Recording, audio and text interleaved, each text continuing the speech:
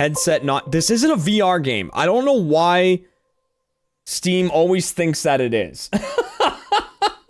I don't know how to tell Steam that this isn't a VR game. I'm restarting Elgato, by the way.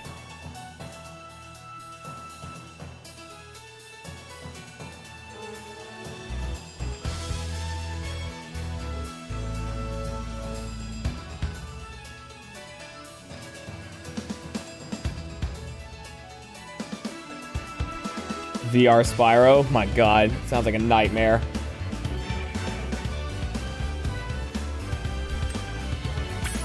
Here's what I'm thinking. We'll just, like, cruise through the first game. We'll see how we're feeling. Maybe we'll switch up games. Like, we'll do another poll in chat to switch up games.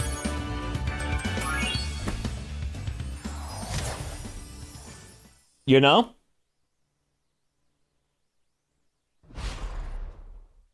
Lou Book Dragon, welcome back for your 8th month of rolling with the rally. Oh, let me change the game to Spyro.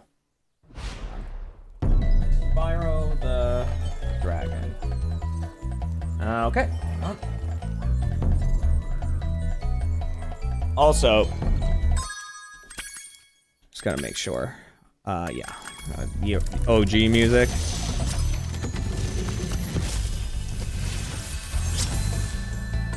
Okay, controls are all good. Controls are all good. Hell yeah. It's been a bit since I played this. The last time was during the Subathon. So I say it's been a bit. It's been since September. I almost put Dredge on the list of like what games should I play today. And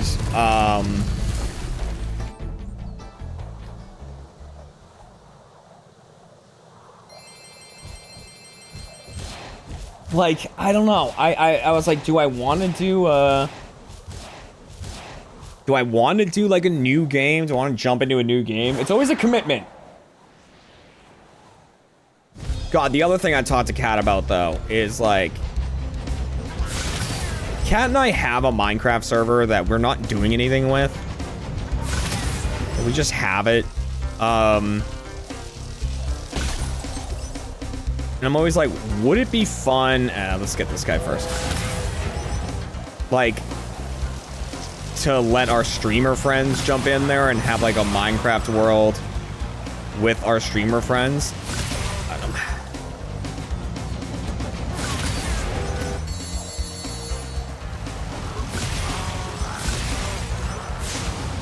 know. It wasn't until I left AH that I realized how much I really miss Minecraft.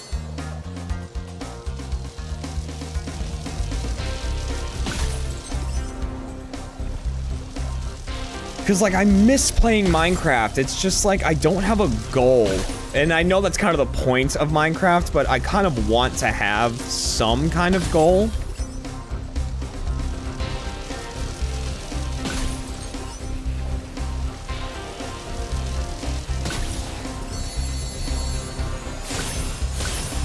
I should just get a bunch of my streamer friends together, and we should play old Achievement Hunter Minecraft games. We should do, like, shopping list and shit.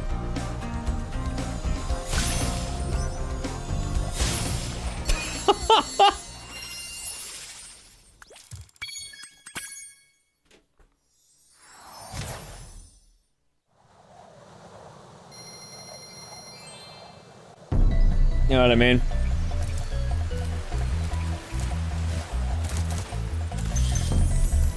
Drag Ray into it? No. And if you're wondering why, the reason is for the same reason I wouldn't send a vet with PTSD into war.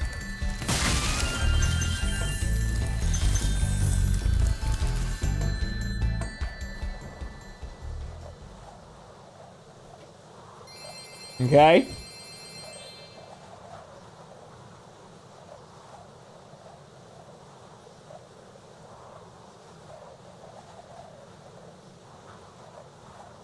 A Minecraft mod pack with a quest book.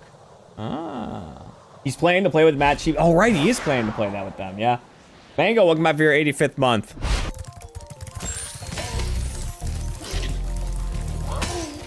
I'll tell you, one of the things about that group of 4, the fucking thumbnails are top notch.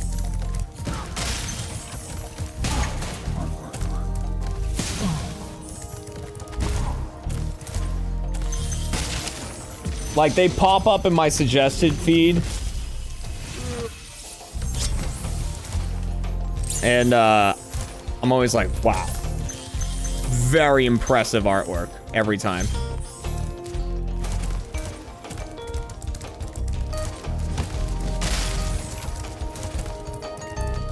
Oh, it's been so long, my purple friend.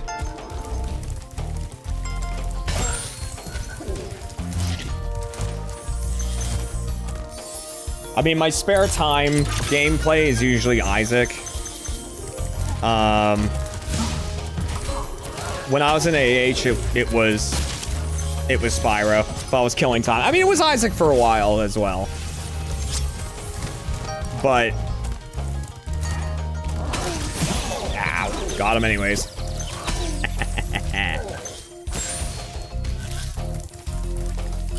Where'd the other guy go? Did he die? I'll light these. Why not?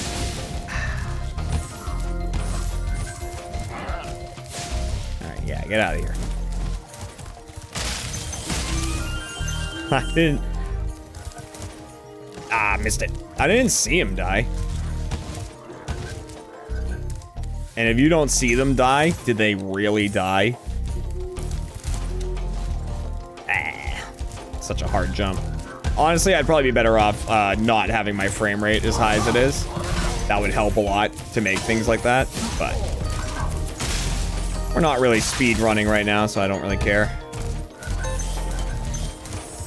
Yeah, apparently we got him.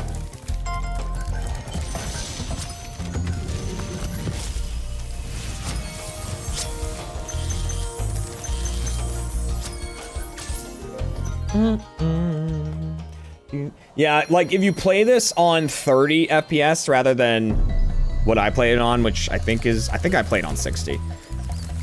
Playing it on unlimited is an awful idea because like everything breaks. But if you play it on 30, a lot of jumps are easier to make.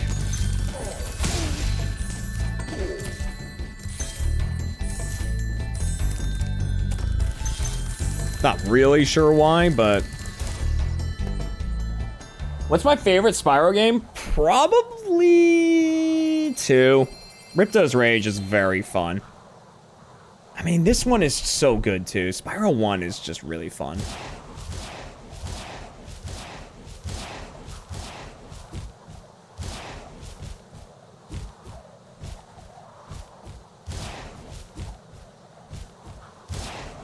There's one door that doesn't open at higher frames per second. Yeah,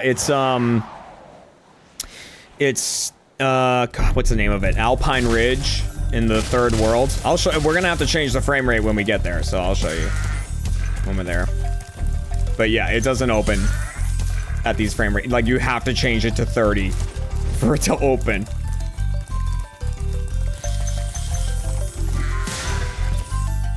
And if that sounds like a pain in the ass, it's 'cause it is.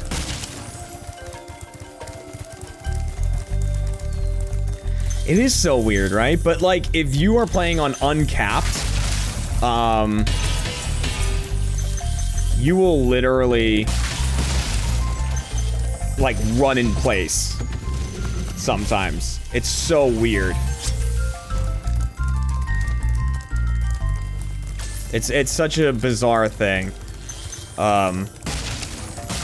that happens with this game.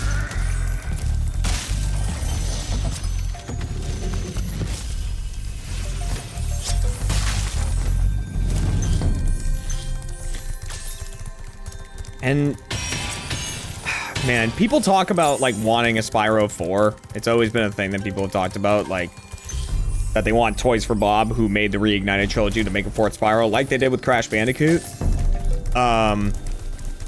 I don't know. I just don't know if you could nowadays capture what worked about this at the time.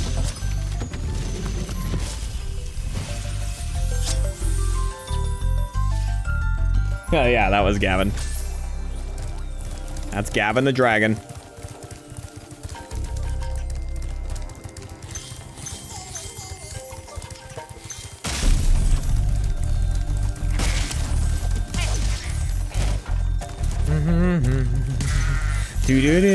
God, that music's so good. I could have this on like a soundtrack in my car. Just listen to it as I'm driving around. Which I am doing more. I mean, the snowstorm obviously put a damper on that, but I've been trying to actually like go out more. It's part of my like be better in 2024 thing.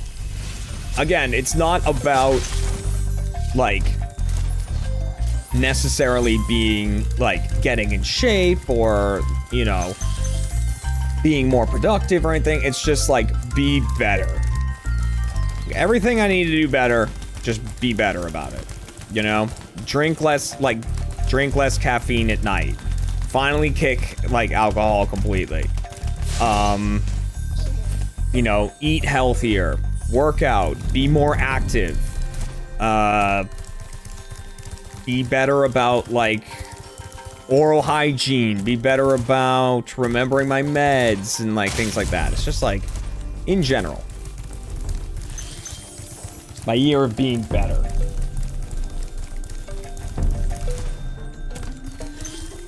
That's the plan anyways. Isn't there another gem there? I guess not. That one always surprises me. There's just one gem hanging out like that. I guess I'm thinking of these two. What are we at? Okay. We should be good. There should be 6 of these green gems around this building. I think. 3, 4. And then there's one down and one on the ledge. Boop, boop. There we go. Super Quiche, Prime Gaming, thank you, thank you, thank you. Thank you for getting gamer subs. Any chance of the Are We Lost podcast returning? Unlikely unless I hire an editor. Then maybe. And should that be part of, like, the whole being better thing? Like, actually hiring people that I've needed to hire since, like, 3 years ago? Yeah, but, you know. I just have no interest in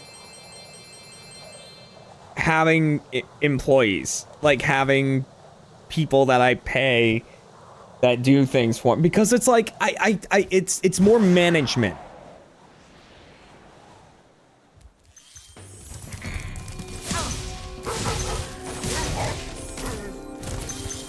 And I'm just like, that's not me. I'm not a manager. I just, you know, it's not what I do.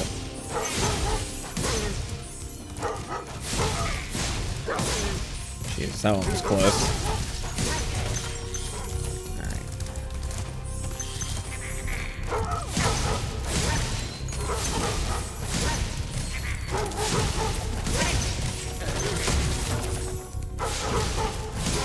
And boop, boop.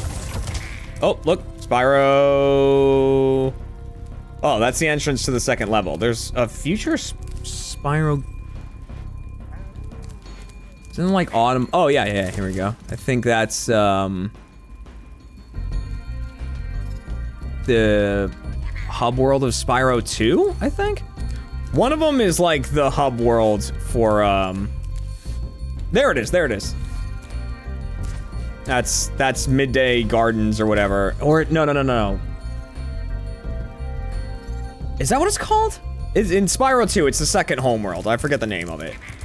Autumn? That might be Autumn Springs? I think Spyro 2 is when it's the seasons and Spyro 3 is times, I think. Autumn Plains? Yeah, okay. Which doesn't make any sense, because there's 4 seasons, but you go to, you know, the landscaping company, but you go to, like, you start in summer and then you go to, there's no spring.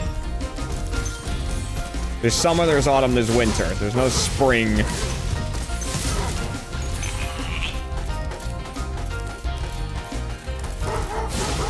Oh, that one slipped through my fingers. So did that one.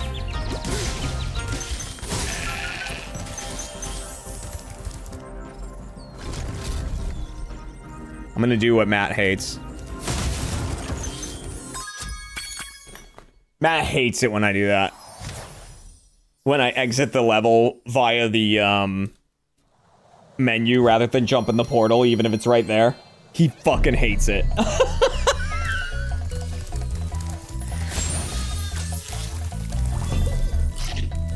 He used to sit next to me in AH. It does save time.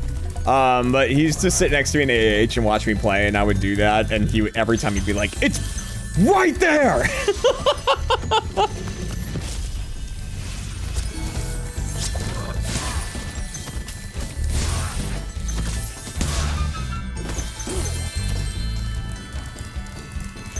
It was awesome. And I'm like, yeah, but you know, then I have to jump in the thing, and I gotta go up the whole whirlwind, and it's where I can just hit 2 buttons and I'm out.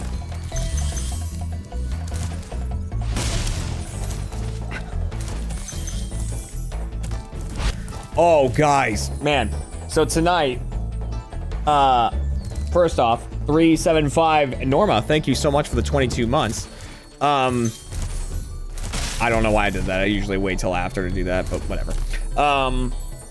For dinner tonight, I made fajita bowls. Like, you know, basically it's fajitas, but without the tortillas. Or cheese. But I made those tonight, and the chicken that I made for it came out so good. So my parents got me a tenderizer for Christmas, which is like the one it is it looks like a freaking saw trap. It's got like these metal, like sharp metal blades at the bottom, a bunch of like little ones, and then it looks like an ink stamp, like that, and all the blades come out the bottom when you like push on it. So like I, you know, stabbed the hell out of the chicken, right? Tenderized it up. And then put it in a marinade of like oil, lime juice, and like a bunch of seasonings and shit. So it all got into there, and like I let it marinate for a couple hours, and then I threw it in the cast iron and seared it up, put it in the oven and everything, and oh my god, it came out so good.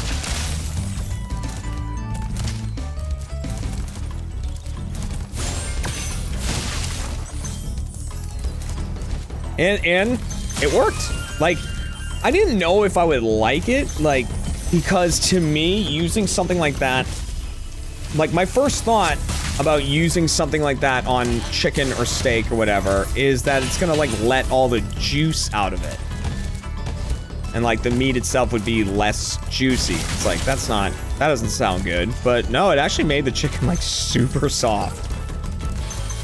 And I was like, oh, okay. Because I knew I was gonna cut it up anyways into little pieces.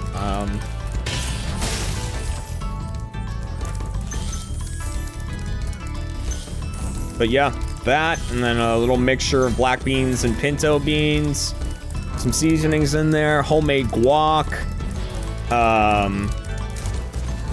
a kind of quote-unquote pico, even though I don't use tomatoes in it because Kat doesn't like tomatoes. So I mean, I like tomatoes when I make it, but I just use cilantro, red onion, and jalapeno, and lime and salt.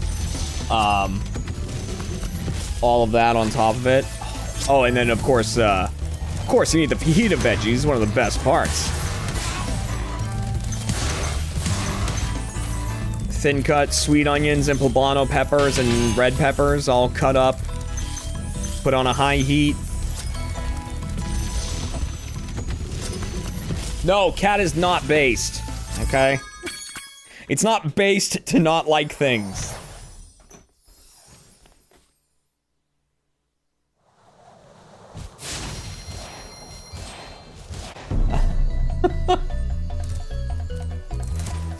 If you don't like a food, I recommend, like, if you ever have the option to try it again, try it again.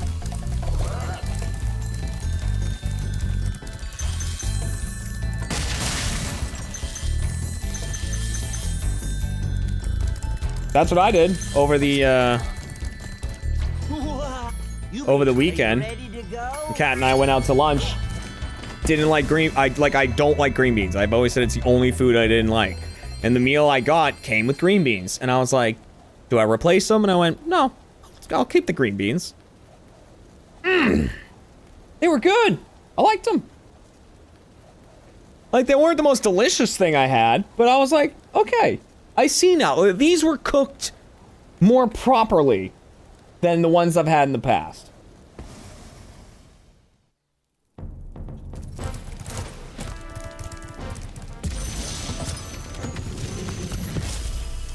And like, so what it is, you know, Kat and I were talking about it, they were cooked lightly. Like, so they didn't turn to mush. You know, they still had some snap to them. Yeah, they had some garlic, you know, with them. I put a little extra salt on the top. It's good stuff.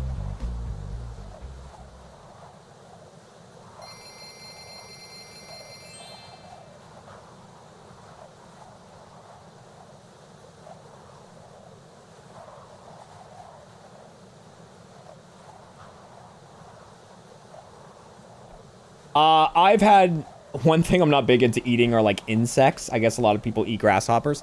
Yeah, I've had them. When my dad and I were in Australia, no, not Australia. We haven't gone to Australia. We were in Europe. Sorry.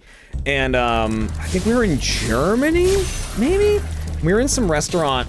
But like I say restaurant, it was like a Chili's or something. And they had like fried grasshopper. It was like big grasshoppers, and we were like, me and my dad looked at each other and we're like, well, we're getting that. Like, like, absolutely. And like, we were with a group of people on this vacation, like, kind of like a tour group almost. And, they were like, what are you eating? And we're like, listen, they had grasshopper, we're eating the grasshopper, okay?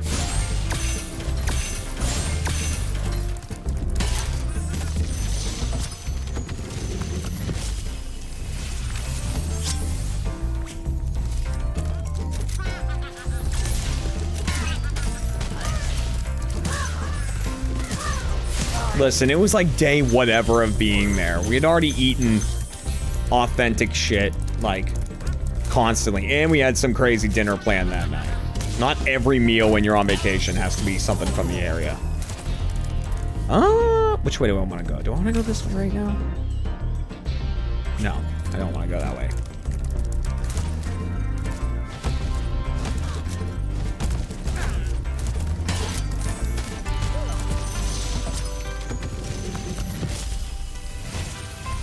Technically, they may have been, but yeah, I don't know whose garden they were in. God, I think the day before that, maybe, is when we were at Hofbrau House. Just get, like, oh my God. I had so much beer that day. An absurd amount of beer that day.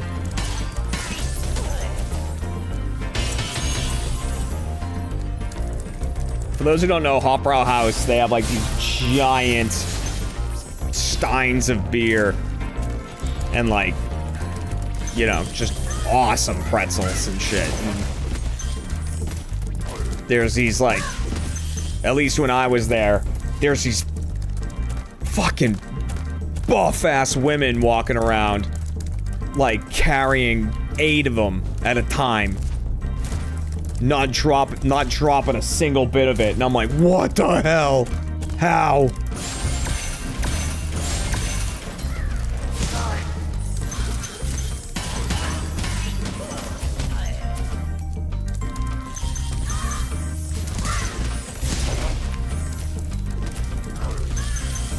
But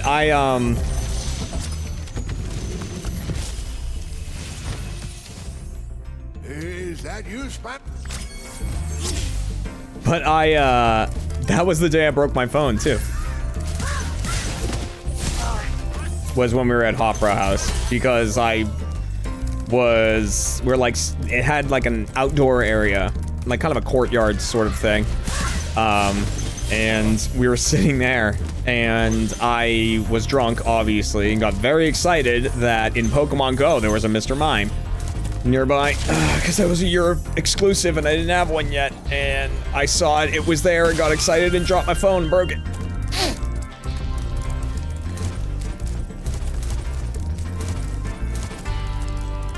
And that was how that phone went.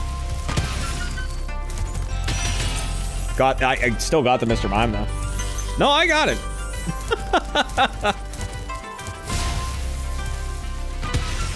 It's just the screen was all fucked. Is that enough? I think. Let's find out. Hopefully I have all the gems up to this point.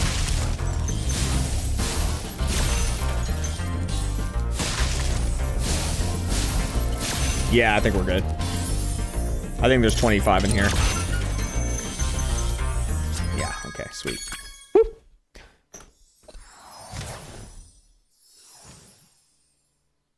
Wee baby Seamus, welcome back for your 92nd month. When will the next speedrun happen? I mean, I only do those as sub goals and stuff because they're stressful.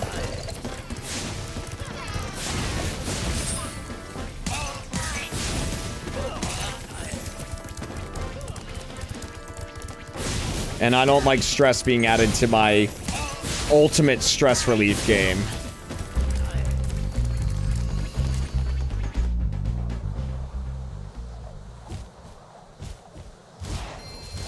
You plan to play the new fan-made Portal DLC? Oh, I absolutely would.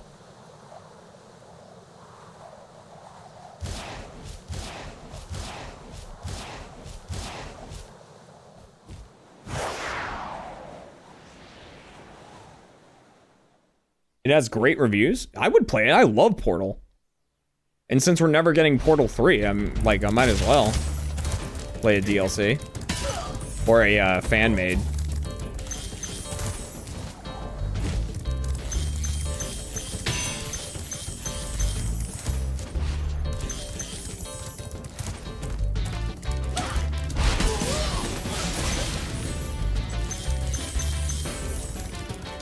Gotta take out all the big mamas here.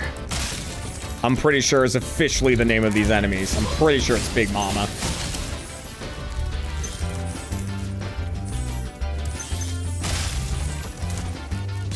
Oops.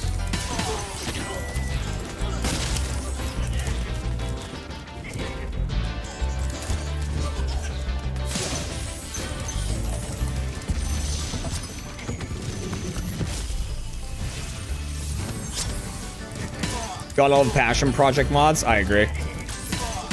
I mean, if they're made by someone who really does love the things, you can tell.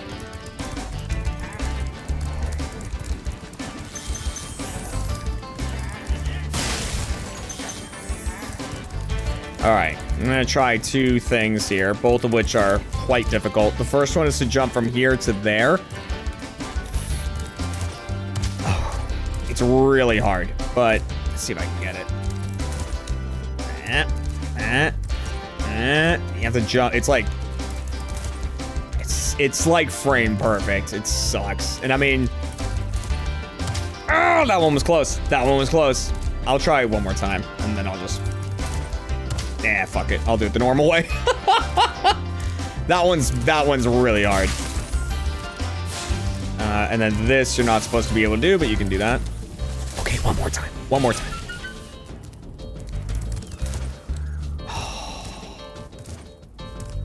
I'm pretty sure it's easier at 30 FPS. Let's see. You know what? Let's test it. Let's test it. So that was me trying at 60 all that time. Let's change it to 30 and see if it's easier. Because I actually don't know.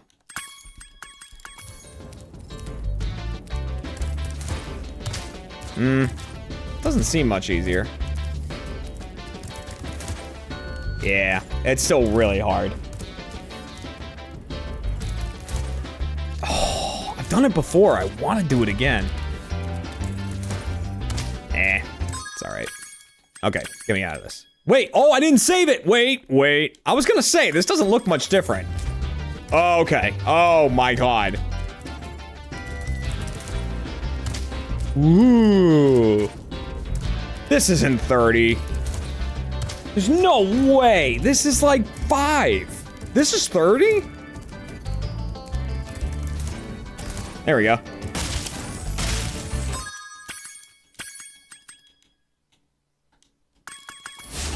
There's no way that was 30.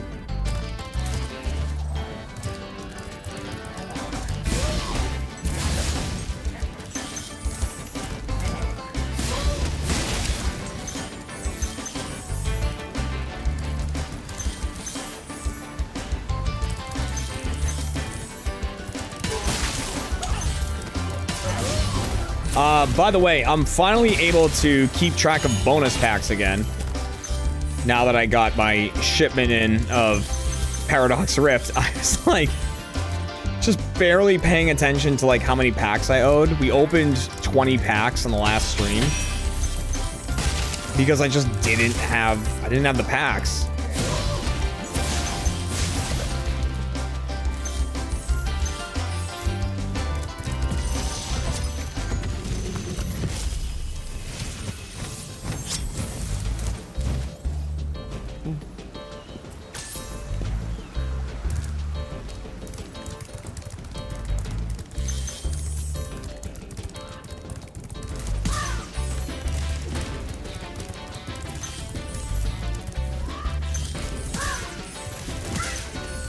Maybe it's just something about this game. Or like, you know, certain games. Because I've played games in 30 FPS and it's like usually fine. Like it's noticeable that it's a bit more framey, but like it's not usually disgusting.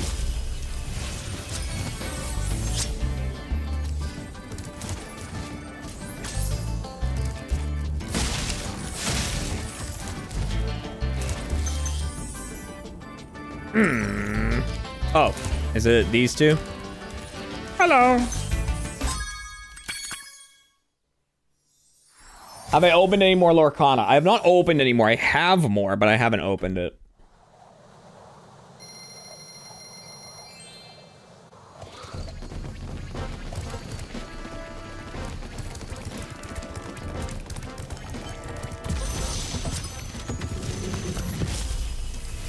Still better than Scarlet and Violet? Oh my god. I mean, there are JPEGs that run better than Scarlet and Violet.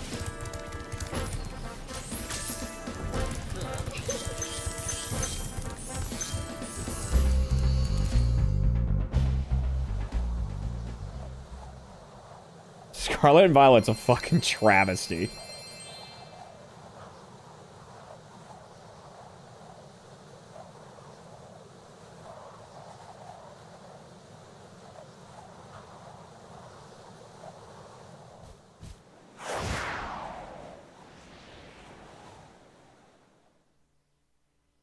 Like, I can't believe that. I still...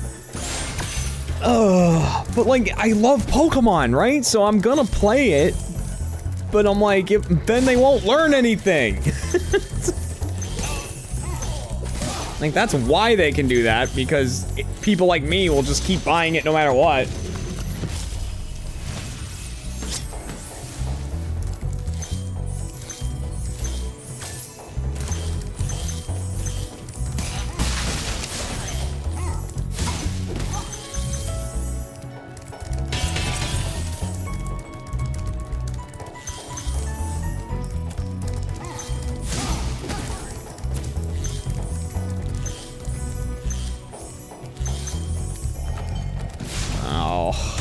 I don't know why I've always hated doing those. I feel like I'm gonna charge off the edge. I mean, I know why. It's the reason I just said. I feel like I'm gonna charge off the edge.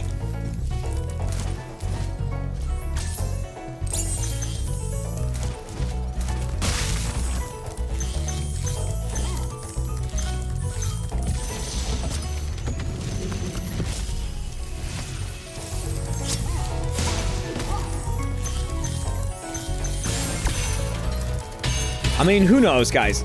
Maybe the next Pokemon game, maybe Gen 10, they're gonna be like, we have to do something big.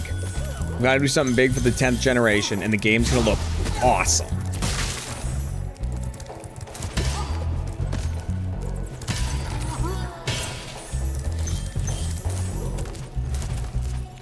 gonna be on whatever the next freaking Nintendo console is gonna be.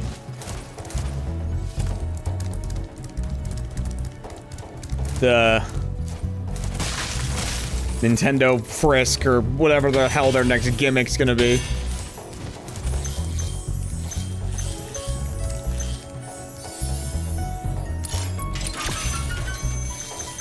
Like this one, the faster you breathe, the better it runs. It's our new gimmick. And everyone will be like, genius!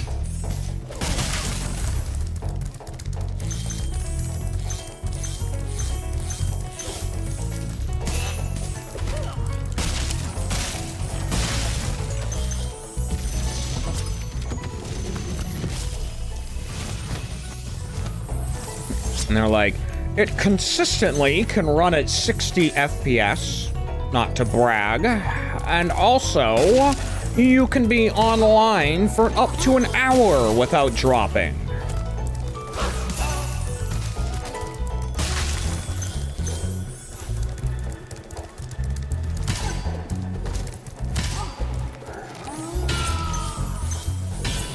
Like, whoa.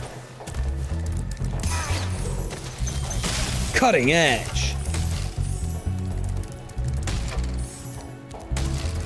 Ooh, that was close.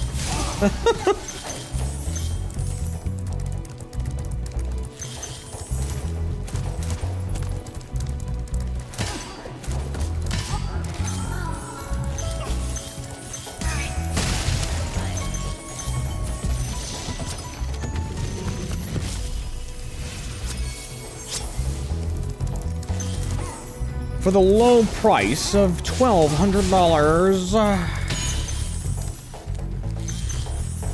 we here at Nintendo are paving the way.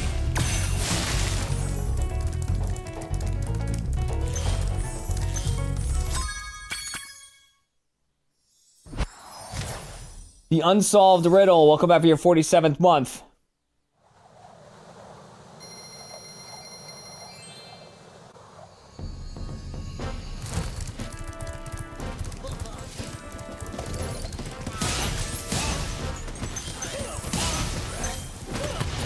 Don't believe me? Ask special guest Charles Martinet. It's great. Say it like fucking Mario. Oh. Woohoo! He's fire.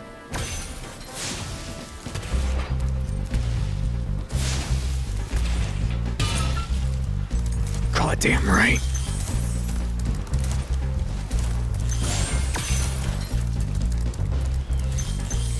Now back in your cell. Don't make me get Chris Pratt in here.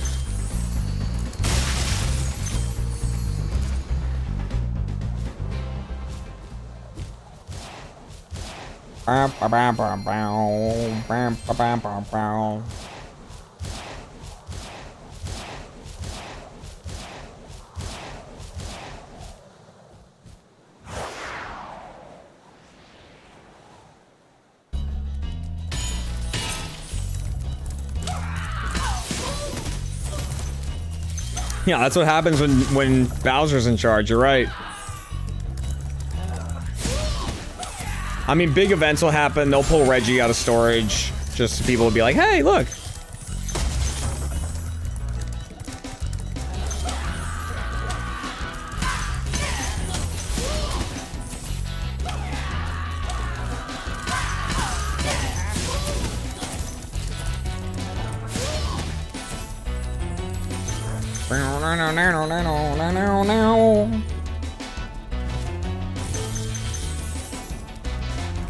Pokemon this and that! That'd be awesome. Are you getting Pokemon this or Pokemon that? I don't know, the that exclusives are pretty good.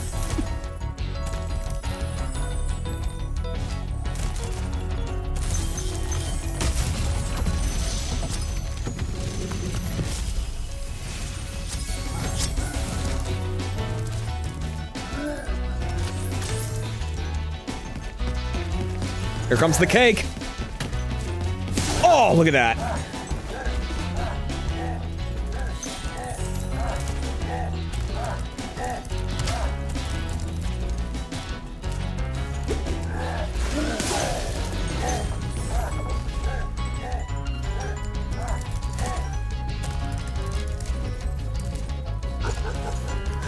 I totally forgot what this one is. Oh, right.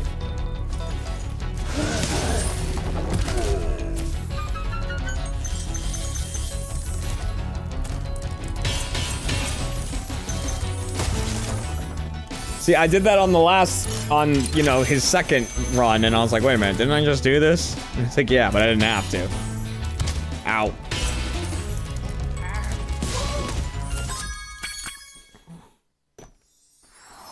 Pokemon, both 'em. Hey, which Pokemon game you get? Both 'em!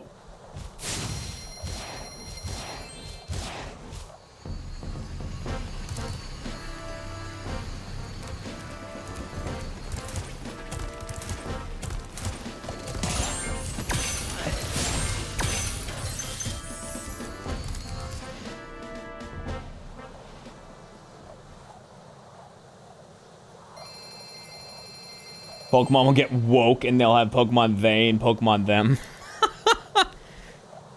How dare. How dare.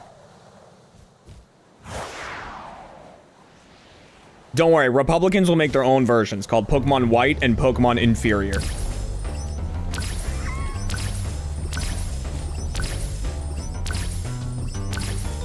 So they'll have that.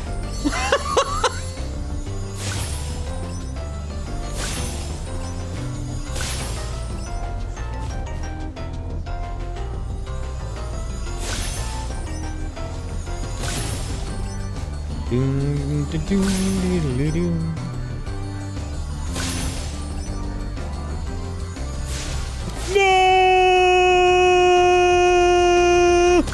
I might still be able to do it. It's gonna be close though. This one's already like really close.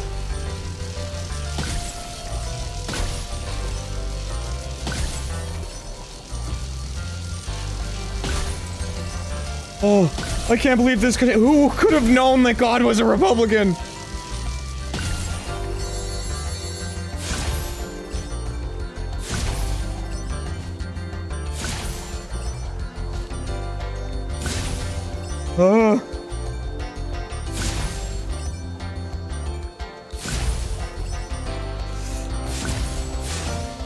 Two, 1, 0. Got it.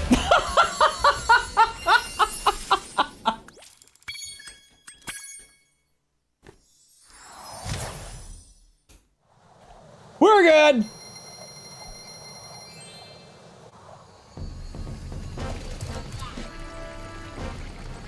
Okay.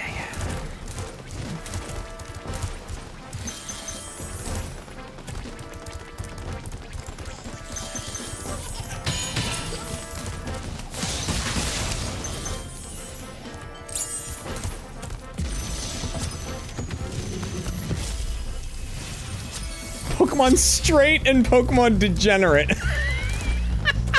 Pokemon heathen.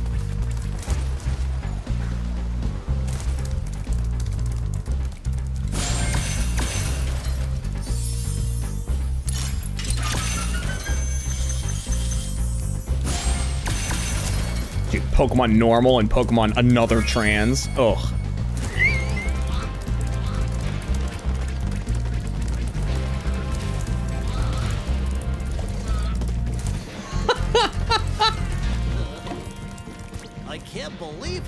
You found so much hoppable. Blah, blah, blah.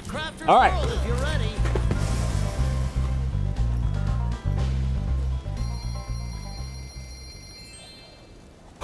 Pokemon oh, Pokemon ooh.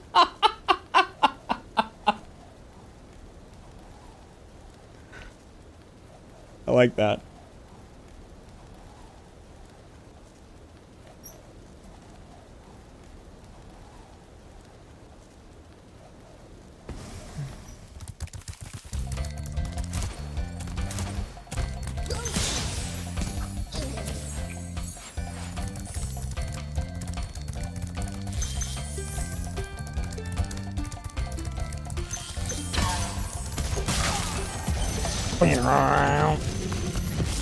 Pokemon Mini and Pokemon Wumbo. Dude, I'd play Pokemon Wumbo. You kidding me?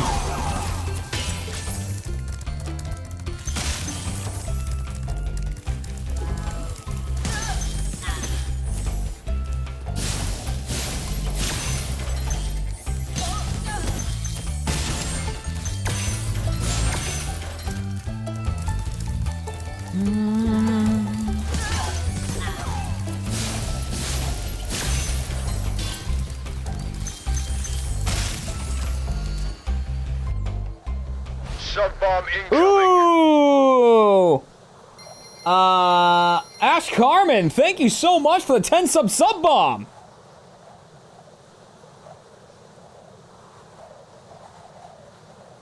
How's the progress on Smoke? It's just been more sketches at this point.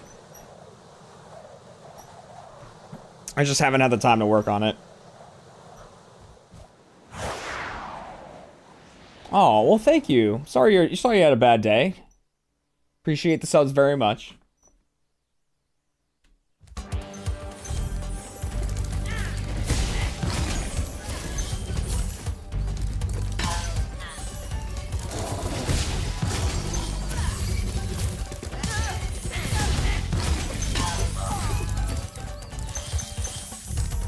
All of this because I made a little joke. I love it.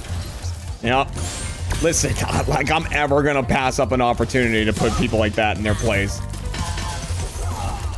Yeah, right.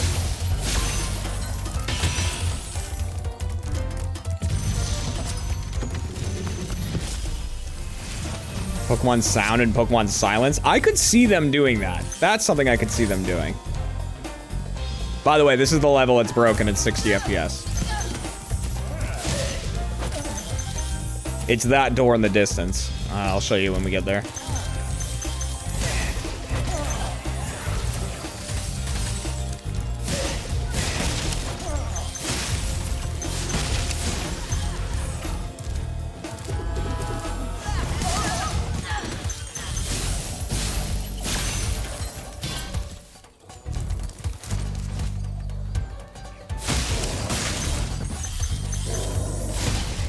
Pokemon Song and Dance. Man.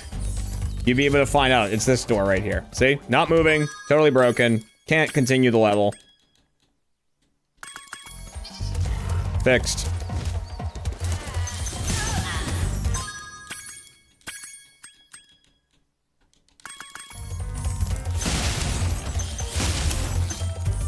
Same here. This whole the platform he's on is supposed to be going up and down. Doesn't work at 60. Don't know why.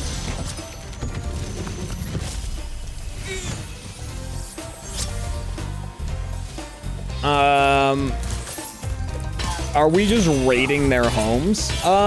Yes. Well, yeah. Look, a Wumpa Fruit. Oh, it's gone.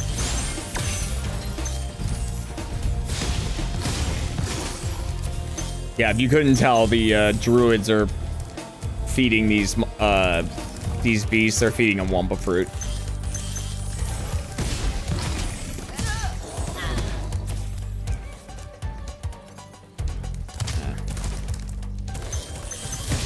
I was looking to see if you could see him feeding that one.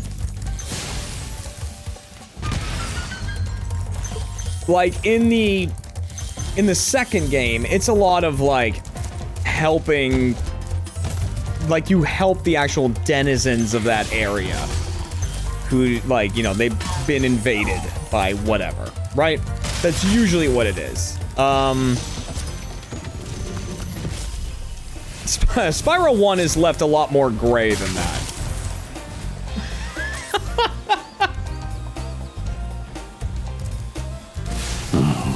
Monkey.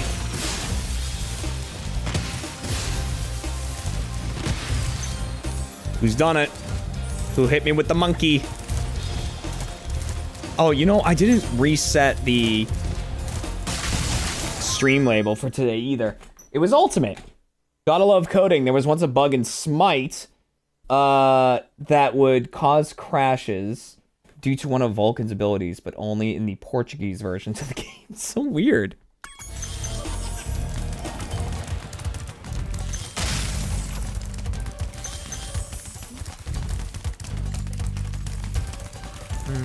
This guy's a pain in the ass to catch. That's why I'm not really worried about getting the gems right now. Because I have to catch him first.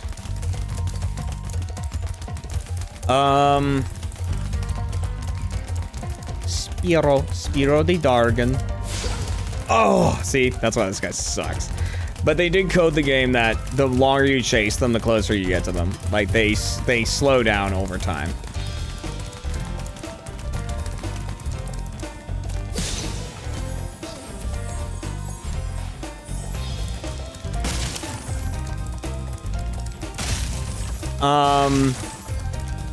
Crash is purple.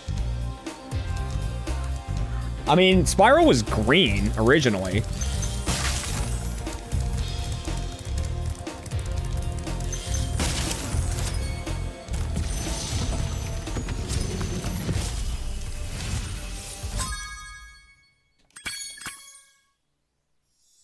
Spyro was originally a green dragon.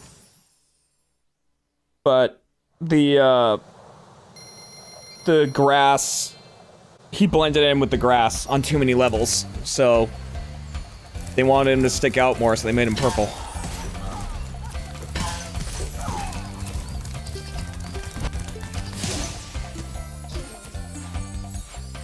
Arej, welcome back for your 54th month. Also,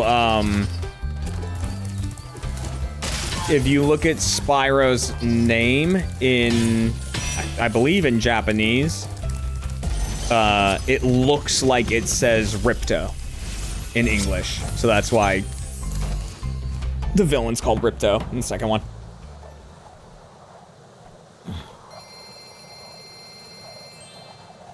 I think it's in Japanese.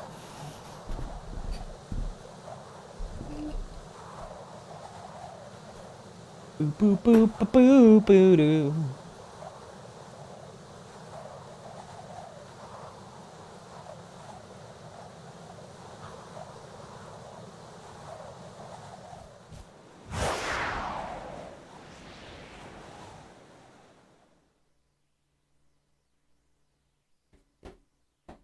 Can't confirm, just Googled. Yep. It's cool, right? That's why Ripto is called Ripto.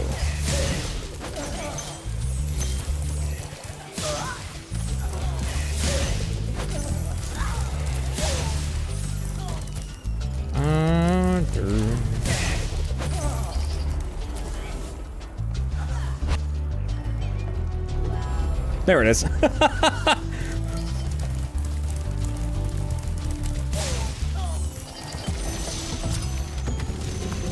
I like this guy's animation a lot. I don't know why. His facial expressions are great. Something about these green druids. They insist on moving everything in sight. I don't know why. Something about his facial animation I really like.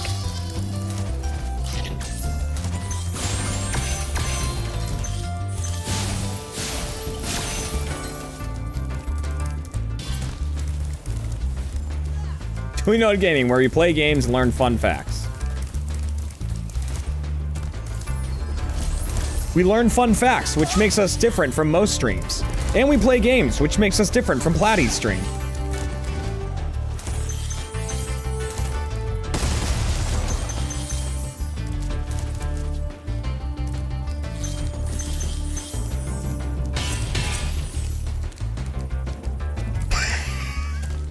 Not even here, he's catching strays.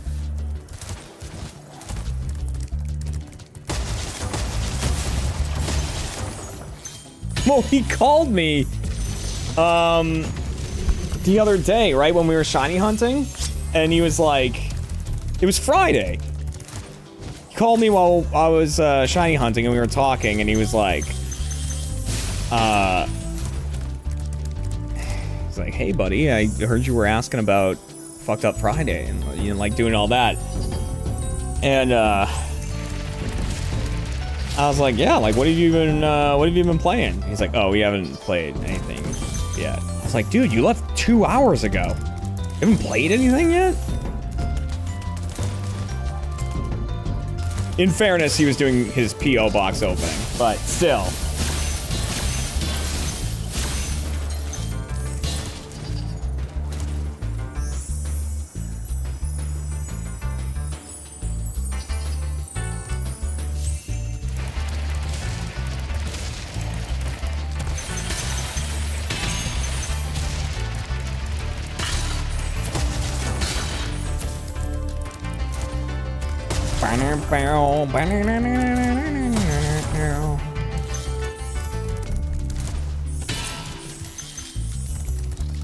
So yeah, I've been playing Binding of Isaac in my spare time.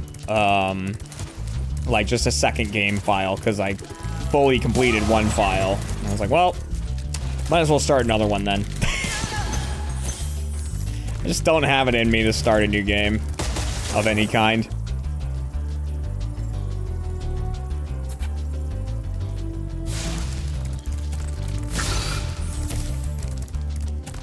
And like, I know I should. There's so many games that I need to play.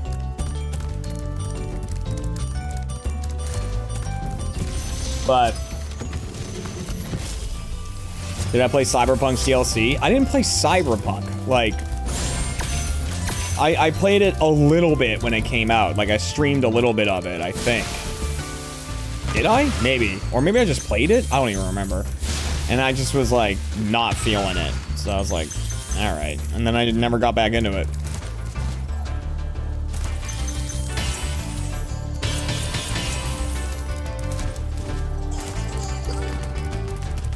And then they won, like, best ongoing game, which is horseshit.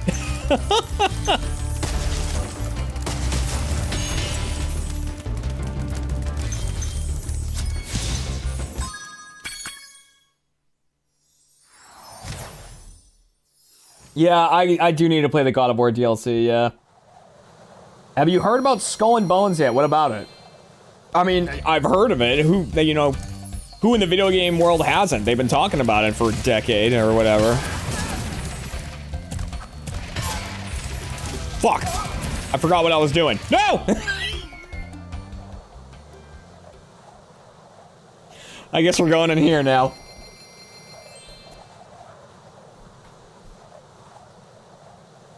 I guess we're doing this level.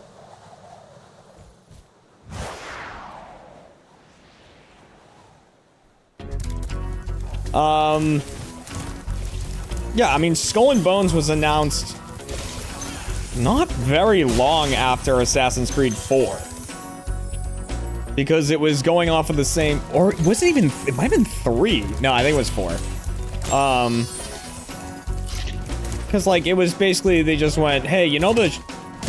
Jeez. You know, like, the ship combat from Assassin's Creed 4? Like, what if we made that into a whole game?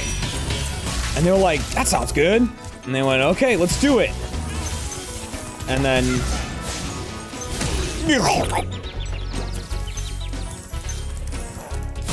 And then they're like, okay.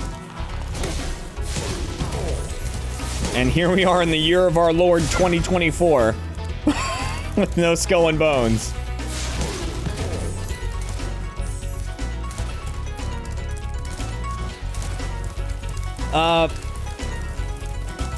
And I've played Skull and Bones. That wasn't the first hit. I got hit in the toasty level, like the first boss.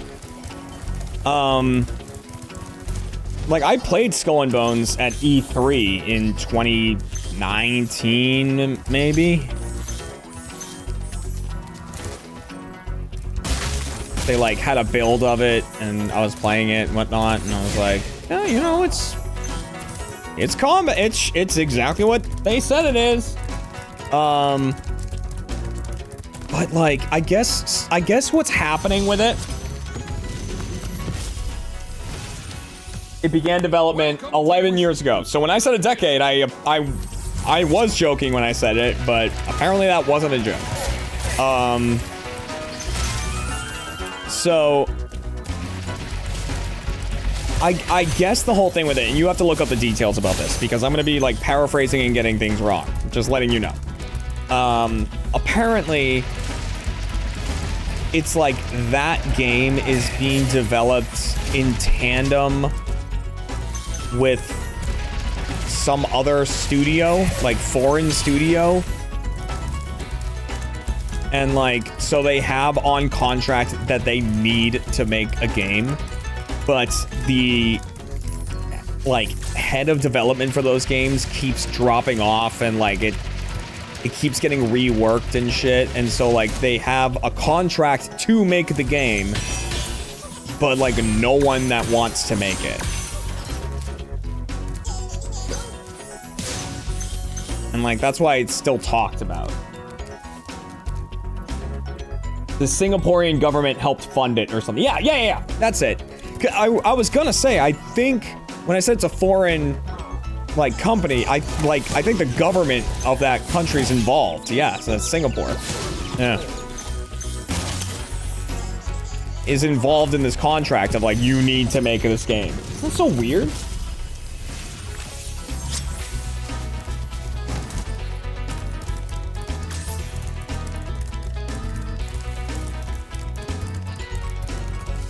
And I'll tell you, when it gets, like, I'll throw an if on it, right? Because I have to, like, contractually. When and if it gets released, it's gonna suck.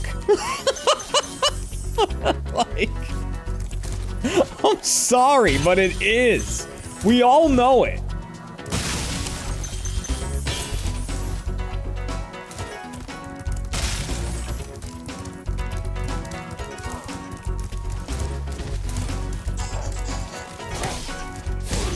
Like, first off, any game that is talked about that far before it comes out is almost always doomed, because then people's expectations get insanely high.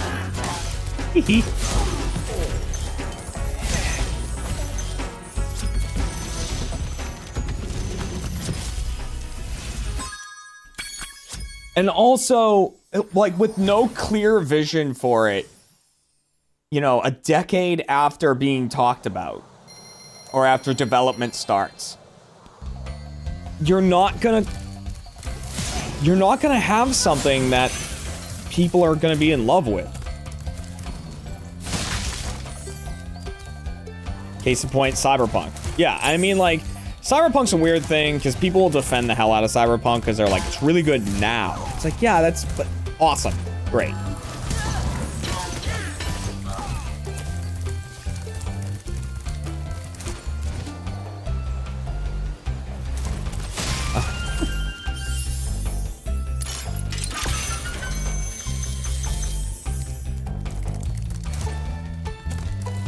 But, you know. Am I planning more Sea of Thieves with Kat soon? Yes, tomorrow, in fact.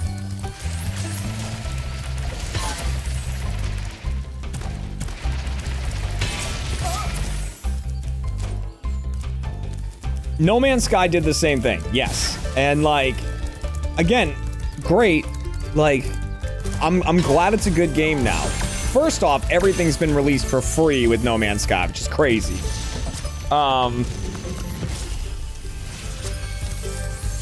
But I think the reason that I'm just, like, hating on Cyberpunk so much is that it's, is that it won that award. That was so annoying to me. That it won the award for best ongoing game.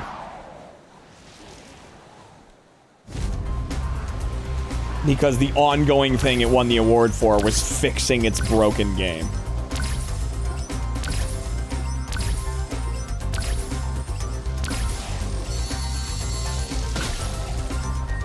And, like, yeah, well, I give my hats off to games that are like No Man's Sky and Cyberpunk that, like, oh, it's actually a really good game now. It's like, yeah, well, it should have been a good game then. It's like, we shouldn't praise it too much for being a good game now, because that's gonna set a standard of that's okay. And it's not.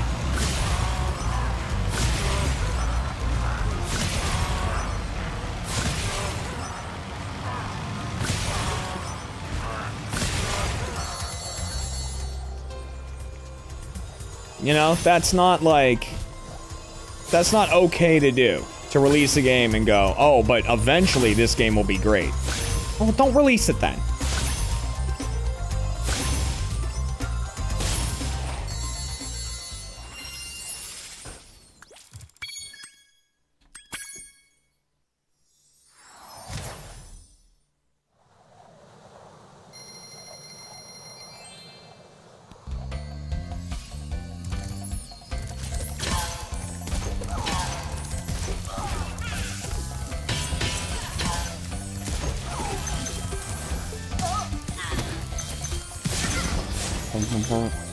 There we go.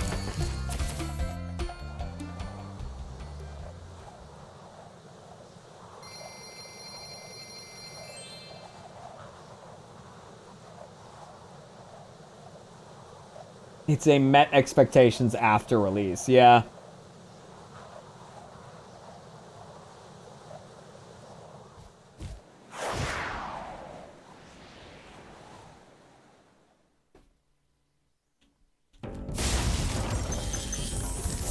And like, it doesn't take much for a game to be really good. Like, you know, think about like Spider-Man, right? Until DLC comes out, I am not going to pick up Spider-Man 2 again. I played it, I 100%ed it, you know, that's what I did. But it's fantastic. It's fantastic. All the cosmetics in it, you just unlock by playing and doing things in it. Ran great and everything. It didn't need a bunch of, like, I don't know. I feel like there's a weird thing going on right now where so many people are trying to push the boundaries that they're, like, messing up the basics, if that makes any sense.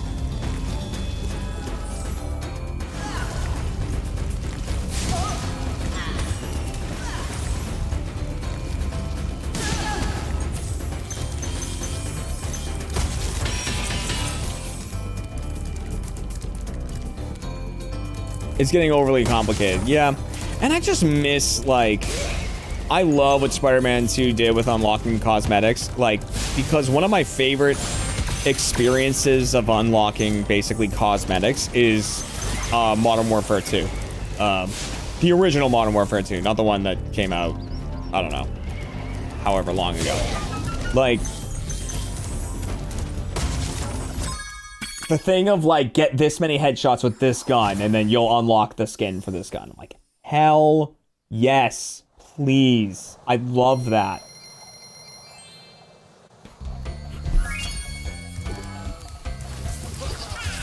Thank you, Spyro. Hop aboard. Would you like to go?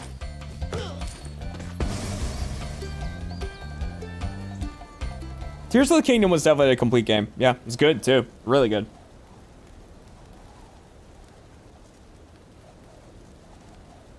Oh, Ghost of Tsushima was fantastic. Such a good game.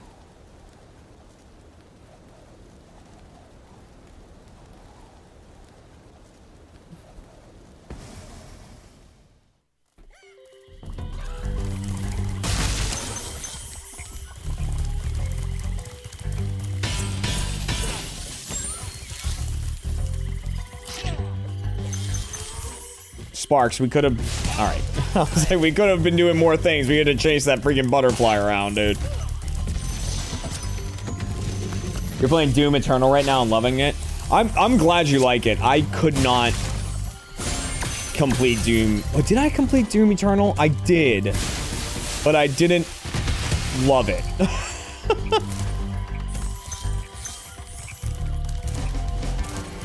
Doom 2016? Fucking incredible. Fucking incredible. Doom Eternal.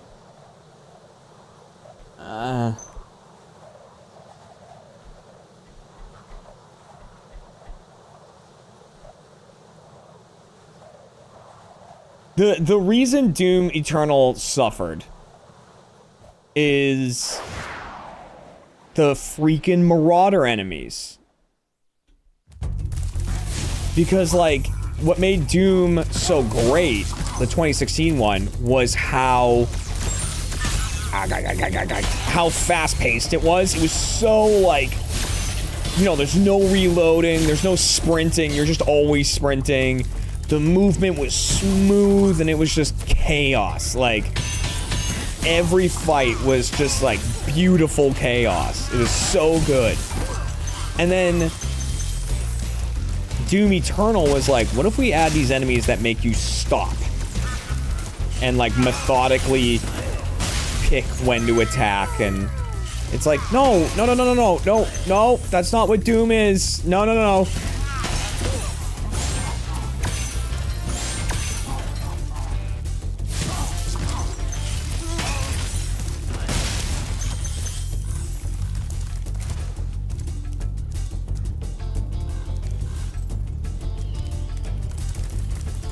I mean, also, it's not always the developer's fault either. It's also a culture thing of, like, games have microtransactions and stuff because people buy them.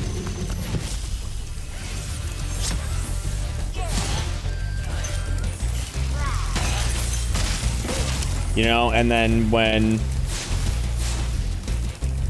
you know, not so much the developers, but when, like, the producers of the games and whatnot, like, you know, they go, oh, you want this game to, like, you want us to fund this game, it better be successful, like,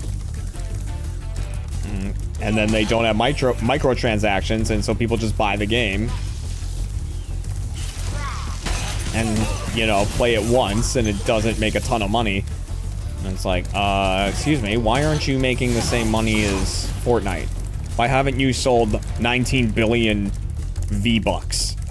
Like, oh, well...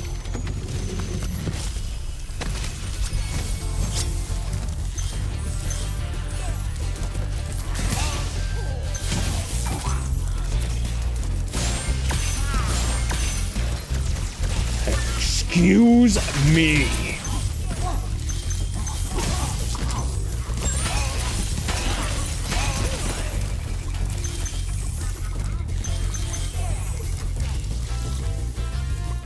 Do you remember you could purchase the game, like the whole game? Pepperidge Farm remembers.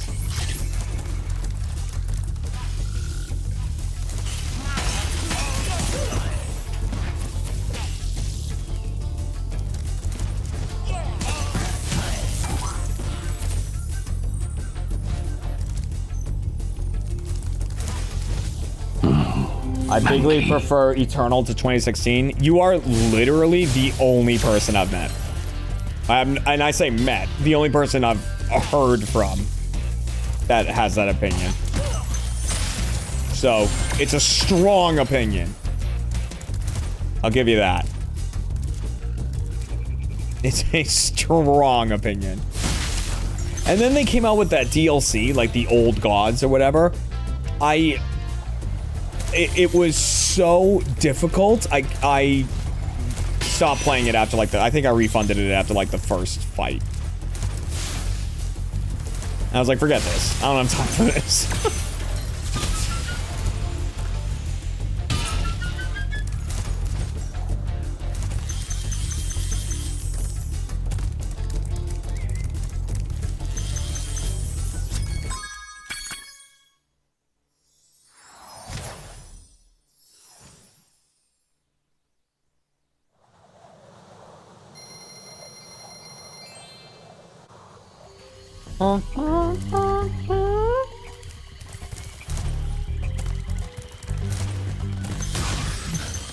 I mean, listen, they're doing something right, though. A lot of them are still around and thriving.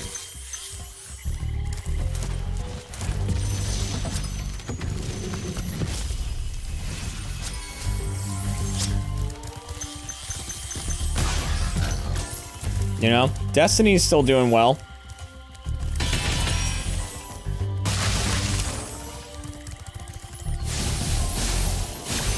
Though it does seem like Destiny is one of those games that, like, the people who hate Destiny the most are the ones who play it. Do you know what I mean? To everyone else, they're like, oh, Destiny, like, you know. Right, they're still coming out with DLCs. They're still doing all that. They must be doing really well if they're still, like, announcing all these different seasons and a new raid, and, like, they're probably doing really well. And then when you talk to anyone who actually plays Destiny, they're like, I fucking hate Destiny. I hate it. And, like, okay, when's the next time you're logging on? After this call? Ah, shit!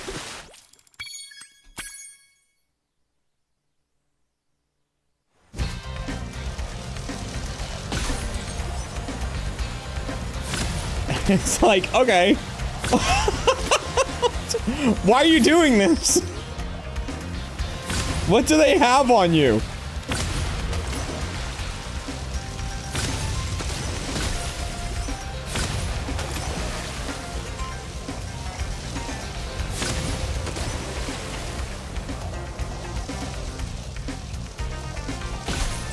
I'm just playing this one and then I'm done.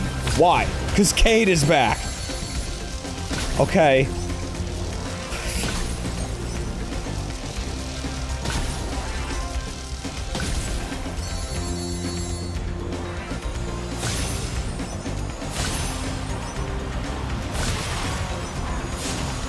It's just gonna take me 17 weeks of grinding and I'll be at the correct light level that I can attempt this raid that will make me hate my closest friends.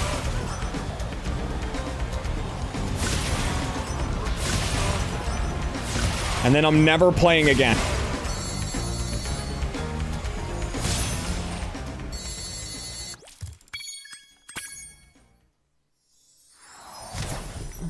Hey, that person just donated.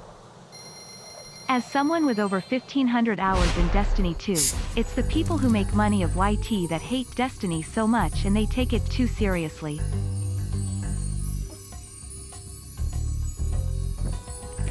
Dan, I will ban you from my and Cat's chat.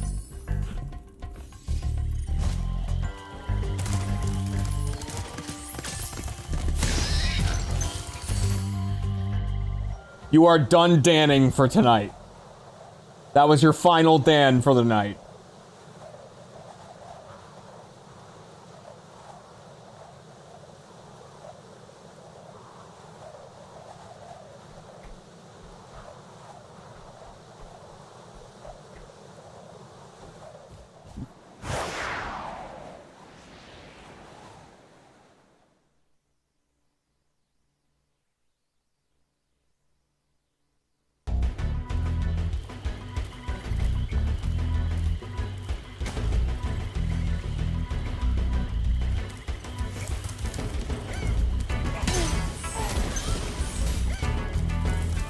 I mean, and you know, I'm probably was like that with some games.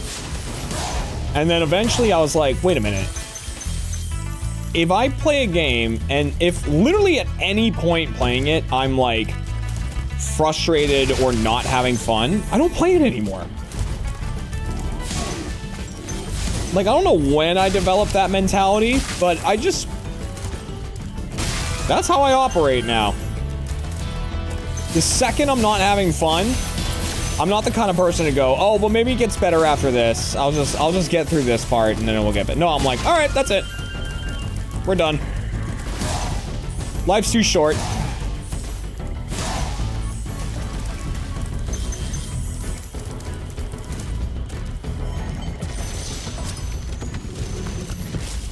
I mean, video games, except for, like, you know, when I'm streaming, which usually I'm not streaming, like, I don't normally stream, like, new games and shit, but, like, you know, video games are what I do in my spare time when I'm relaxing.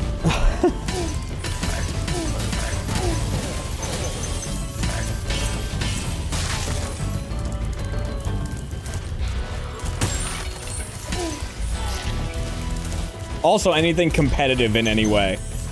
Where, like, I have to push myself to be better than someone else. Believe me, I don't need more reasons to dislike myself. I have plenty. This fucking frog.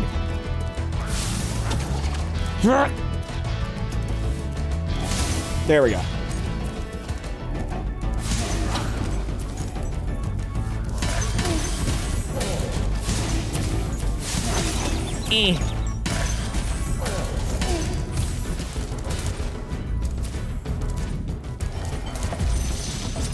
Just was donating to the greed machine and it jammed at 999. Really? That sucks.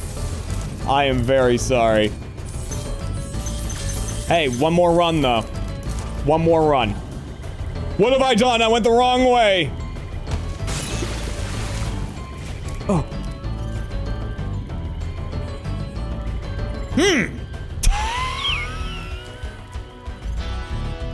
Well, Sparks, we found ourselves in quite a predicament. I totally forgot where I was. Okay.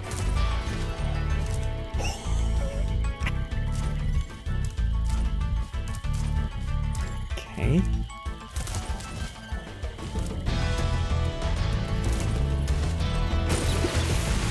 Oh my god!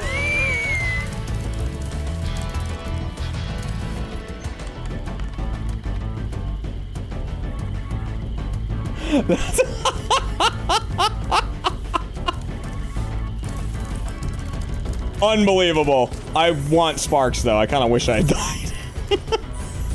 Now I have to pick these all up. Like, I have to physically touch them. Where's... I need a chicken.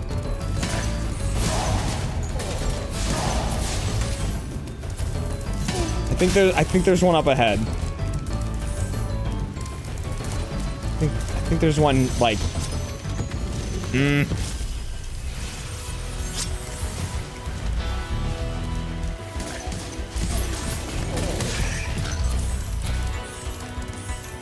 Chicken.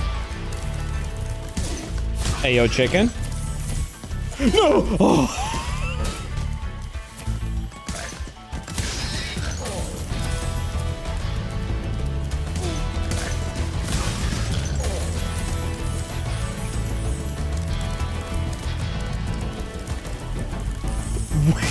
Where the hell? Is there really no chicken up here? I thought there was. Oh, God.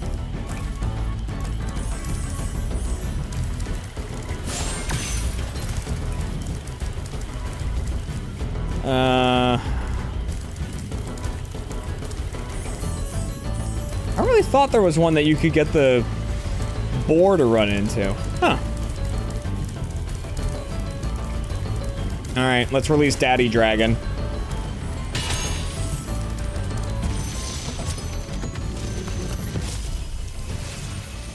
I didn't play more Alan Wake. With those creatures, smash them, Spyro. Stamp them out and squish them and squash them. How about charge them and flame them? We are dragons after all.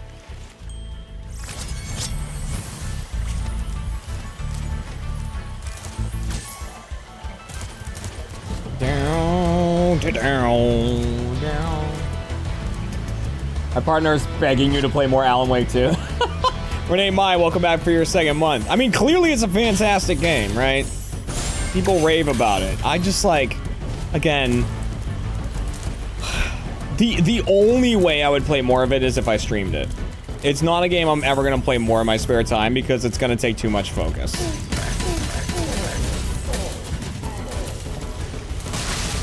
It suffers from the why Jeremy can never watch a movie's problem. I have missed a gem somewhere and I don't know how to find it because I don't have Sparks. Okay. All right. We can do this. Maybe this chicken's still alive. Are you still here? Yes. Hello, Sparks. I know you're hurt and I know you're probably upset. But we need to find these gems that I'm missing. Oh, it's in the hellscape, isn't it? Yeah, it sure is. Okay.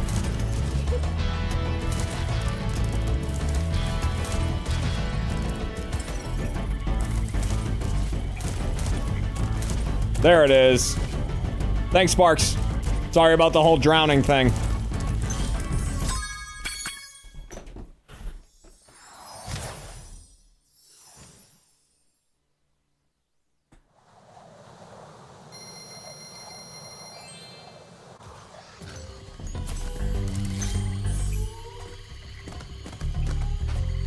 I was infuriated that there was not more. I know, and it's like a thing with me playing story-based games on stream, right? And this was the thing with Achievement Hunter 2, where like we play a story-based game and like forever after it we get people going, where's the next part of this? Or like, are you ever gonna finish this? Or why aren't you finishing this? And stuff like that. And it's like, you know, because 200 people showed up to that stream. And that's it. It's like, that's why. And yes, those 200 people will be like, are you gonna finish this? And it's like, no.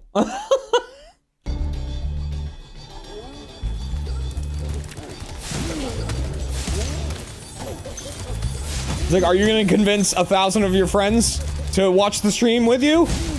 Then I might.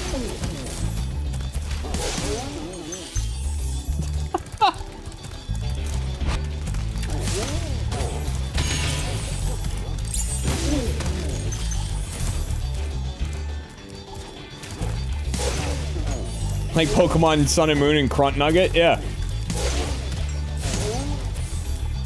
Like, no one watched it. Or, the one people asked for a bunch was, Telltale Batman.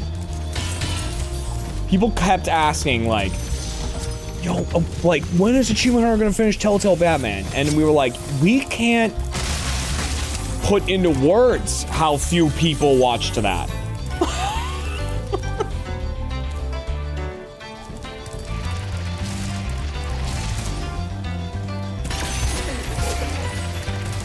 Oh god. Okay, we're good. No, we're not good. I remember now. See, I told you guys, it's been too long since I played this. Oh, actually, yeet.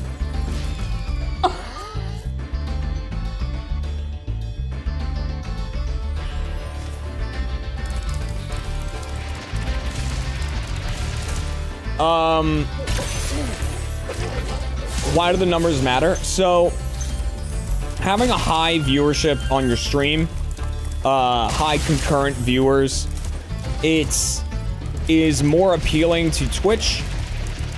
It makes your stream more discoverable.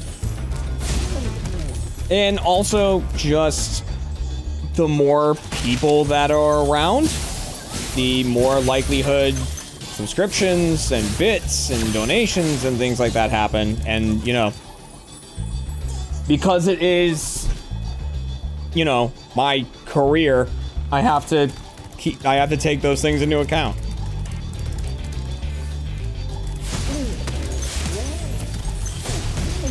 And I mean, you know, with Achievement Hunter and with YouTube more specifically, the amount of viewers that show up is directly proportionate to your ad revenue.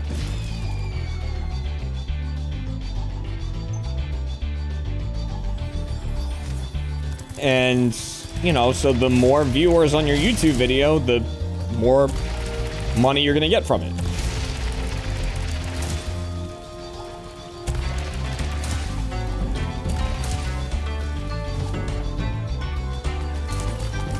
So yeah, the answer is because money. That really is the answer.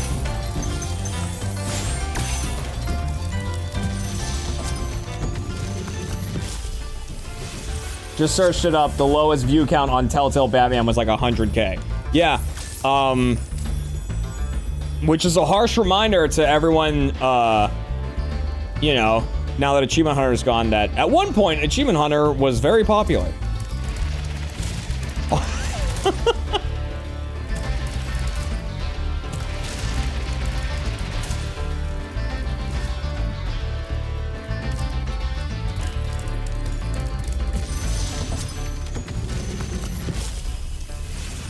So yeah, for AH, 100,000 is very low, like very low.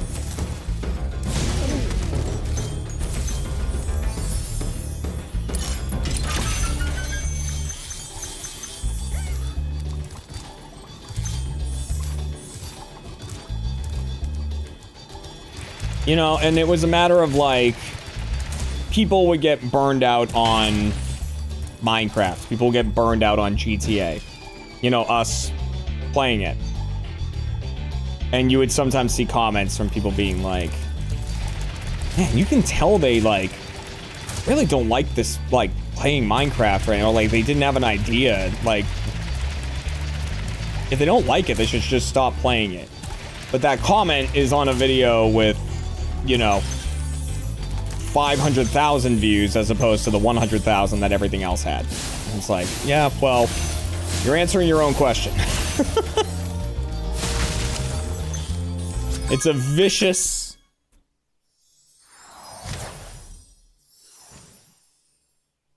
It's a vicious thing.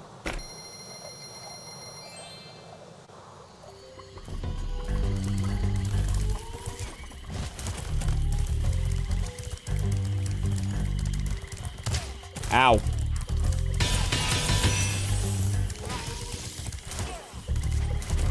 I'll tell you, the most fun I had playing Minecraft was playing Minecraft. Like, as cool as the big builds were, and like, that's what people wanted to see. Like, doing the hardcore Minecraft, or, oops. Or like the shopping list type videos and things like that. That was when I had the most fun. Just playing Minecraft. No, not Stoneblock. No.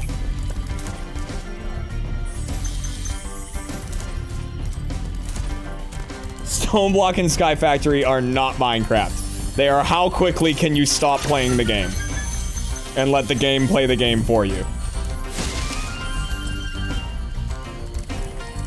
That's what those are.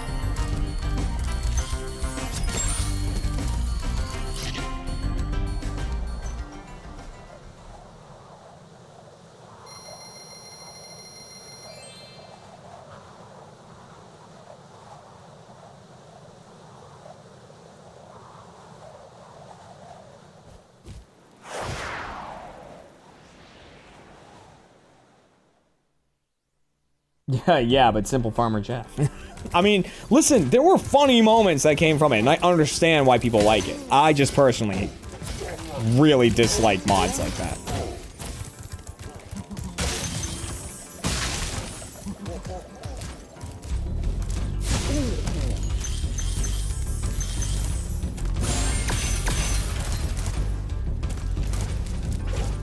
Yeah, like the Munch doing shit. Oh my god. Like, you know,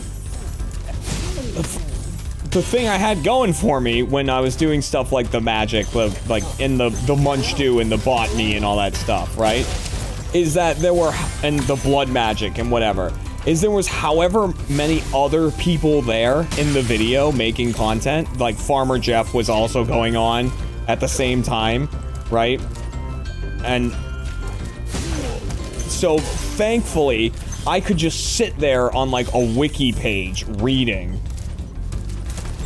during these videos and be like, okay, how do I gotta do this, and then I should be able to grow this, and then once this grows, then I can put it in here.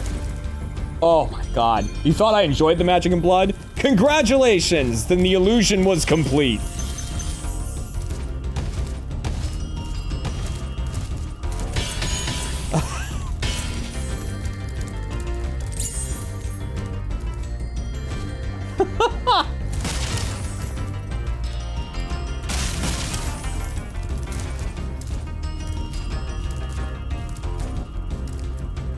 I hate that stuff. It's so overly complicated.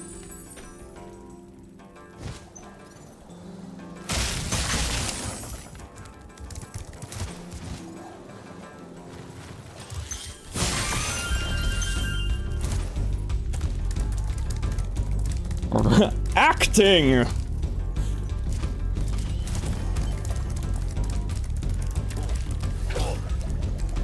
I mean, listen, it wasn't like, hey, we need to play Sky Factory, and I was like, oh, fuck me. It was just like, okay. The oh, fuck me was the Get Good series.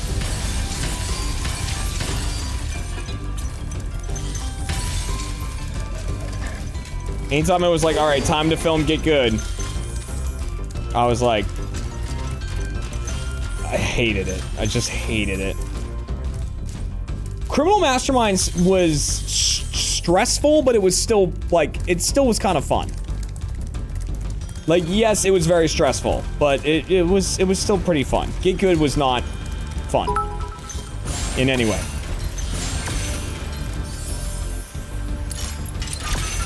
No, we didn't get good. We didn't.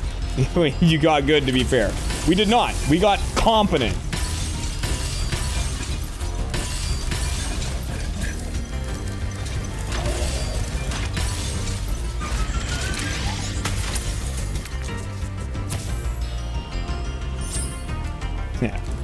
Yeah, Get Good was not fun. And, like, that was the only... I think that was the only time I specifically requested not to be in a series. Was Get Good Siege. It was, like, a sponsored thing, too. I think it was, like, for Omen or something. And I was like... I don't want to be in this. I do not want to be in this series. I don't want to play a competitive game. I don't want to play, like, I don't want to play ranked Siege. I don't want any of this. And Fredo was like, Jeremy, because he was, like, running the whole thing. He was like, what did he say to me? It was funny. He said, like, he was like, Jeremy, look at, like, you know, look at everyone else who's going to be in this video, right?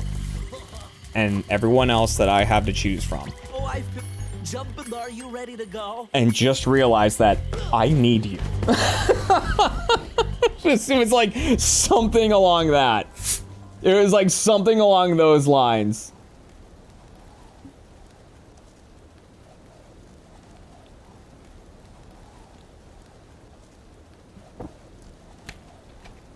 It was legitimately Fredo being like, Jeremy, I'm pulling the friend card here.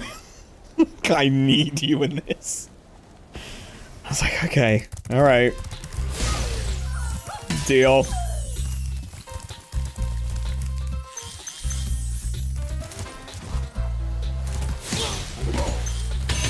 I mean, that being said, though, there was a lot of videos I really, really enjoyed. Oh, go, go, go!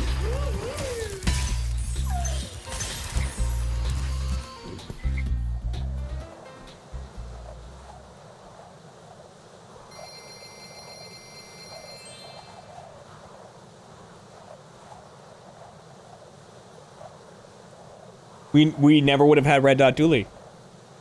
Toothpaste, oh my god. Speaking of games I hated and tried not to be in the videos of, Gang Beasts.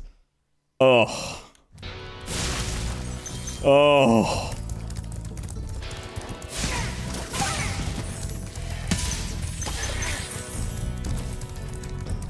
God damn. This is such a cool level, by the way. I love the aesthetic and the gimmick of this level. How do I feel about party animals? I'm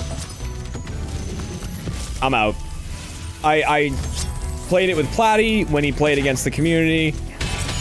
Had an awful time, and then I played it the other day with a bunch of people who were in the fucking Twitch rivals and had an awful time.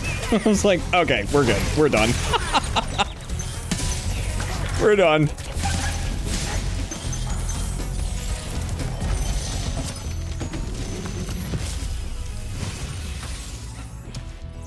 I didn't like Chicken Horse either. I didn't mind Chicken Horse. I didn't love it. I mean, mostly it was because, like, you know, it was like, okay, well, like, sit down for 45 minutes and get absolutely annihilated by Michael. Was the title that was what it should have said on the calendar. Instead it said Chicken Horse.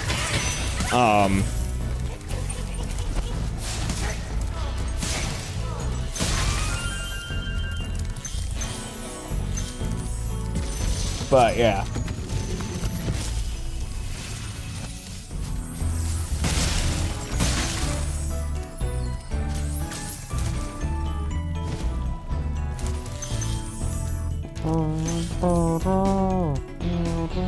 Oh, I'm so happy I can choose to stop now. I mean, that's what I love about streaming. That's like, that's the main thing I like about this. Oh, like, cause there's things I legitimately miss about Achievement Hunter. I miss going into an office with a bunch of other people. I do miss that. It was like the socialization that I think I need.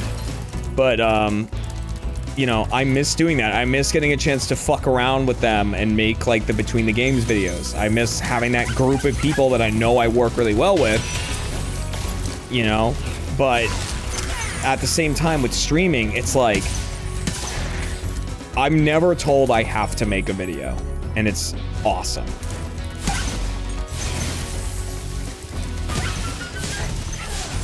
Ah! So nice.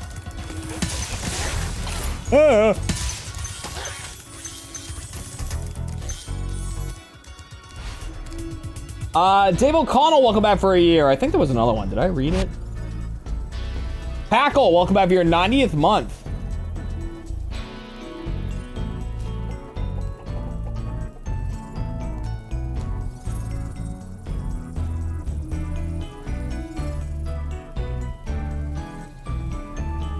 I think the following that you cultivate isn't one that hates you like some streamers. Well. I mean, the community here, yes. In Achievement Hunter, they hated our guts. Oh my god. No one hated AH more than AH fans. Trust me.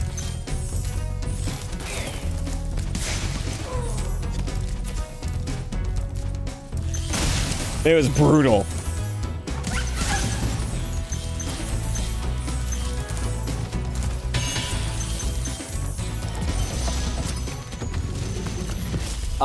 Carl Hungus with the 28 months. Thank you very much. Thank you, thank you, thank you. The Moonball era seems like absolute torture. It, sometimes it was. I mean, I don't know. It wasn't.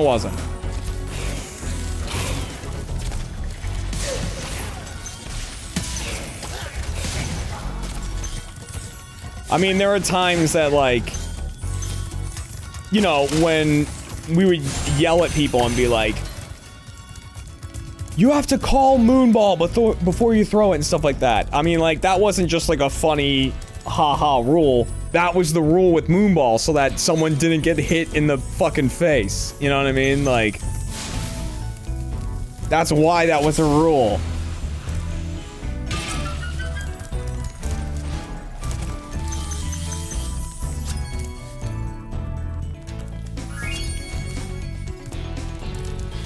The Myat ball? Well, I mean, in fairness, there was an everyone ball. I think... Oh, wait, why am I doing this? Jack was more prone to throw Mat balls. I was more prone to throw Gav balls. Gavabo. Gavimbo. And he would go, Jimmybo. Gavin and I would stand next to each other doing that for absurdly long periods of time.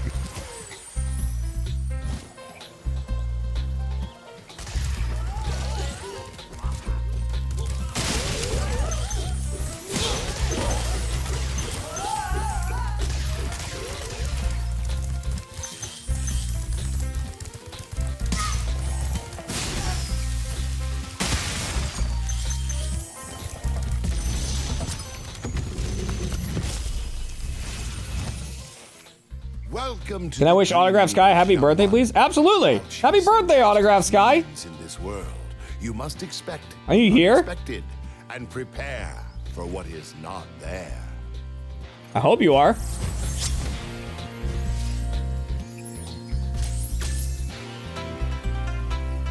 Everyone go ahead and wish a happy birthday. We did not lose a mixer. We repeatedly broke the fuse within the mixer. Oh, you got it! Happy birthday!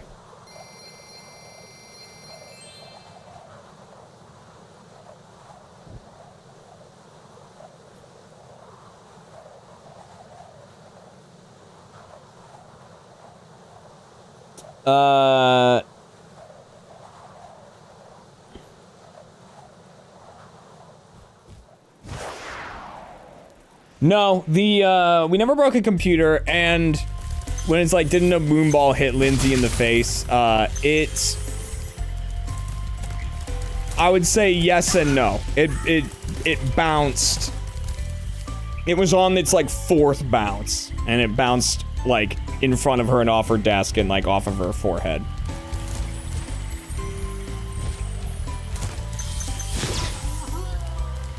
But we were usually very careful to make sure, A, they were called and they knew exactly where they were going.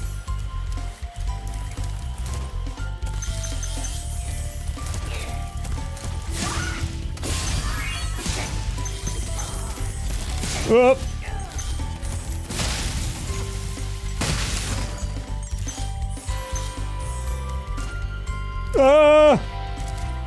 Trying to play and read chat at the same time.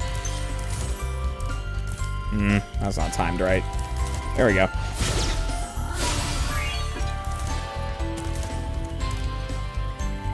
I love Ready Set Show.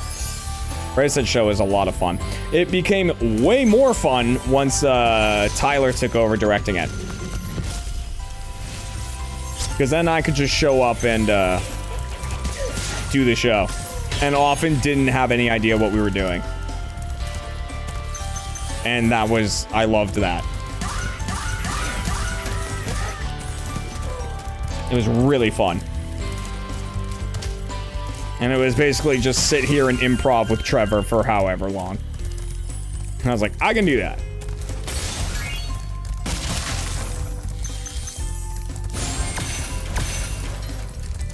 Oh, Jesus.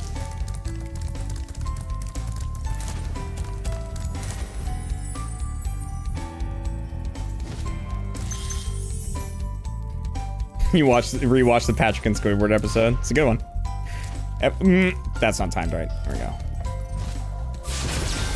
Everything I touch becomes Squidward.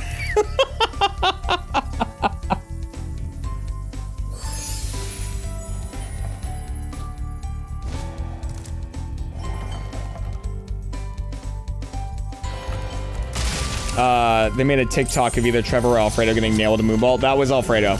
Alfredo got cracked with a moonball.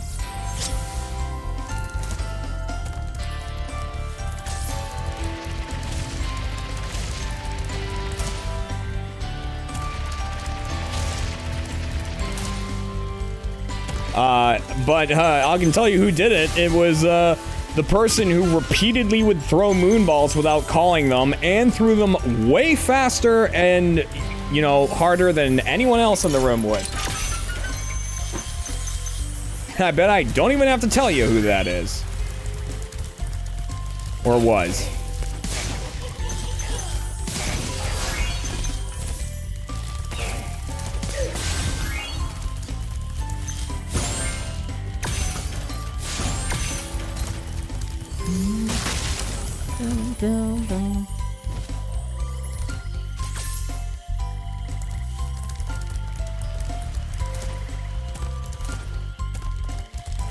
Oh! I know, weird. It's almost like he didn't give a shit if he hurt us or not. Weird, right?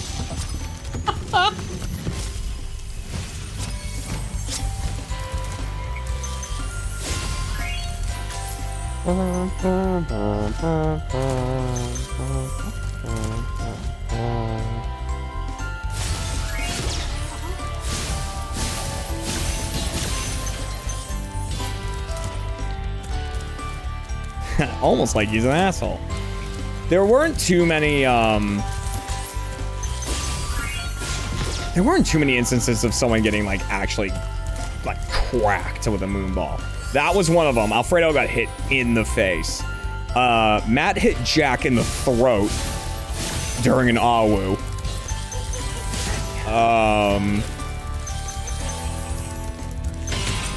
That one was brutal. I think I got hit in the face one time, but it wasn't on camera. And I don't think it was like too hard of a throw.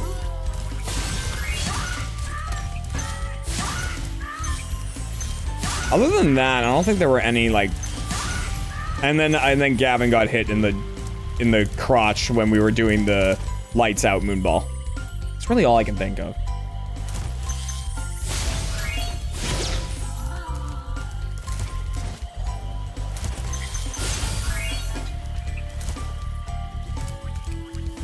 Honestly, what hurt more than any of those was getting hit in the head with a freaking bouncy ball.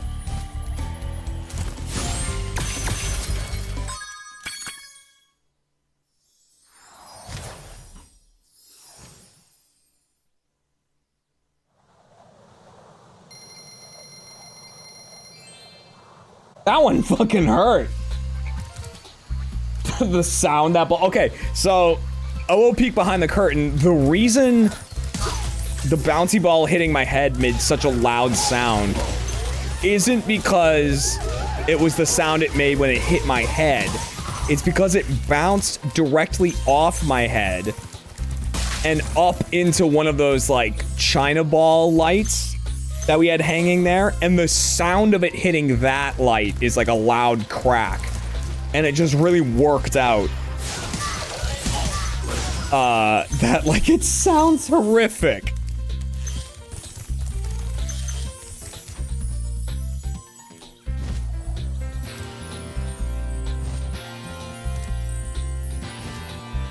Didn't I also try to flip from the AH couch? I did. And yeah, then I did a I did a very good wrestling sell for it.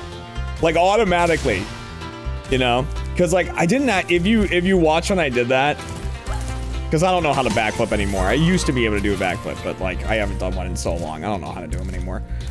I, like, my feet hit the ground, basically, and then, like, my chest kind of rolls off of the couch. And I knew it looked really bad, so I instantly did, like, the wrestling. Like, I just took an RKO. It looks awesome.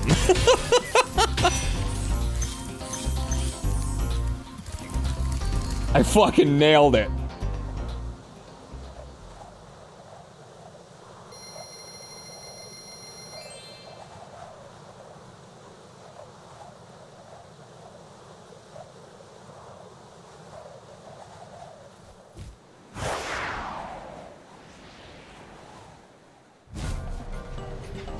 Being taped to the wall was fun. I mean, it wasn't fun. I mean, it was. It was just fine.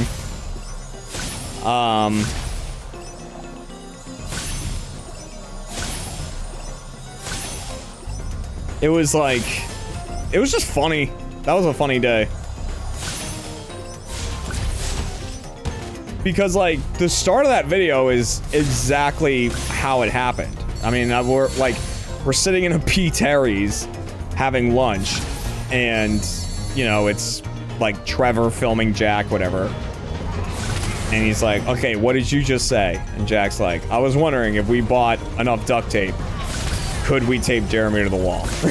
Like, that's what it was. And then we were like, let's do it. We tried on another occasion, and I don't think we ever released anything from it.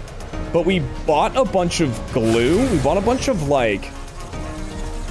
It was like spray super glue or something. Like spray Gorilla Glue. And we were trying to glue Gavin to the wall by his clothes.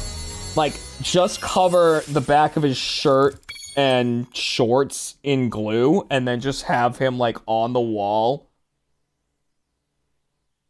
And it just did not work. I hit retry accidentally. It did not work, but it did leave a,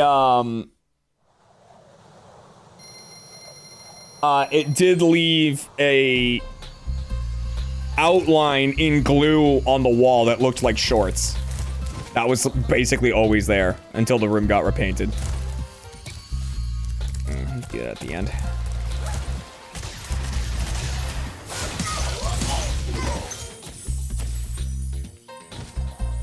Did I get sick from the gummy snake? Nope. I've got a gummy snake. I got a gummy snake. Gummy snaking all the way over to you.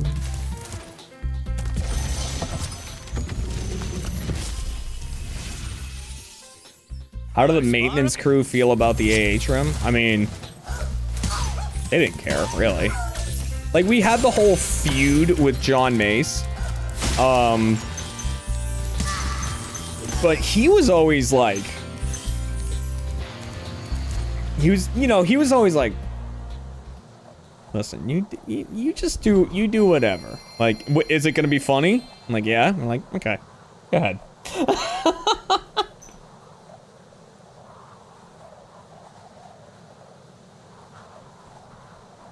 Because he was talking to me one time after he helped them put my desk up on the stilts. He was talking to me because someone in Awu received like giant bags of salt. You know, it was like probably after the salt raid or something. It was like giant bags of salt. And he was talking to me about like, man, he wanted to somehow install sprinklers on the roof, on the ceiling, that would basically act like fire sprinklers, but for salt. Like, he wanted to do that. And, you know, obviously we just never worked it out. I also, you know, and this didn't happen because I'm lazy and never really planned out everything with it, but for the longest time in the bottom drawer of my desk, I had these remote switches. So they were just outlets, they were just plugs that you would put over an outlet, right? And you had a remote that could control them. And there was 6 of them. And I always wanted to, and then I just never did it. I just never like took the time to do it. I wanted to plug everyone's monitor into one and then have all the remotes for them under my desk, like taped on the underside of my desk. So during gameplays, I could just reach under and hit the button and turn off someone's monitor. And like do that for a while and then have a reveal of like, this is why your monitors keep fucking up. And I just never did it. And they were all in my bottom desk drawer. They were still there the last time I went back.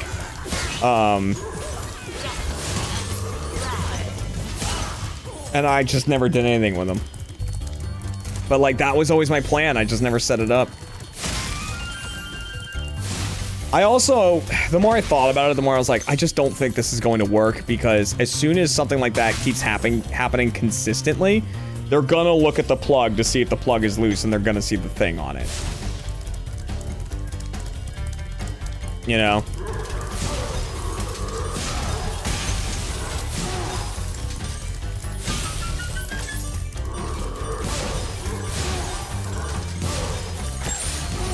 Wow, I got them all. I did not think I was gonna get all of them.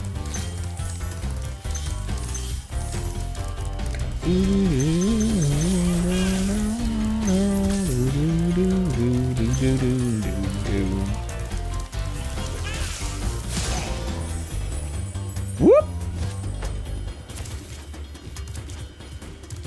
Oh my god, the bang. The bang. God damn it.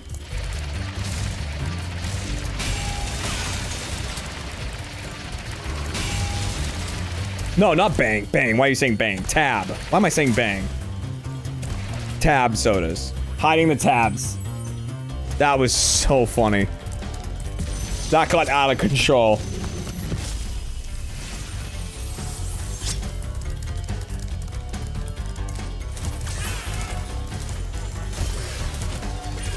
I love the video of Trevor finding the ones in his computers, because they were there for so long.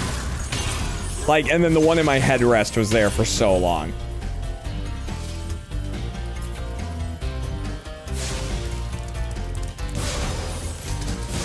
It's like the video starts and Trevor's like looking in the glass through his computer tower and he's like, it's in there.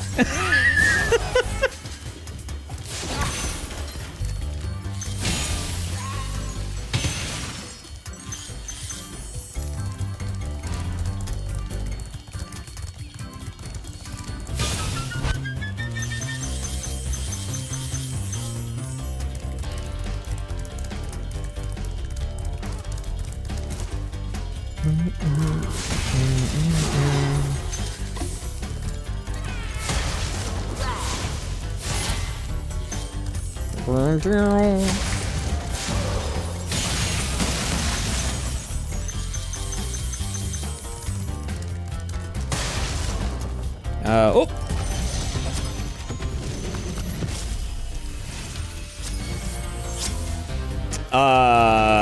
Those cans got very warm, yes.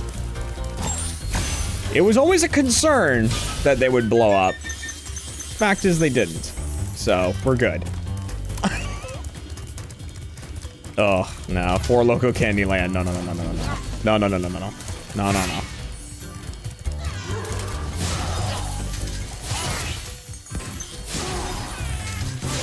No, no, no, no, no, no.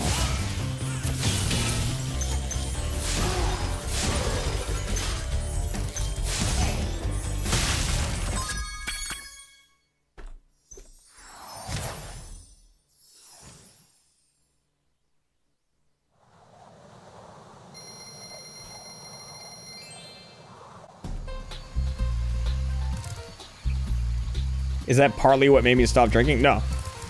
I didn't stop drinking as any kind of intervention thing, even though I probably needed it to an extent. I stopped drinking purely medical.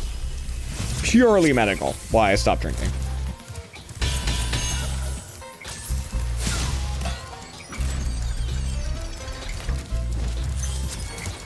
So it's like, oh, you remember this, like, embarrassing thing you did? Is that why you stopped drinking? It was like, no.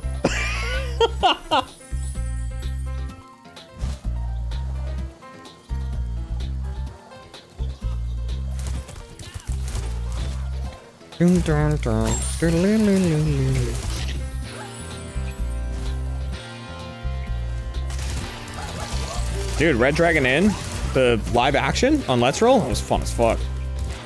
That was awesome. What happened to the Nip Dip bowl? I mean, I still have it. It's just like a plastic bowl.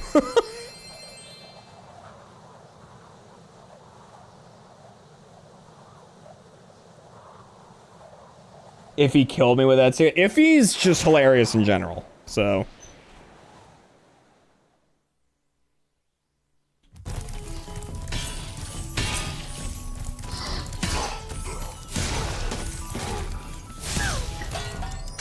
Iffy is a very funny, dangerously strong human.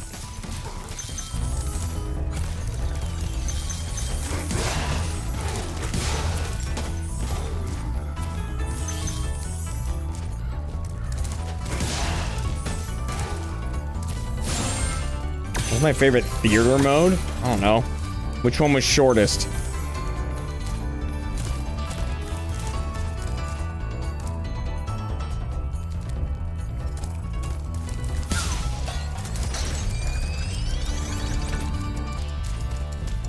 Ah, this jump. I'm probably better off not going this way, honestly. There we go. Because you can go around and get to here.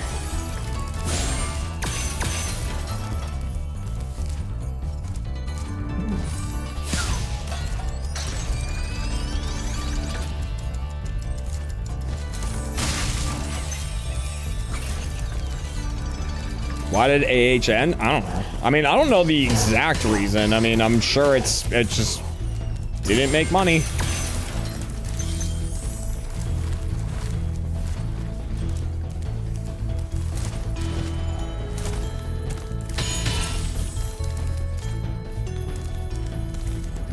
I mean, why does anything end, really?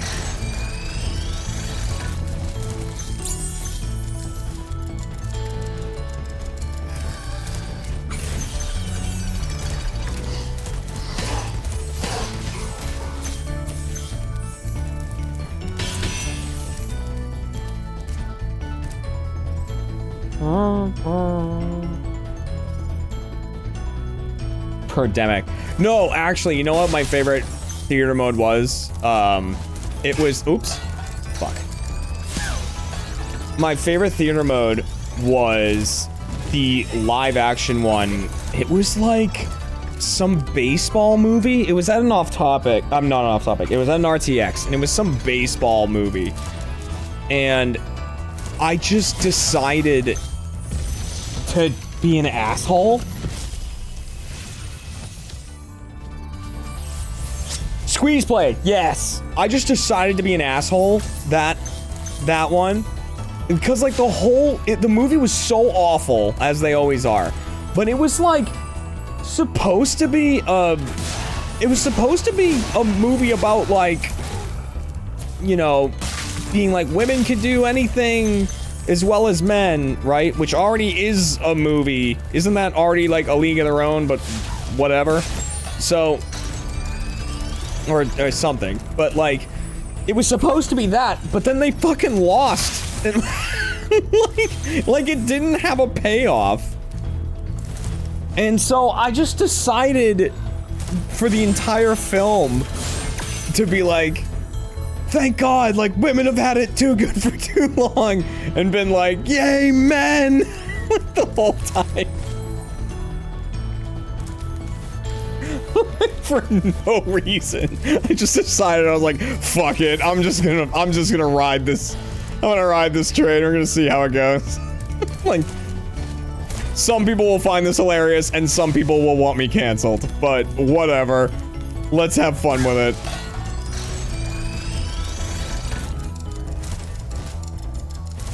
But the thing is, like nowadays, right? I would have no second thoughts about doing jokes like that because my community knows who I am. No one in my community is gonna be like, Jeremy, that's really fucked up. All right, that's not okay, right?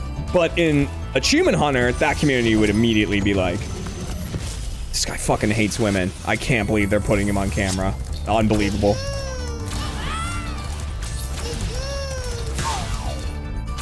Like the age community was fucking White Knight Central.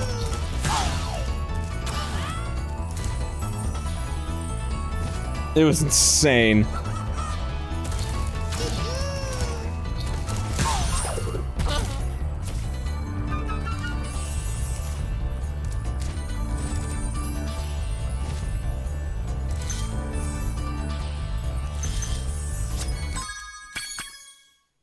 Oh, the age community was like, oh god.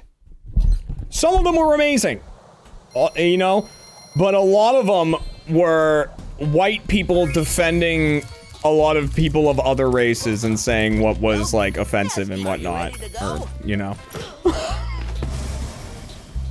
Oh my god.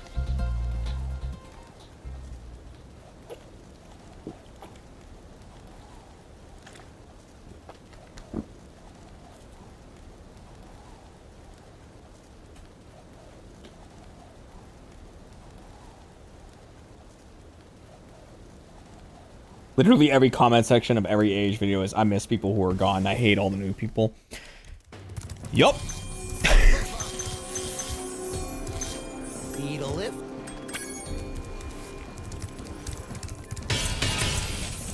I mean, honestly, like, when I was playing Lethal Company with Ray, like, I hit him with the Let's Play thing on the,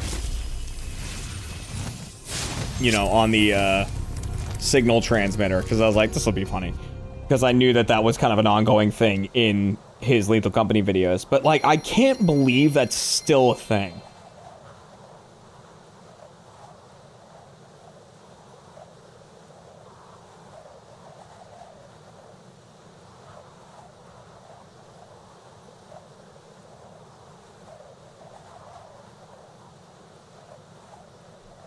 And you want to know how bad it got, right? There were people who got mad at Jack because he said dead ass. And like, not even like just said it, was repeating like if he's saying it or something. Yup.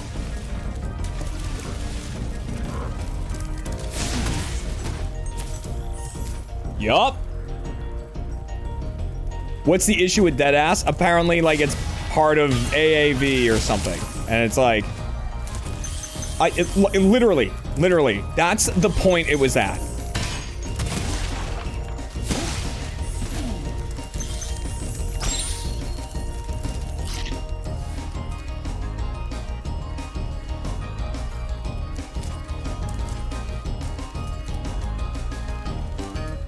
Yup.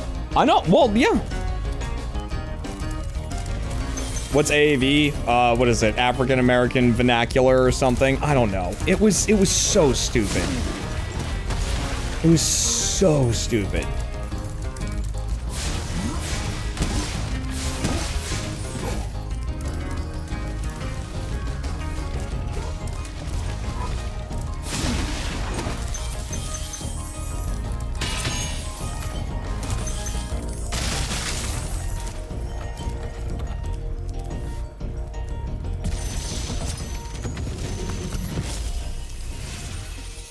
Mm-hmm.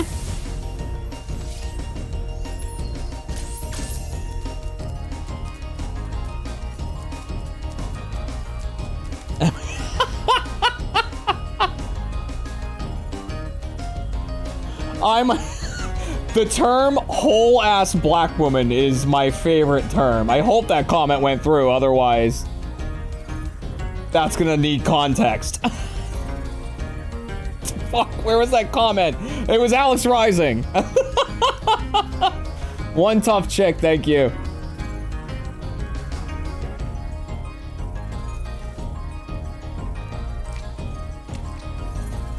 Right. I mean, there are things I get. Like, you know, I am very... I'll slip one out every now and again, but I don't often say sus. Because, like, a lot of people use sus to mean, like... It's kind of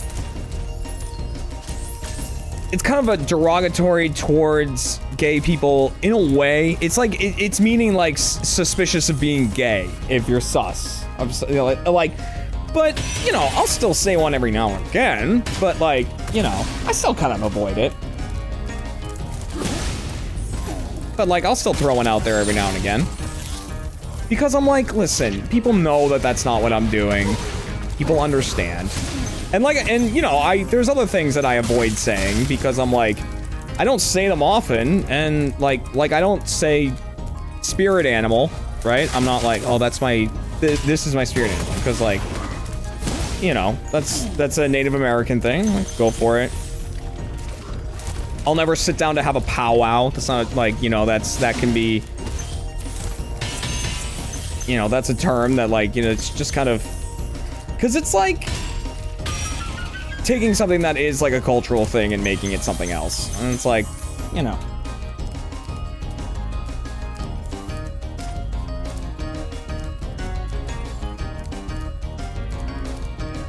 Right, and like the whole skinwalker thing and whatnot, and it's like, eh.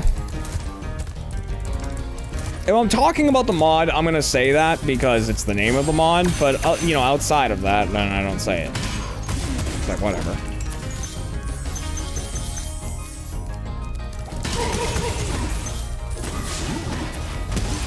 But yeah, I'm not exactly as worried about getting canceled as a streamer as I was in AH.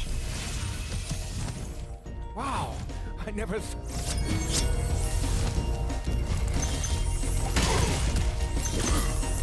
Which is shocking.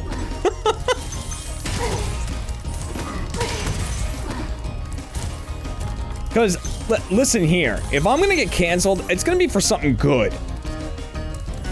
All right, I'm gonna make it worth it. I don't know what it's gonna be, but.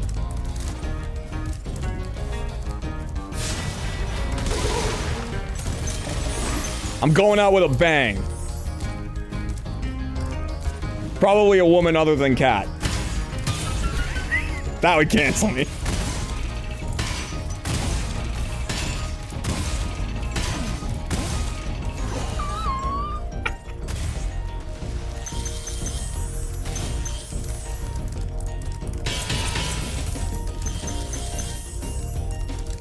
Certainly would. That's the thing, all right? I have fucked myself. Right?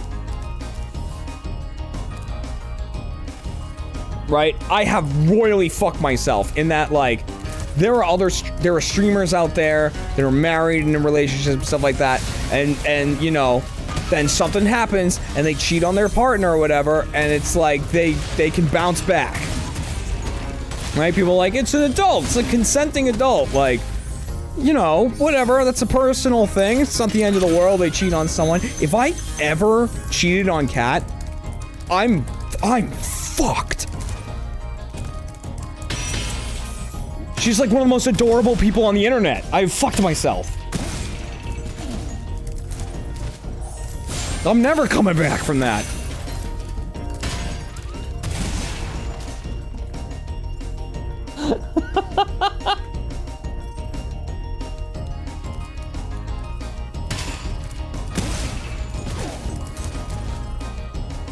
God damn. What have I done?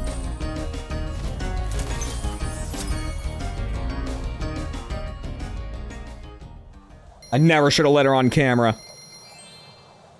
Let her on camera, like I've allowed it. God, fuck. Maybe Ninja was right. I shouldn't stream with women. Oh, man. There's a reason he has so many viewers.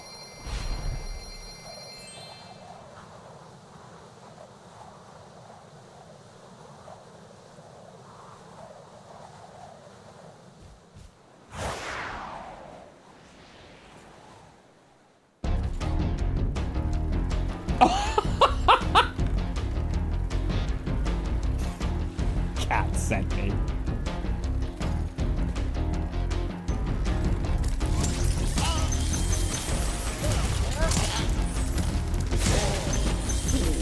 Give.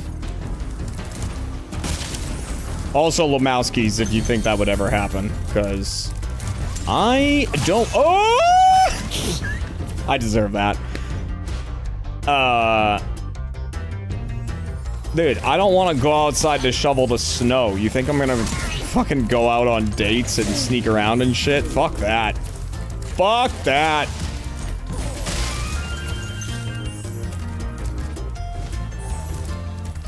How much work that would be? Oh my god.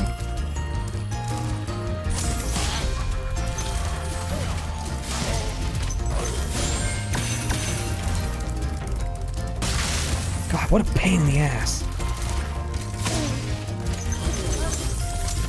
Yikes! Alright, we're good.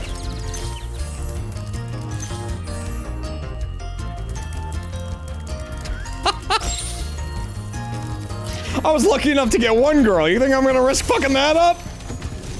You're out of your mind.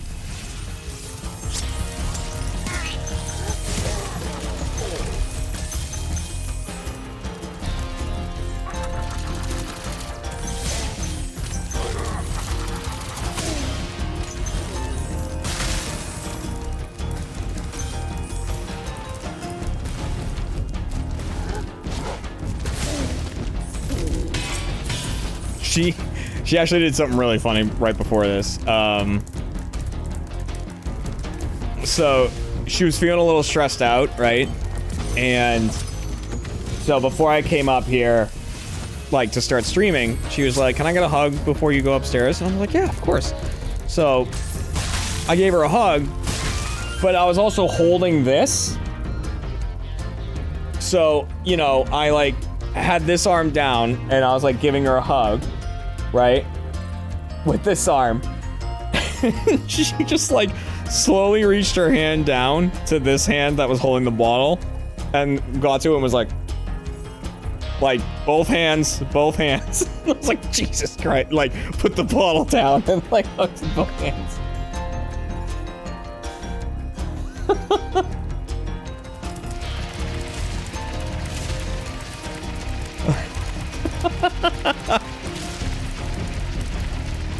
Oh, and also, for whatever reason, because I don't think she's ever done this before, she does this a lot. This is the common move. Is she here? No, thank God. Okay, so the common move, right, is like when she wants a hug, she'll just stand where she knows that I'll see her, like in the hallway or somewhere, like when I'm leaving her room. And then when I see her, she goes, "That means give me a hug," right? So when she wanted a hug before I went upstairs, right?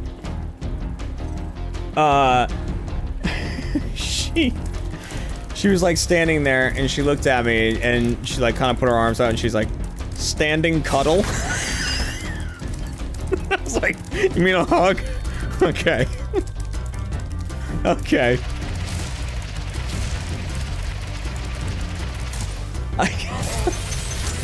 I can do that.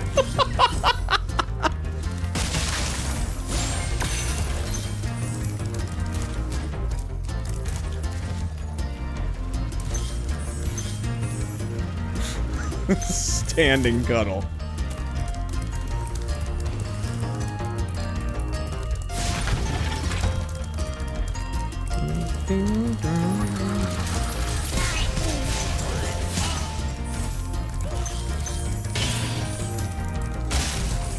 In fairness, hopefully to help ease her stress, I had just made her a very delicious dinner. And as I've often discussed before, to both you guys and her, cooking is my love language.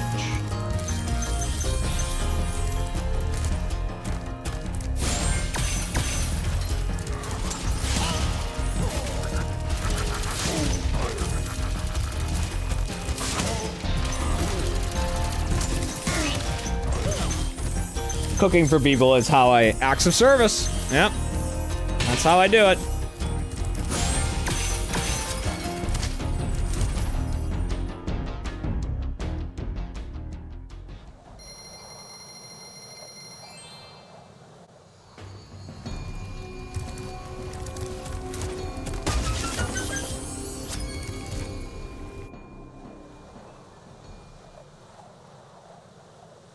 I'm gonna 100% this game, and then let's see, what got number 2 in the Twitter poll? Let's find out.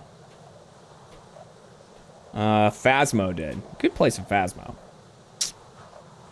Does she help by cleaning up after dinner? Yes. I try to clean as I go as much as possible, but what normally happens is like I clean up most of it as I cook. Then we'll put a poll in chat. We'll let you guys decide what's gonna be next. Cause you're here. The people on Twitter aren't necessarily here.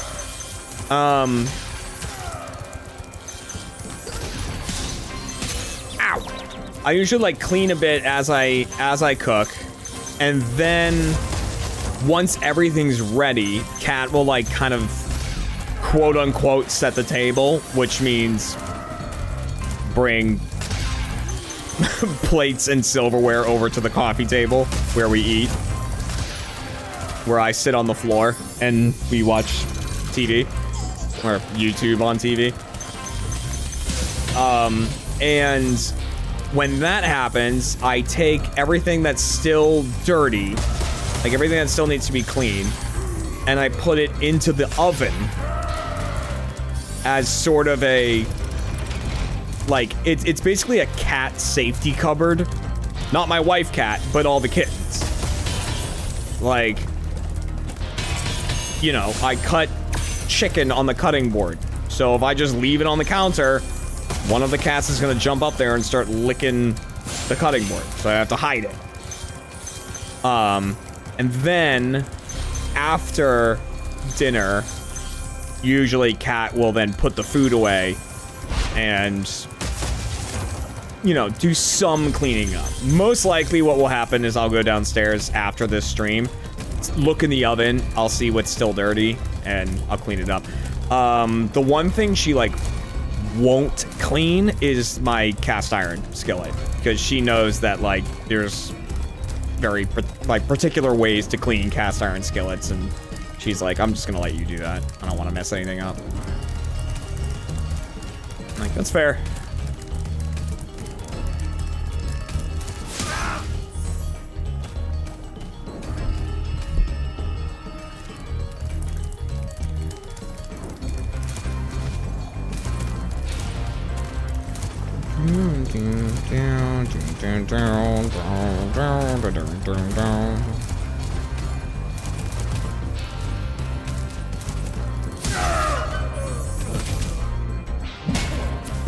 Boom. You're toast, Nork. See ya, nasty Nork.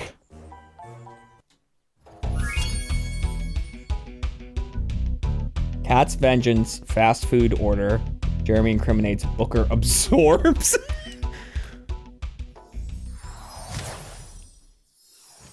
You gonna scream, buddy?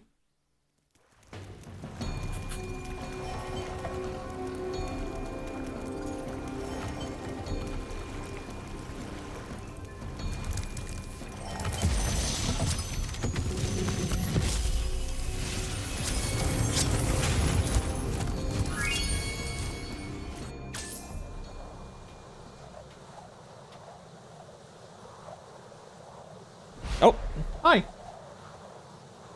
Hi.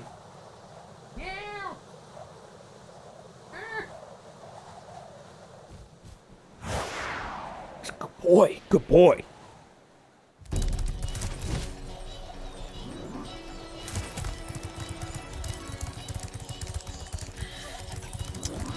And no, not fast food. If I'm ever gonna order fast food on stream, it's gonna be on a Saturday.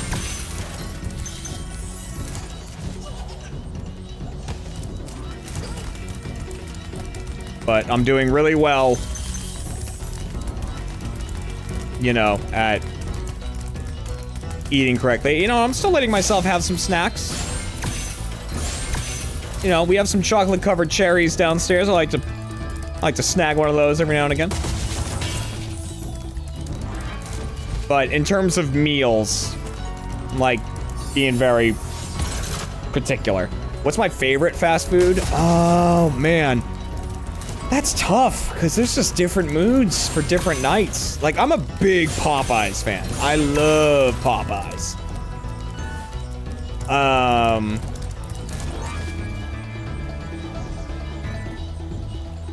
But, like, you know, Wendy's, they got them pub burgers, you know the ones? With, like, the pretzel buns and shit. So good. Arby's has the meats. I don't think I've ever eaten at an Arby's. I don't think I've ever had Arby's.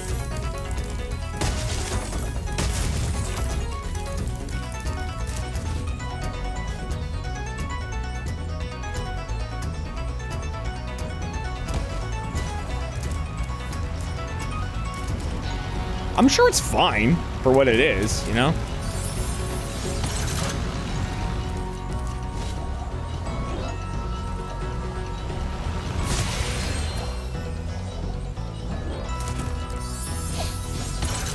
Oh, Panda Express is so good. I am a lover of Panda Express. I'm a lover of just, like, I haven't had, quote-unquote, Chinese food. Like, I don't have that anymore. Like, the, like, barbecued spare ribs and, like, sesame chicken, the chicken wing, like, those fried chicken wings, and, like, just all, like, basically a poo-poo platter, right? Like, so good. And I don't really have that anymore because Kat doesn't really like Chinese food. So I rarely have it. But when I do, oh, so good. Can't get enough. It's also why I don't get Popeyes often, because Kat doesn't really like Popeyes. She doesn't mind it. It's not that she doesn't like it. She just always has felt like crap after having it, which is understandable. It's one of the many reasons I don't like Whataburger.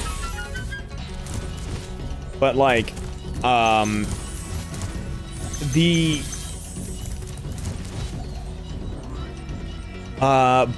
to counteract that, I don't really like Chipotle that much, and Kat loves Chipotle, so.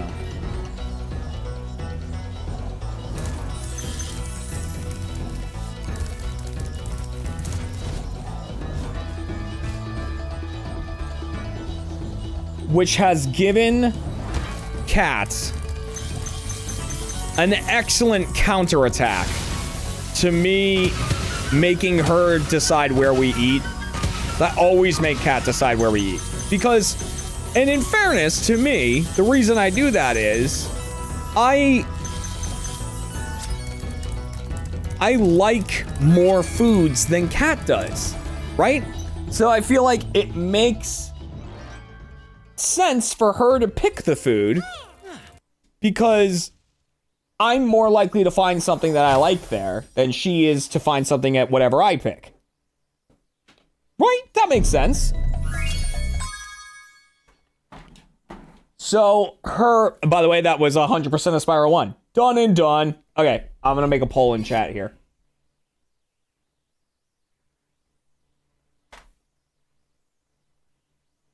And like, I understand there's a pressure to it, and that's why she doesn't like it. Right? Alright, so we'll put everything that was on the Twitter poll. Phasmo, Binding of Isaac, and Shiny Hunting. And then here, we'll put Dredge on there. People keep asking for it. And then, yeah, I'll put Spyro too. Okay.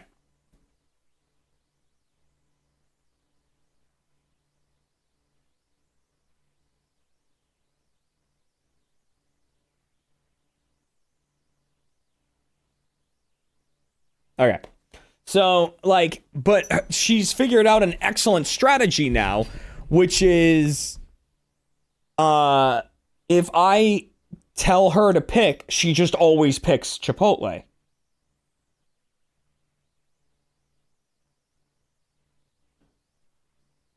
So I'll be like, okay, where are we gonna eat? And she's like, oh, we'll do Chipotle. And I'm like,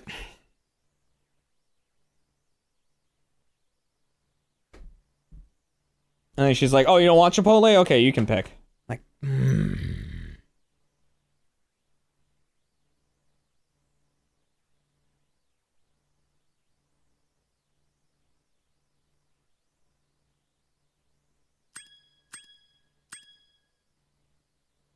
Scooter, I can't help but notice that you're moving the mouse around.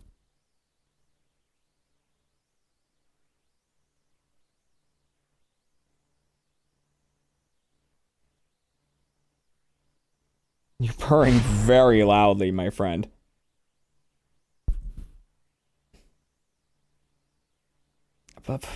Fluff. Hoofing.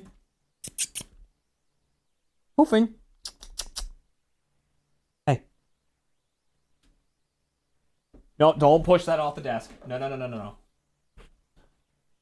See, Scooter doesn't do the cat thing of, like, pushing stuff off the desk. He rubs his head into stuff. And knocks it off the desk. Hi, beautiful boy. Hi.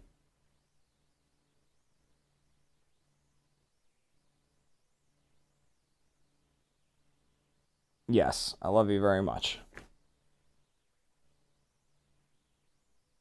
Rubbing his head against the camera. I can hear him, like, he's way over there, and I have headphones on, and I can hear him purring. Scoots. Scoot.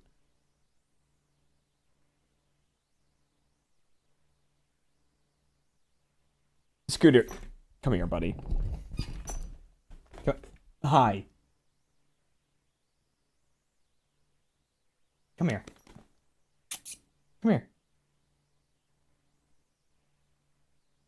You're just staring at me in a weird way. All right, come on. Oh my gosh.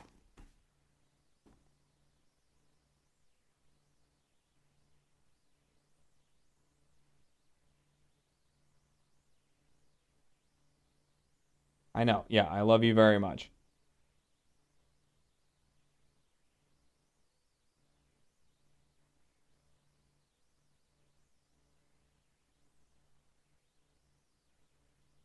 You're purring. You're happy. You're happy today. You just woke up, so you're like, I have awoken. I haven't had any love all day, even though you have.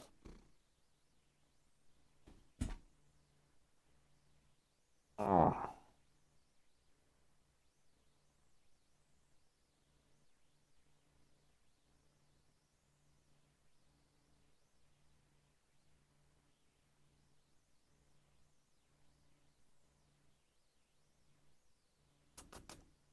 Scoots. Hey. Hey. Hey. Hey. Stop ignoring me. Hey. What? What are you looking at?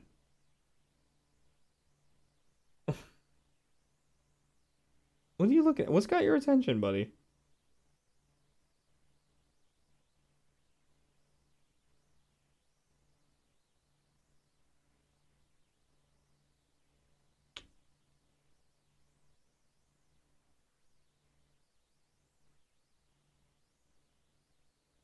Yeah, you looking at the chat? Where are you going? Oh, does that feel good? You stretching your arms out because it feels good? Yep. Yep. Oh, yeah. Oh, oh yeah, he's melting good. Oh. Hey, you want to give chat a few purrs before you go? Yeah.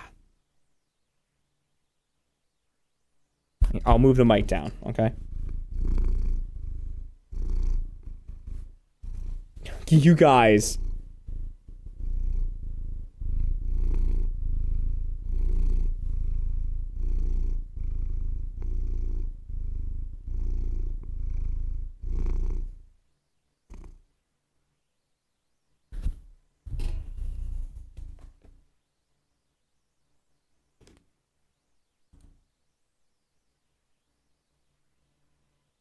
Dang. Wow, Spyro 2 with a large amount. Holy crap.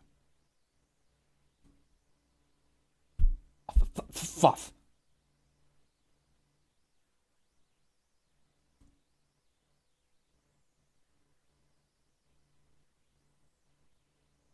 All right. Ow,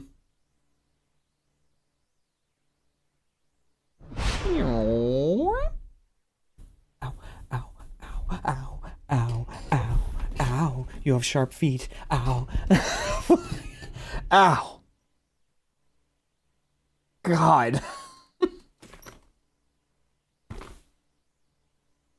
All right. Fucked it.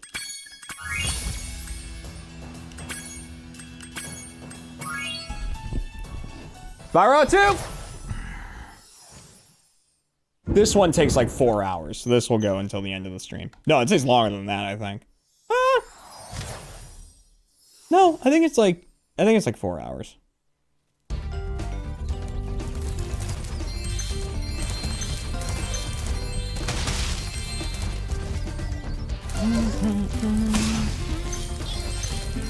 See, this is the one where like, or one of the ones where you're really helping like the citizens of the worlds you're in.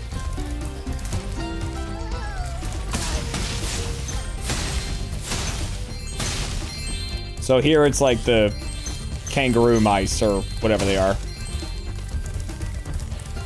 Hello, Spyro. Welcome to Glimmer. Hi, Spyro. Welcome to Glimmer.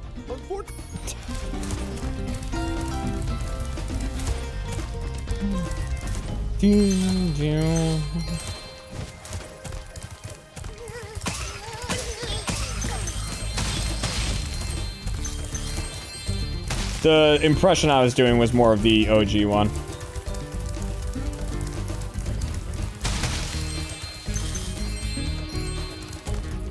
Hi. That's app, blah, blah, blah. All right, this is where we're gonna try to do a little skip strat as well, which means I'm gonna kill the frame rate again.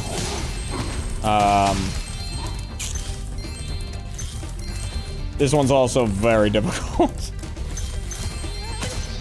Probably isn't worth all the time it's gonna take to complete it, but we're gonna try. All right, you have to make 2 really difficult jumps to do it, but then you never have to come back to this level. You have to do this, which is like, you're not supposed to be able to hover from this close, but if you time it right, you can. Oh, damn it. It's like... Because sometimes he hovers. There we go. Get up there! And then I need to do it again, which is the thing, right? It's this... There we go. And then I need to do it onto there. Oh, come on! We gem cut. Oh, come on!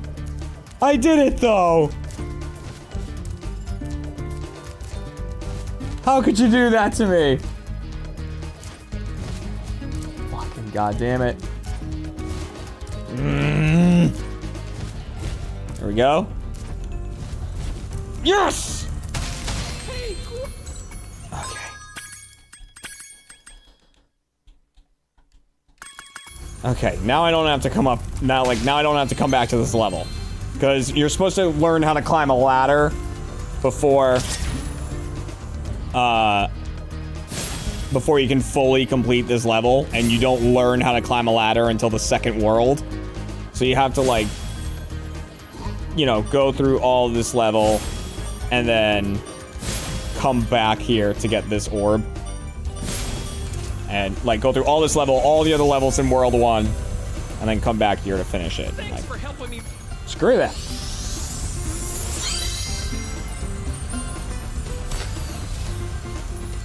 So here's the thing. You can fly over from the other flight power-up, but they actually made that a bit more difficult in the... Oh, I can still get those. I didn't get those gems. I can still get those using the other flight power-up. They made that more difficult in the Reignited Trilogy than it used to be. It's still doable. It's just not as easy. Getting to those gems will be easy, though.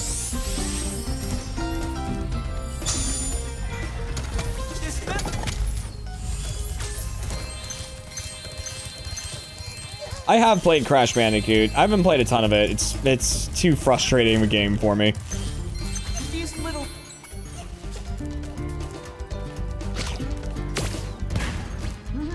I understand why people like it. It's just not for me. I don't like games where I don't feel like I'm making any progress.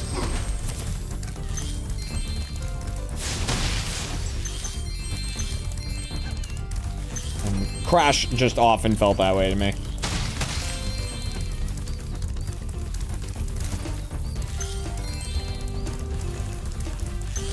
It's like you have to make all like 20 of these jumps in a row perfectly. And it's like you fuck up on jump number 17. It's like, okay, well, what about all the 16 jumps I just did perfectly? It's like, do them all perfectly again. So I don't get anything for doing them all perfectly no. Do it again. Okay. Okay. Thanks for helping.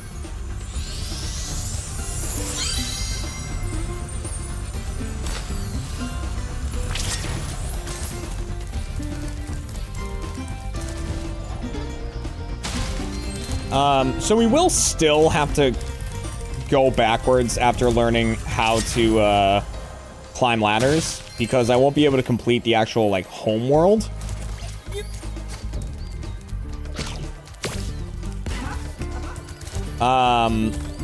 Without learning to climb a ladder, so I'll have to do that. I can't complete, there's a level called Sunny Beach that I'll need to learn how to climb a ladder as well. This world in particular is really rough with, like, requiring climbing to beat a lot of the levels.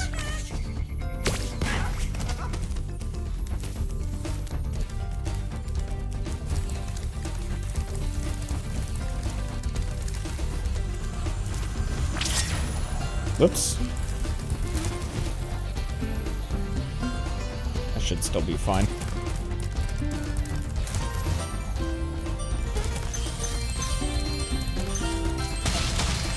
See how much faster that cut off? Like, I ran out of the flight power up there.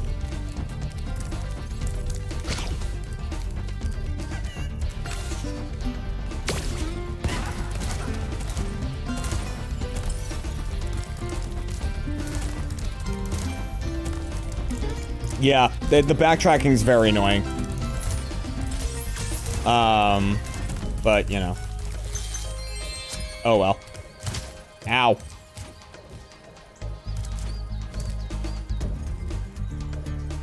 I don't need to be with him, right? Do I? Oh, there he is. Come on, buddy.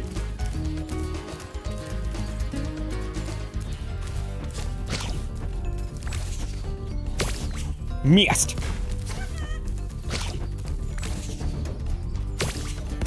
Missed. Got him. I wanted him to think he was safe.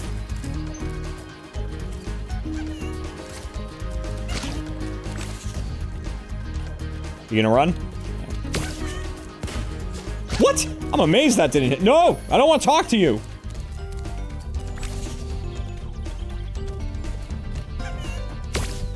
There we go. I was amazed that one didn't hit him. Alright, let's get the hell out of here.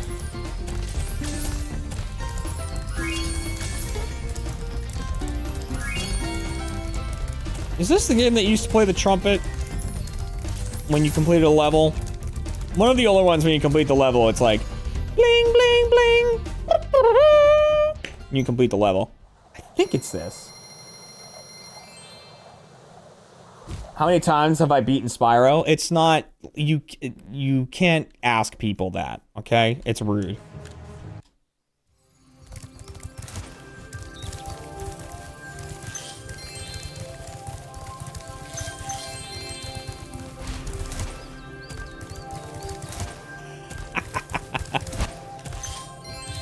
Spyro.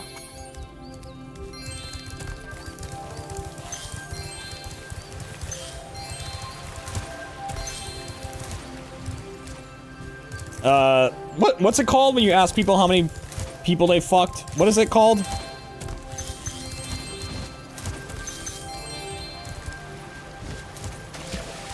Body count. That's it. That's what they say. What's your body count?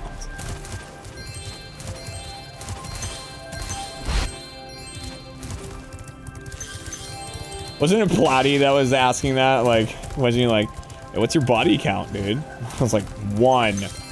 And he was like, no, not in the game. I mean, like, in real life. What's your body count? It's like, 1.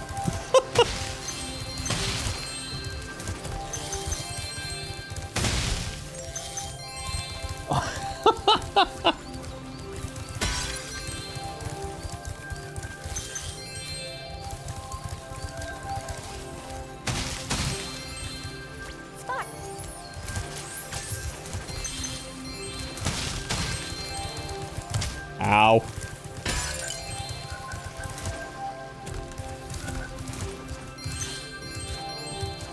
Nice. Okay. Nice. Thanks, Hunter. Here. What?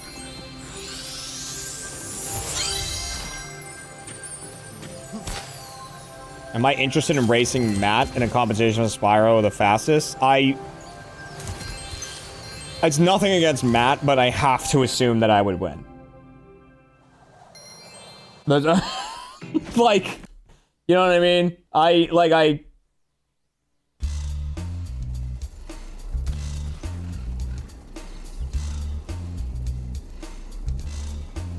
I assume it would be like a very similar outcome to like if I did a race with Matt in Ocarina of Time.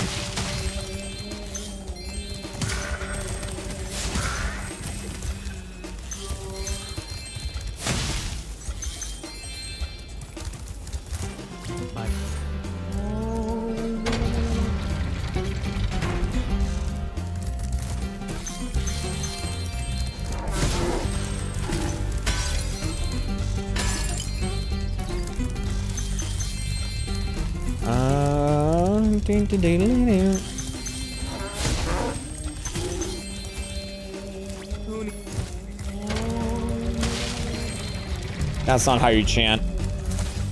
You chant like this. Each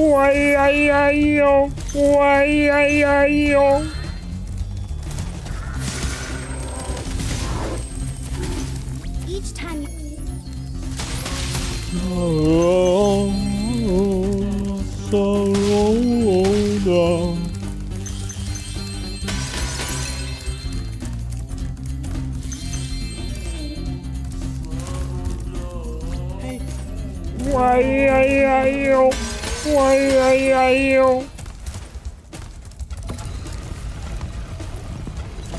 Matt vs. Jeremy shiny hunt.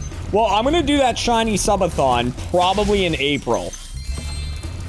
I think I'm gonna do another uncapped subathon in April.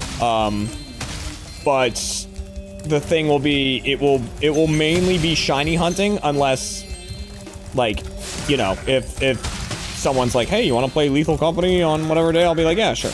You know, and I'll take a break for group invites.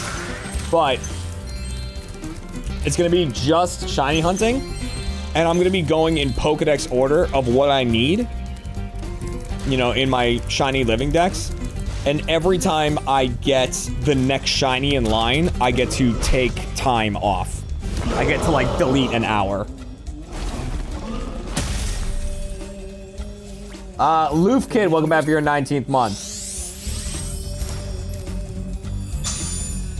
Not just for any shiny. No, it has to be the next one I need. So, like, you know, obviously getting Alolan Meowth twice and then Galarian Meowth and is going to be tough because I have to Masuda method it. But then the next thing is, like, Mankey. Like, Mankey and Primeape, which I can just rattle those off in Scarlet and Violet. Like, that probably won't take too long. And like, so that will be 2 hours off the clock. Like, you know what I mean? It will, so it will, like, constantly change. But eventually, if it goes long enough,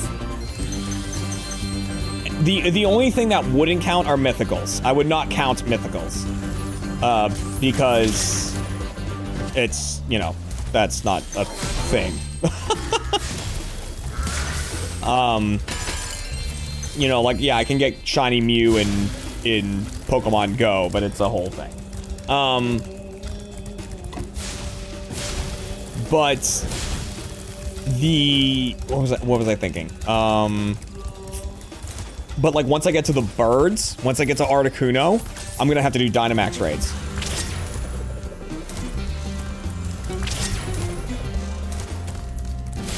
Which, by the way, Dynamax raids are one of the things we're going to be doing this Saturday.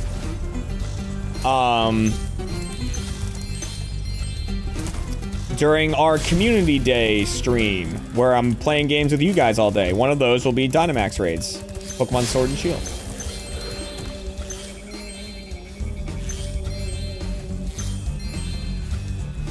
So make sure you got Sword and Shield installed on your Switches for Saturday. So you have a chance to get in and hunt some Pokemon with me. Oh, God. Okay, here we go.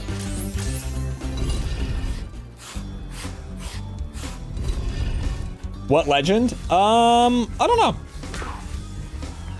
Probably whatever. Like, I mean, we might just do random.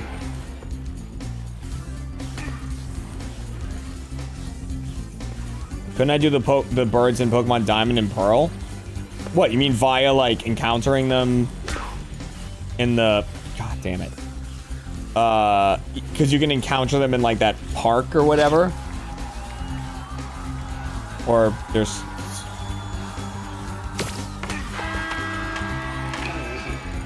I mean, if that's what you mean, the odds of that are one... I think they're full odds, aren't they?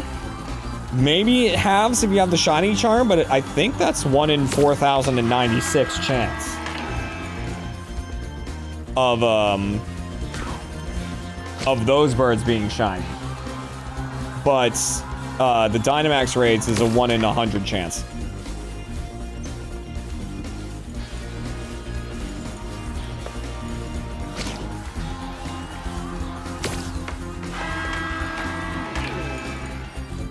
Oh, right, yeah, the shiny charm only works for eggs. I think you're right. So I think it's 1 in 4,096. So, no, I will not be doing basically any hunting in BDSP. Well done. Have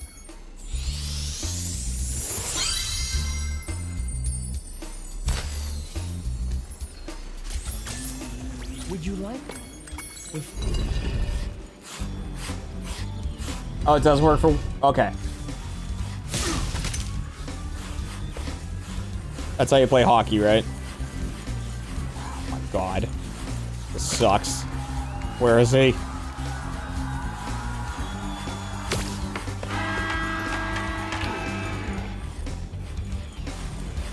Oh, fuck! Hi. That's on you. You made me score that. How dare you wear orange and purple?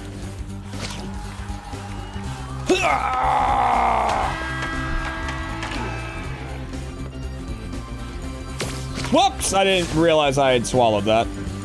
Block it! Oh my god.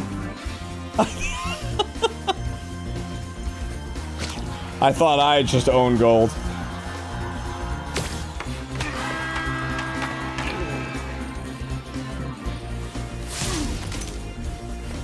No, all my shiny hunting will be done in Scarlet and Violet, Sword and Shield, and Legends Arceus. That will pretty much be all of it. I don't think there's any Pokemon that I'm going to have to venture outside of there to get. At least in the span of the subathon, but who knows? We'll see.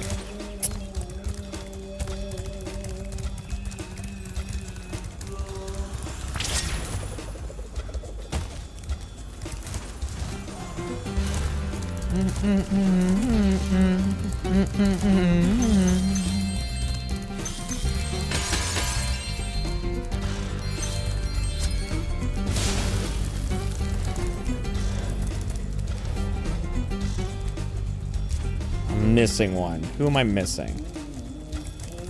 I can't remember. Oh, I remember.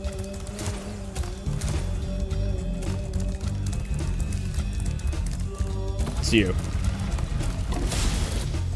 Well done.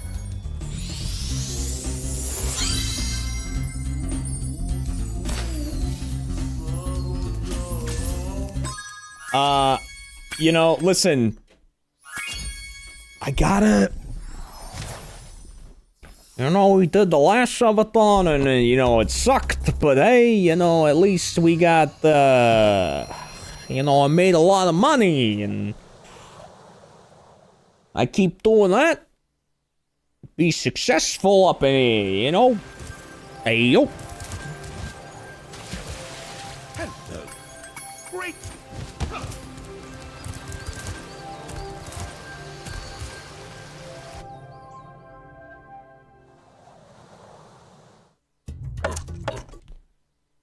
What do you think of Tom's shiny? I've only, like, kind of heard about it. I don't know the specifics of it. I mean, good for him, you know?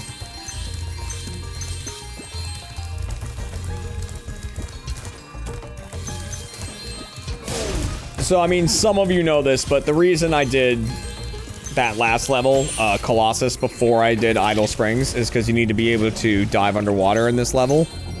And I had to pay money bags, like 500 gems or something, to learn how to do this. So, unless you go into Colossus, you can't get enough gems to pay money bags. So you'd have to, like... If you went into this level first, you'd have to go in here, get enough gems to pay money bags, leave, pay them, and come back.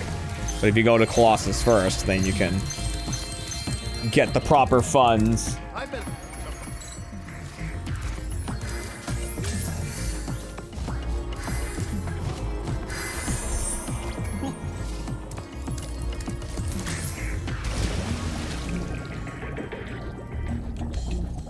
1 in 8,000 chance for a shiny in that game. Oh, so it's like the original odds. It's fucking insane.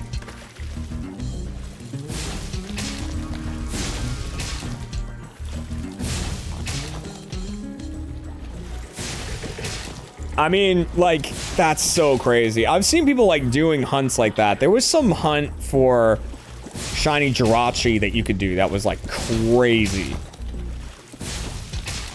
Like how unlikely it was. Bless you, Spyro.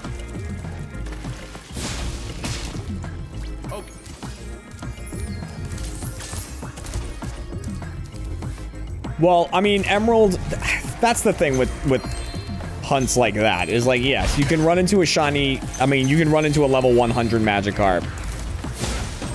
In most games, you can. Like, in most games, there's areas that you can run into a wild level 100 Magikarp. It's like the only wild level 100 Pokemon you can encounter. Which is also useless, because then you can't evolve it into a Gyarados. But, so, like, you could hunt for that specific Magikarp shiny. But it's like, I don't know. There's some shinies I see a value in terms of, like that one, the value in that is the story. Because I could go snag a shiny Magikarp in Legends Arceus and level it up to level 100. You know what I mean? It's like, you need the context of, like, I did it. I encountered the wild level 100 Magikarp shiny, you know? And it's like, I just don't know how...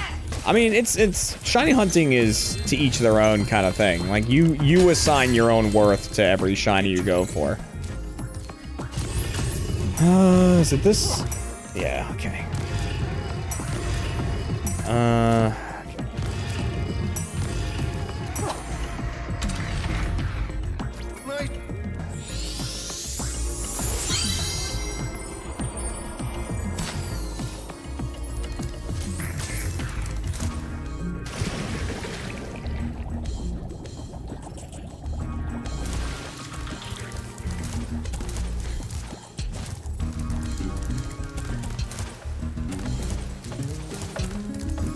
I mean, hopefully I'm done with all the previous sub-goals by then.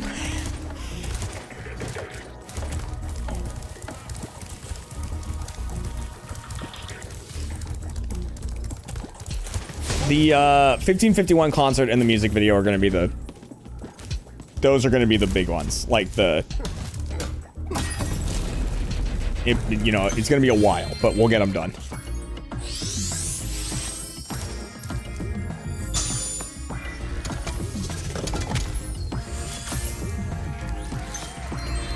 Oh, and the Platy Dark Souls, right, because I gotta buy we gotta pick a time. That's basically it, is we just gotta schedule it, and I gotta fly him out.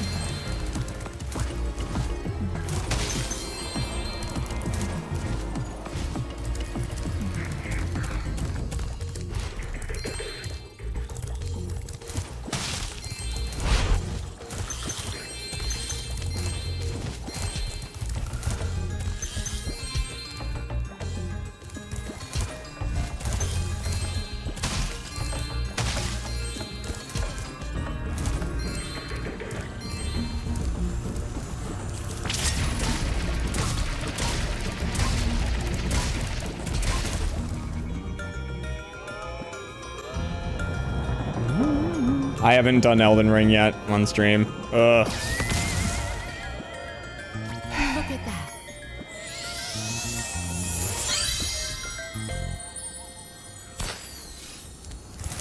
So not looking forward to it.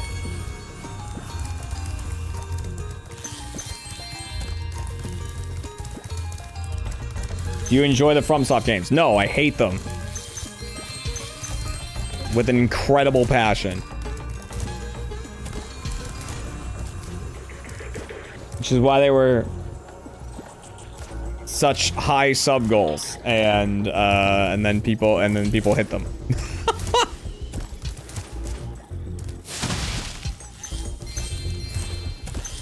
Elden Ring has a co-op mod? Yeah, but that's not what people want to see.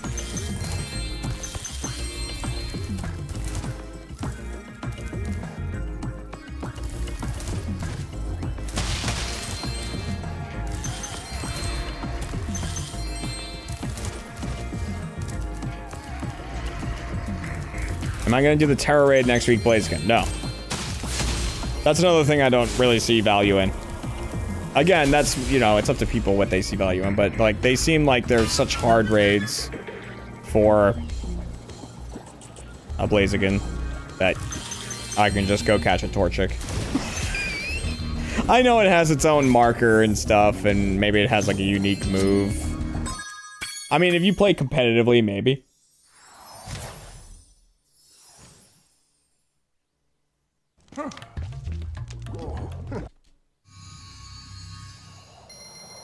I love playing Elden Ring because I could just go wherever. Death had no consequences, and it rules.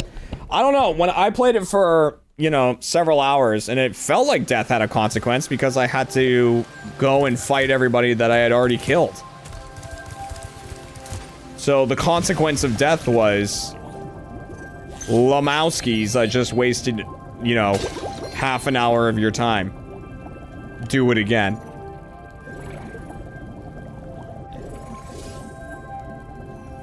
But hey, maybe that's just me. Dude, the Dark Souls crab game? Yeah, what was that called? Like one crab's treasure or something? That looks fucking absurd.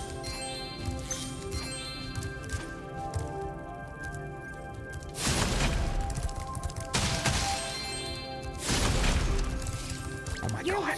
Oh, Brutal Company is so fucking stupid.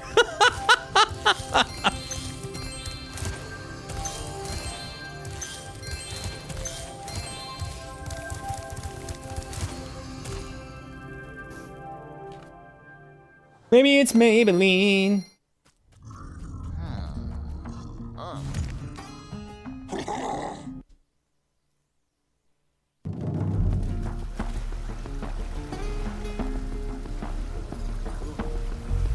You are so close to kink shaming Platty. I mean, I kind of am. I mean, it wouldn't surprise me if he gets off by games kicking his ass, but you know, I basically am. It sure seems that way.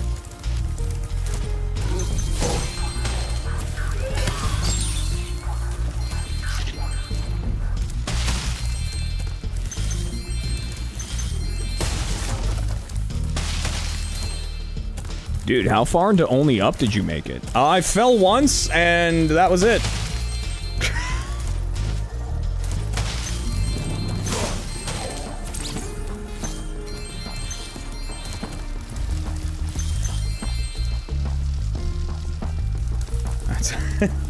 Wait, you didn't try to go back up again? No, I'd already done that part. I did that part for like 45 minutes. Yeah, but you do that and then you try to get further than you did. No, I already did it once and I didn't love it, so I'm not gonna do it again. The fuck that.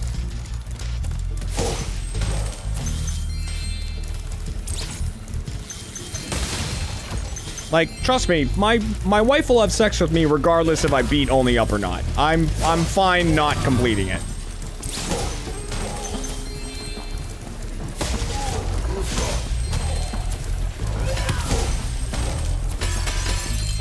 You know?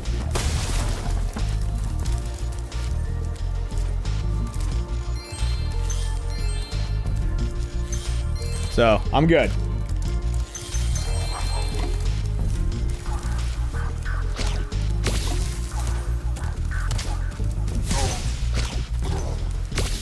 Time to deal with these freaking guys.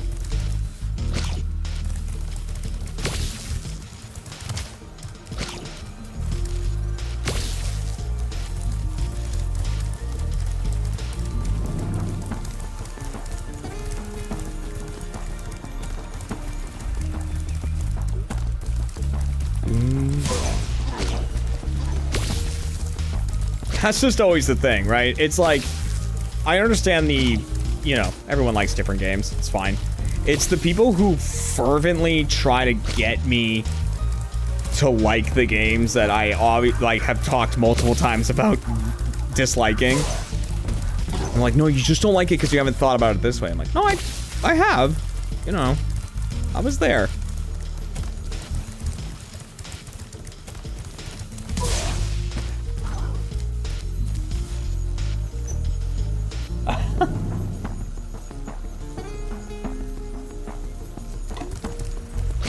No, you're wrong. It's a masterpiece. Okay.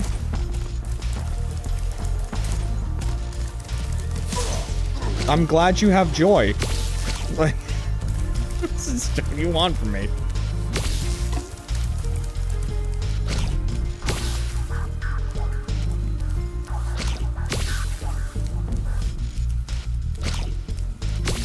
Thank you.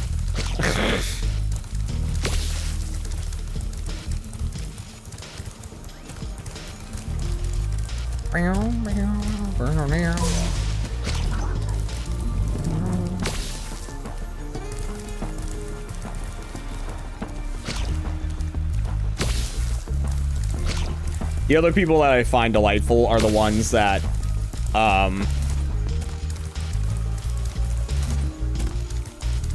like, things like Dark Souls and Elden Ring and whatnot, they have this, I mean, it is well known across all levels of society that those games are extremely difficult and unforgiving.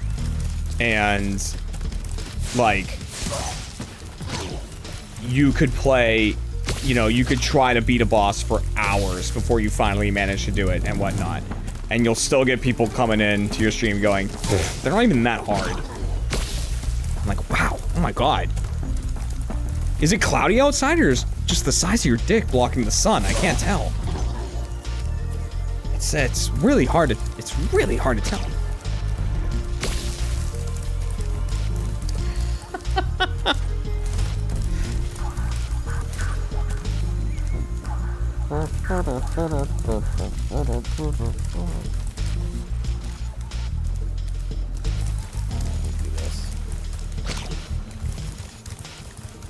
I'm so good at this game. Look how attractive I am.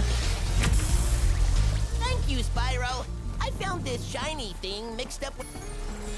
Right, it's like, I can tell people, dude, this game is super easy. This game, like 100%ing Spyro, you can do the first game in like an hour. 100% Spyro in like an hour. It's like, no, I can 100% Spyro in an hour because I've played it a ridiculous amount of time. That doesn't mean it's easy to complete Spyro 1 in an hour. It is if you know exactly what to do. That's different. Ow!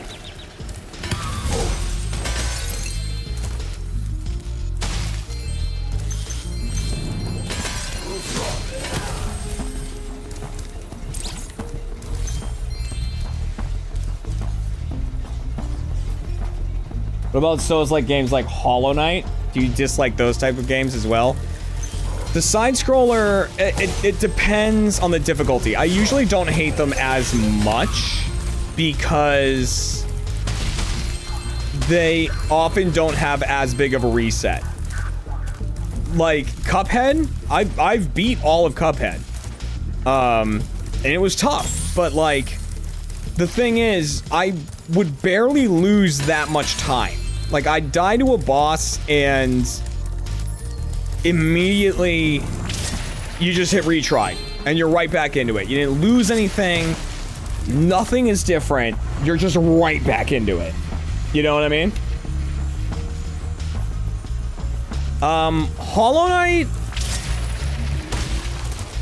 was very similar.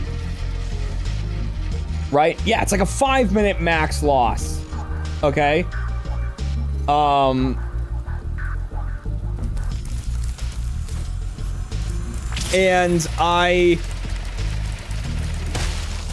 but I will say I never beat like what is essentially like the boss rush thing in Hollow Knight.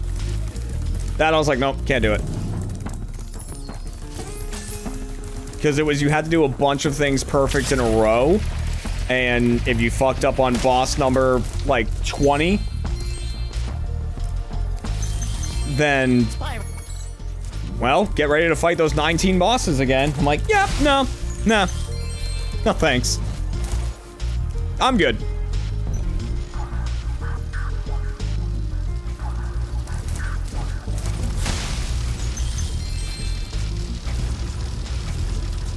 Hollow Knight is actually hard, though. But again, the reset isn't long.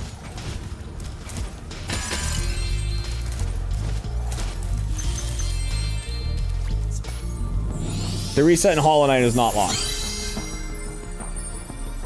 Yay! Nice, Cat. See, I told you. Cat was all like mad that she wasn't productive today. And I was like, you're always productive. And she's, okay. And back me up on this, guys. Oh, fuck.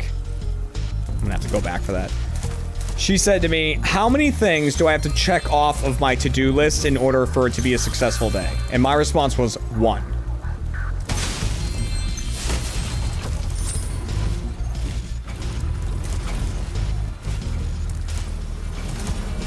Right?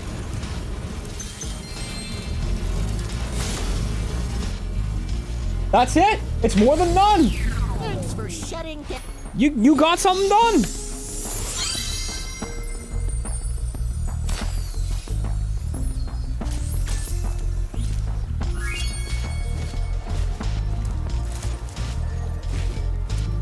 But yeah, the reset wasn't bad in Hollow Knight. That's why I was like fine with it.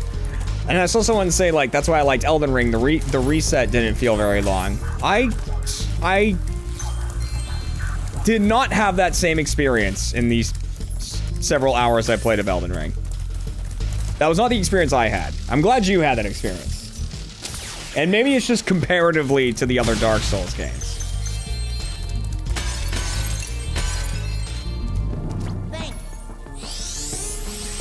Okay, yeah.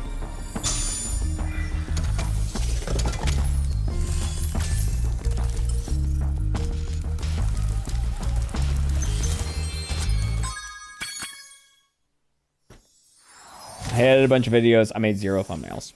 That's fine. Cat, can you do me a favor then? As a yay! Could you baby fill this up with water if you have time? Oh, you're under a skip? Never mind. That takes precedent.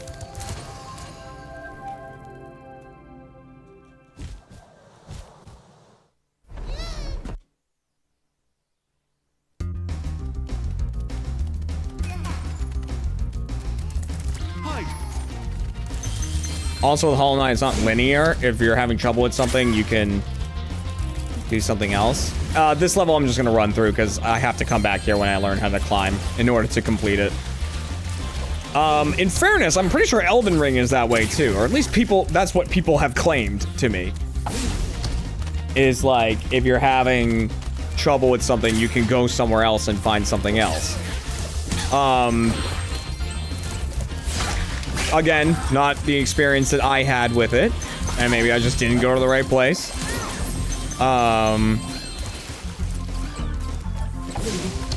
But the, like in Hollow Knight, what it didn't feel like, right, is I was like, okay, let me... Yeah, like in Elden Ring, I was like, I'll explore over here. Right? Like, let me go over here. And I go over there. And there's some dude that kicks the shit, some giant monster that jumps off a cliff and comes down and kicks the shit out of me. Right? Okay, cool. I guess I'm not supposed to be here. But the fact is, I got the shit kicked out of me, and I'm dead. Right? And I died. Now... the fucking 30 guys that took me however long to kill on the way over to that guy are all back. And in Hollow Knight, yes, the enemies will be back between you and wherever you died. But they die in 2 hits. Like, most of the enemies in Hollow Knight die in 2 hits. Like, they might be tough to hit, which is what makes them... is what makes them difficult, but you can just cruise through them. It's not like, okay, parry this guy, then you do this over here, and then you blah blah blah, and then like, okay, you gotta fight this. Ooh, is this next? Did I fuck this up? I fucked this up, I think. Yeah, I did. Hang on.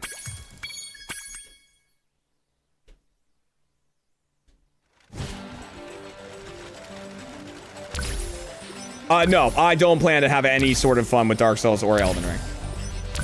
And again, I wanted to have fun with Elden Ring. That's why I played it off stream.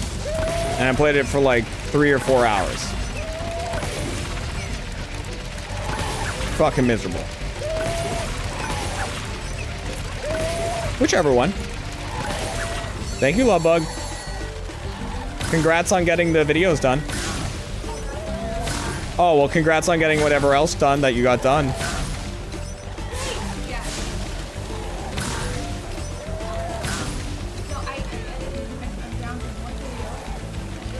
Nice.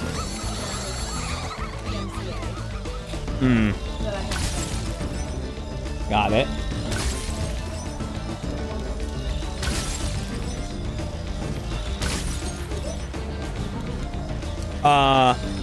See, and you guys, if you want to know how productive Kat is, right? She even launched her own, bookstagram. Her own book-themed Instagram. It's called Kat's Little Library. Is it cats.little.library? Yep.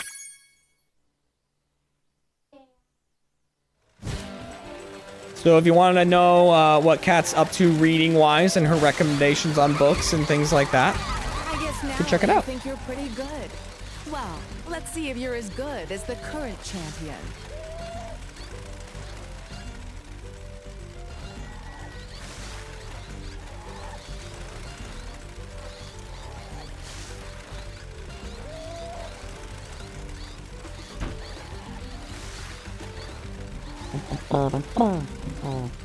Thank you.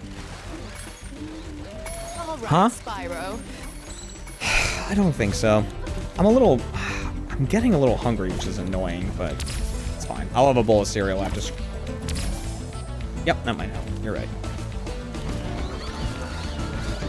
Okay. Okay. I should be fine. I'll have a nice bowl of honey bunches of oats after stream. It's not your honey bun. It's out. Cut to Bugs Bunny meme. Our honey bunches of oats.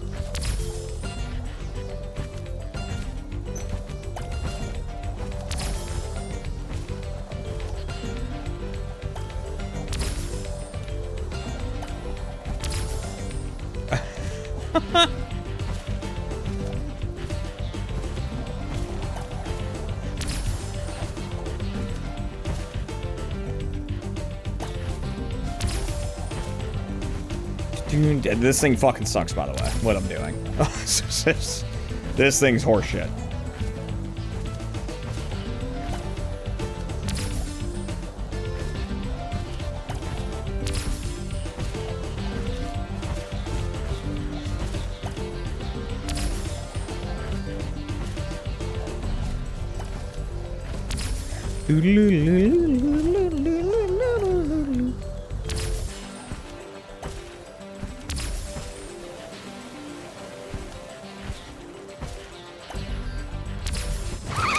Great job.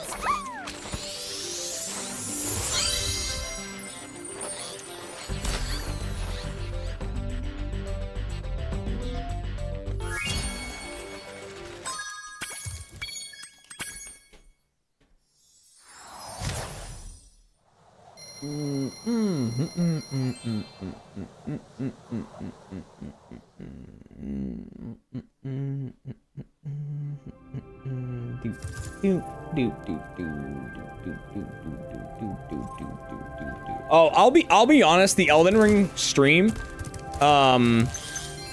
will probably be emote only the whole time.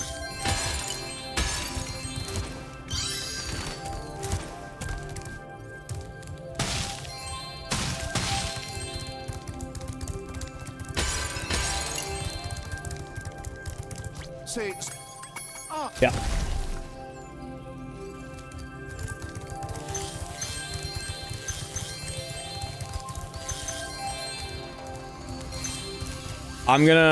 It's gonna be emote only the whole time. I'm going to pick an amount of time that I will play. Right? And once I hit that time, That will be the last we ever see of Elden Ring.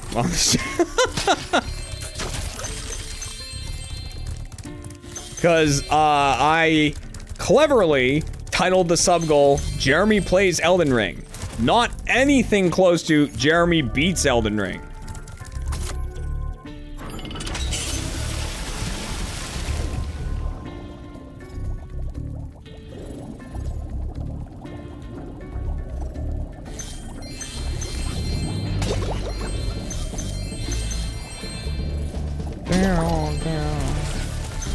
What if somehow I end up liking it? Oh my god.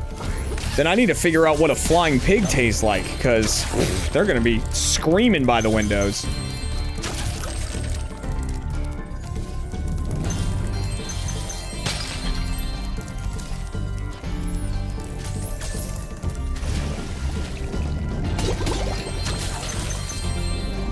Everybody loves underwater levels. It's everyone's favorite.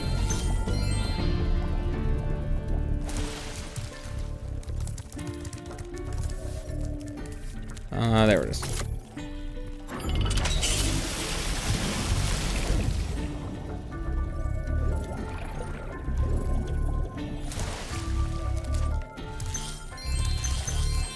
Again, I'm telling you guys, when I played it, I was by myself.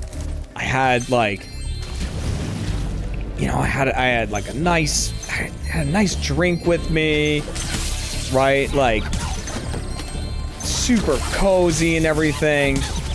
And I loaded up Elden Ring and I was like, Jeremy, you're getting rid of all of your preconceptions of this game. You're experiencing it for the first time. You're gonna like absorb the lore of it, get lost in the world of it. You're gonna just play it, and you're just gonna have a good time doing it. And after 3 hours, I fucking wanted to ram my head through my own PC.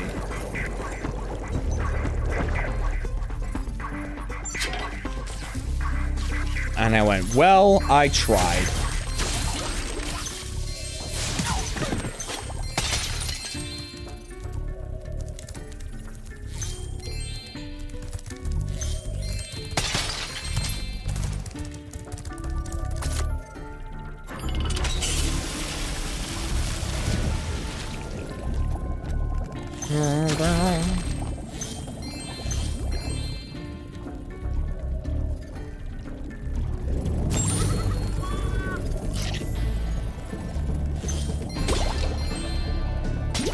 Watched a friend play it and immediately said, nah.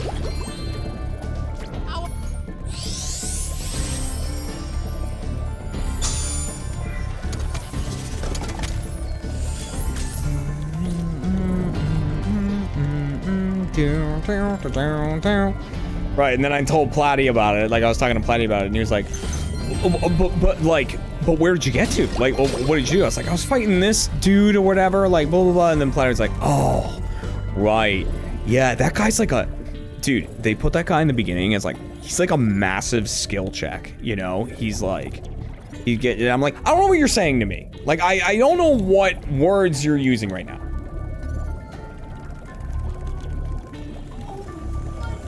But what he is a piece of shit.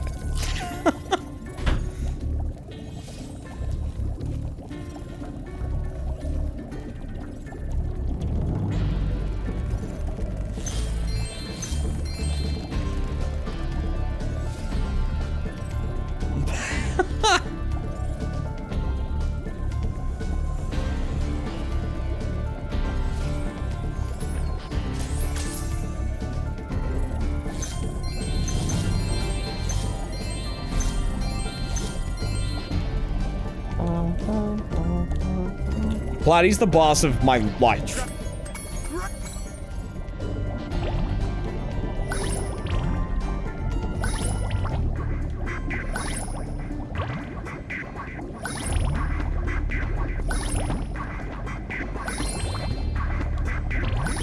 Sometimes Platty can be kind of pushy. What gives you that impression? Was it the 45-minute conversation of trying to convince Puya she likes party animals? Now that the manta rays... Okay.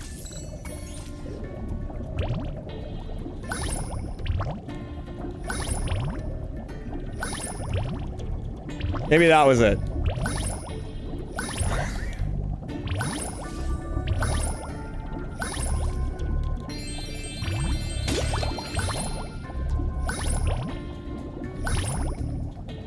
And the whole time I was just laughing. Like, I was legitimately just laughing because it was happening to someone else. Incredible! You've got real talent. I could use a partner like you. You can have the orb I found in my... I was like, honestly, that was one of my favorite moments, was me laughing, right? And being like, I fucking love this. I love this so much. Of like, Platy getting flustered and trying to help Fuya like a game that she doesn't like. And like, and Fuya's like feeling bad. She's like, we can do something else, like, because she thought I was being sarcastic, right? And she's like, oh, we can do something else. And Platy's like, no. He does, I know for a fact, he does very much enjoy this. I loved that. I loved that so much. Platy's like, no, he really does actually love this.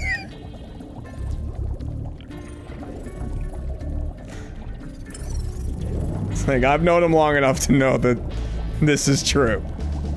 Where the hell is this guy again? King Seahorse! There you are. If you can make it to the Twister Man, thank you for the 15 months. My children will be safe.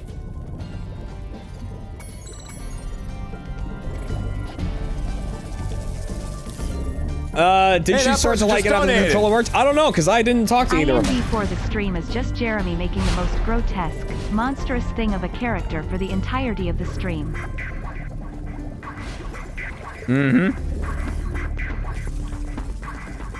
Oh, that's true. I can just be in the character creator for the, like, if I say, oh, it's gonna be a 4-hour stream, I can just be in the character creator for 4 hours. Oh my god. Can you imagine if I got to, like, 30,000 subs to get Elden Ring played on stream, and then that's what I did?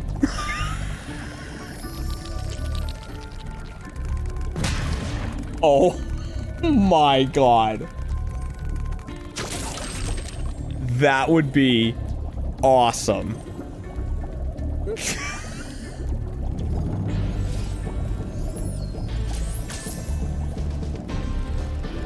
Oh my god, I might... Alright, hang on. Some consideration will be put into things.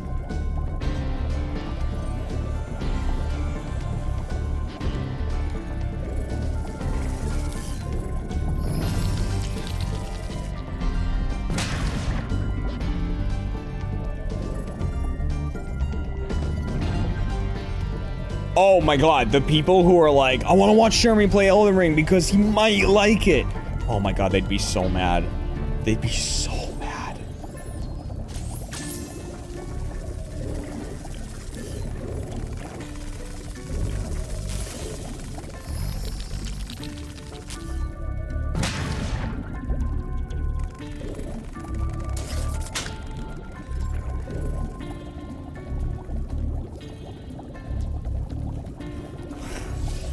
All right, I have some thoughts.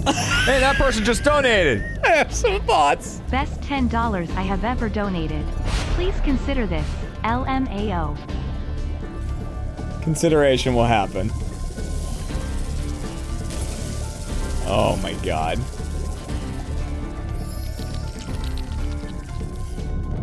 You did it! No.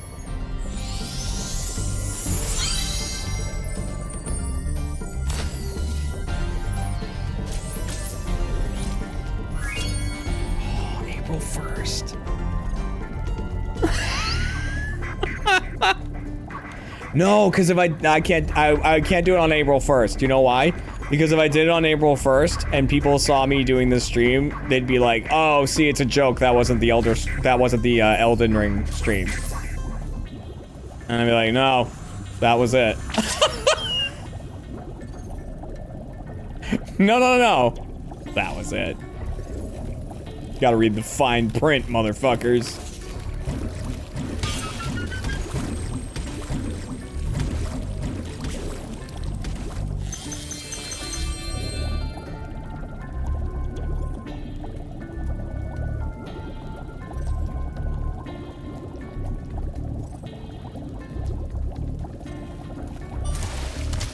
Ooh, did I fuck this?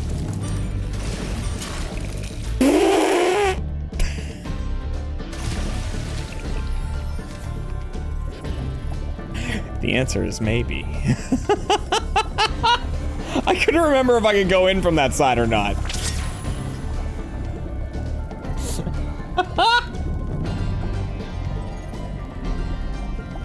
Right, and I'm like, here's the thing. If I did that, I would still leave it in emote only mode.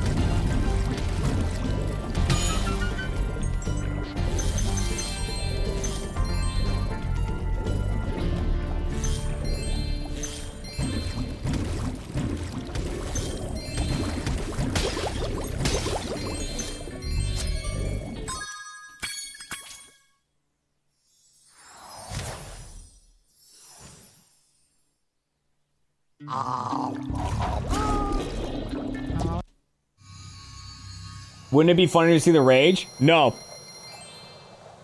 You know why? Because if I have it in emote only mode, it's funnier to me knowing that they have to internalize it.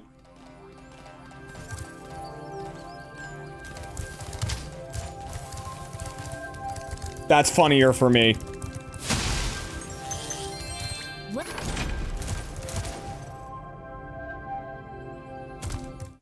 Before you get to the castle dungeon. It's funnier knowing how much it would piss them off without ever reaching me.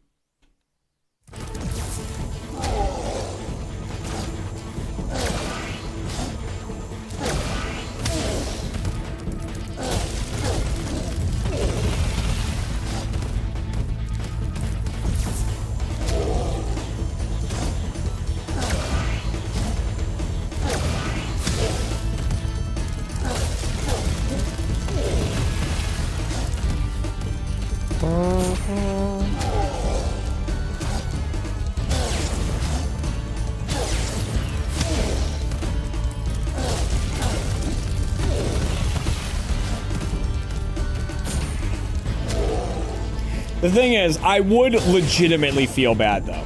That's the one thing. There would be a subset of people I would legitimately feel bad for. They're like people who contributed to the Subathon that wouldn't be dicks about the whole thing and just wanted to see me play a game that they like. You know?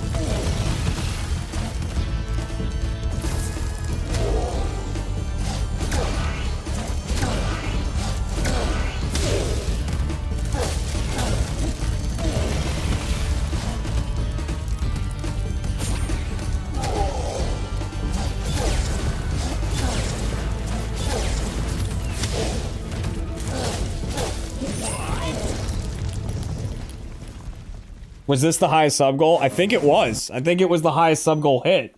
It was for 30,000 subs.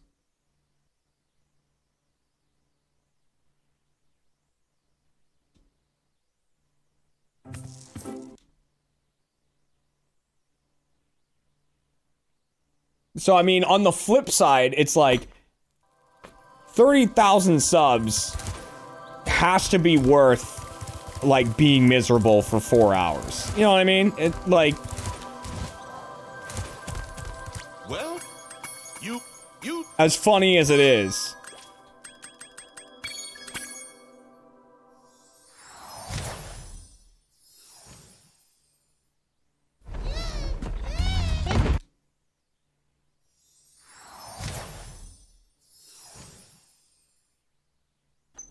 I personally don't enjoy watching people in misery. Well, then don't show up to the Elden Ring stream.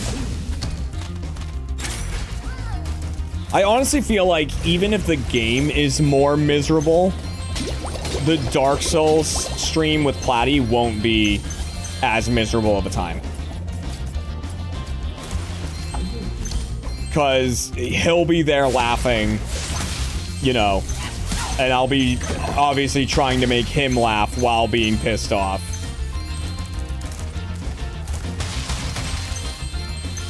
Yeah, Platy will be the positivity that will be devoid in the Elden Ring stream.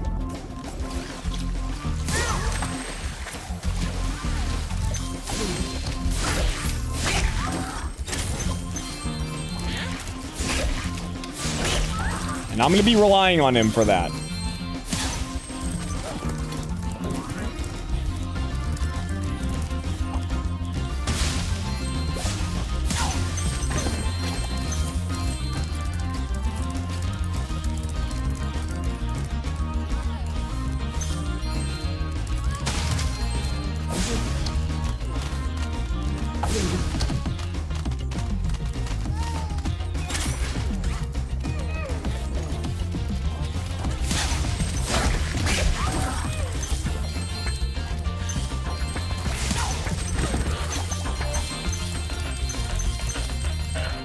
But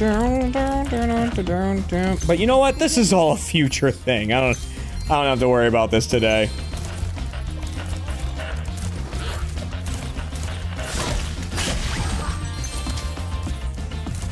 I mean, I would like to get it done either next month or, you know, March. And I mean, I own Elden Ring, so it's not like it's that hard of a thing to do. It's not a hard sub-goal to complete. Physically, anyways.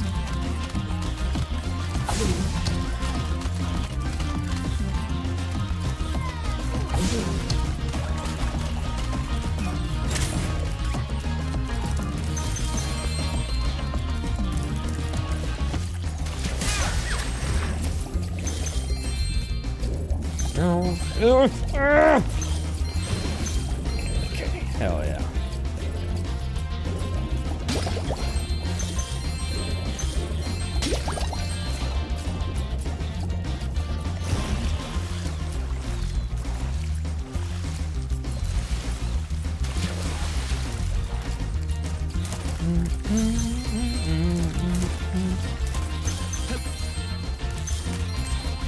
Your thorough friends happen to make a pretty good soup. If I can catch them. You can try to save them if you want, but I'm awfully hungry. They made him like Bayou Chef in this, but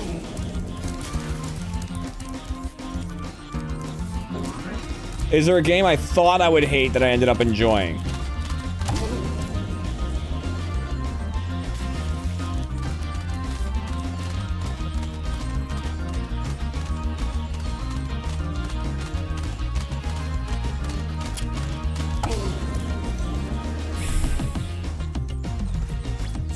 Lethal Company. Lethal Company is an excellent... Yeah, Lethal Company is an excellent example. Yes. I hated Lethal Company the first time I played it. Hated it.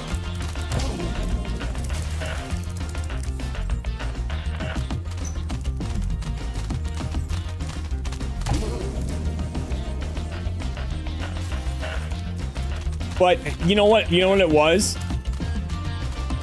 Everyone told me not to learn or look up anything about the game before I played. And that was the biggest mistake I made.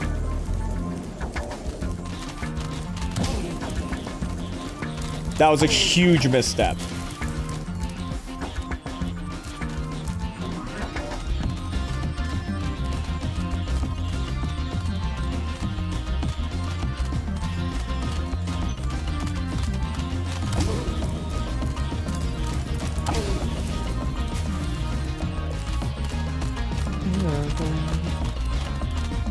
Hardest completion that you wanted to do, Binding of Isaac. And I did it. And that's... I'm good.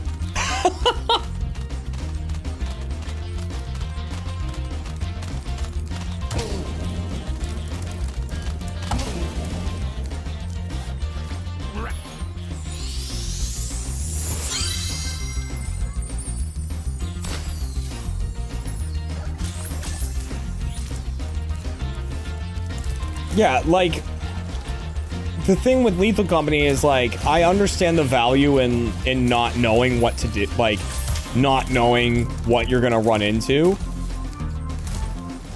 But, like, not knowing at all what to do while playing with 3 people who know exactly what to do was not a fun experience.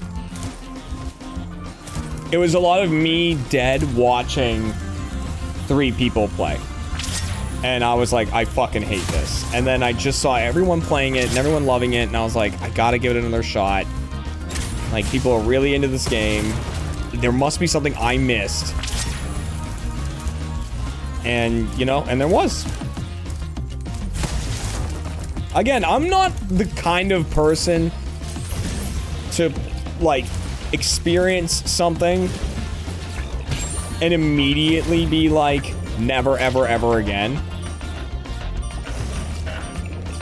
like, even if I say it in the moment, I often don't follow up on that because I'm like, okay. Like, cooler heads, try it again. You know. I'm that way with a lot of stuff. I never want to, like, outright be like, no on something without giving it a fair shot.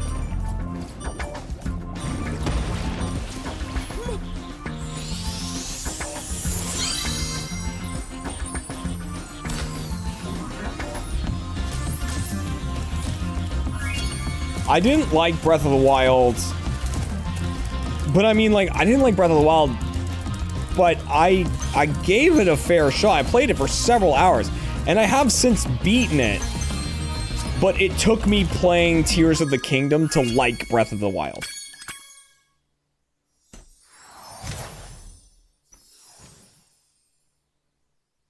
Bushney with the 38 months, thank you. Tears of the Kingdom, in my opinion, is a vastly superior game to Breath of the Wild. And then, by playing Tears of the Kingdom, it meant that I could get through Breath of the Wild.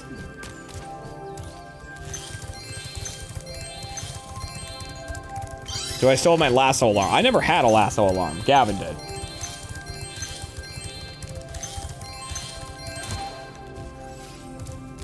Weapon durability is terrible. Honestly, though, the movement upgrade in Tears of the Kingdom is incredible. Like, all the ways they give you to freely move around in Tears of the Kingdom and get to places quickly and efficiently is... it's such a game changer. It makes the game so fun.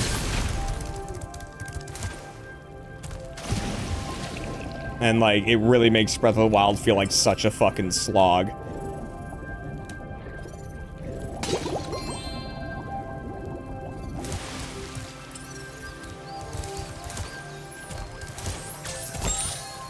Still can't pet the dogs, though. Right. I mean, huge ball dropped there, but...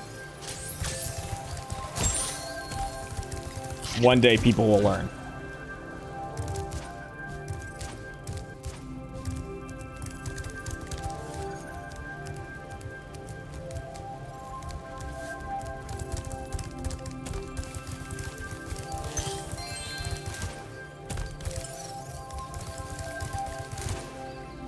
Oh. Oh, I just never got this orb. I was like, what gems am I missing over here? Oh, I just never came over here. That would explain it.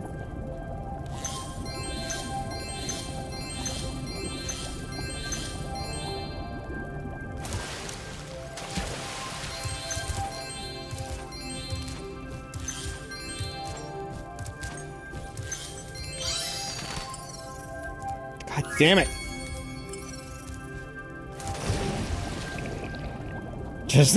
Just complete this homeworld.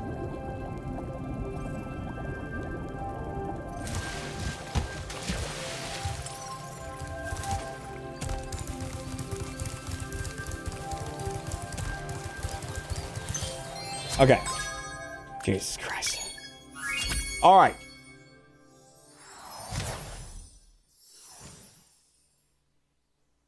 Did I ever play Red Dead 2 on stream? I did.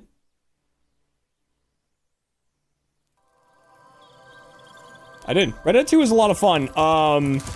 Another game that, like, I found very fun, but also had a lot of things I did not like.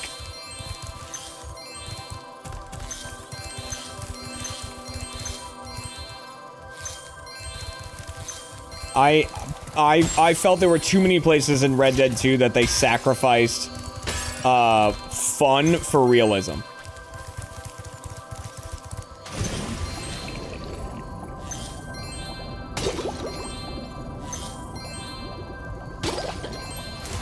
Or convenience for realism.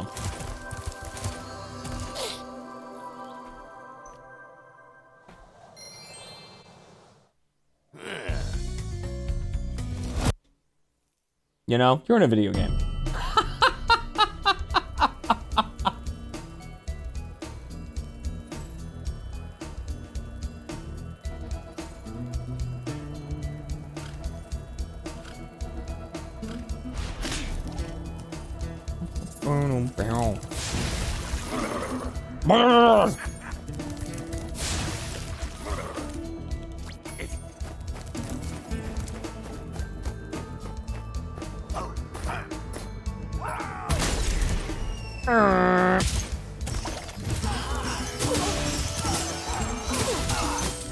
Even things like if you wanted a beard, you had to wait for it to grow out. It's like, I get it, haha, like that's how facial hair works. Can I just have a beard, or like, you know what I mean?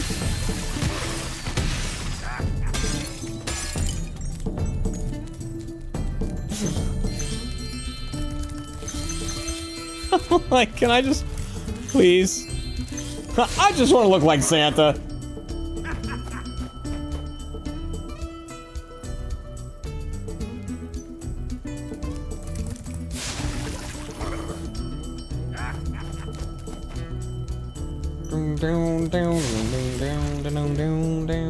Watch. We'll help you climb this wall up ahead.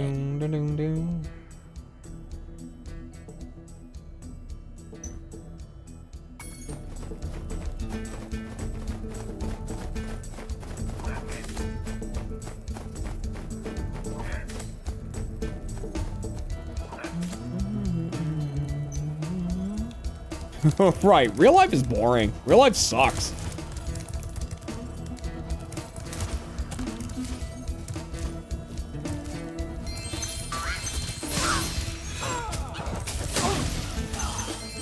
Mostly it's just fast travel. I think that's the biggest thing. If that game had, like,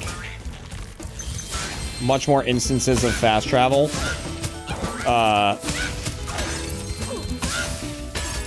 I would have been much more about it.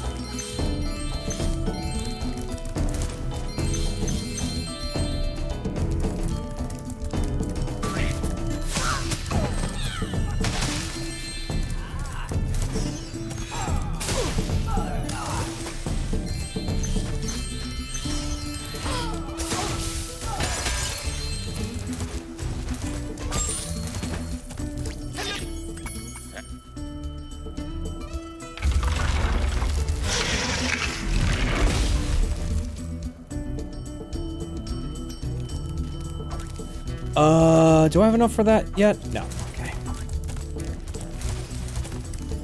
Like, you know, say what you want about Skyrim, but its fast travel system, awesome. The fact that you walk by a location and it's like, discovered Big Rock. And it's like, at any point now, I can go to the map and click on Big Rock and I'll go right to it. And can continue from there if it's the closest location to something else. Hell yeah. Hell yeah.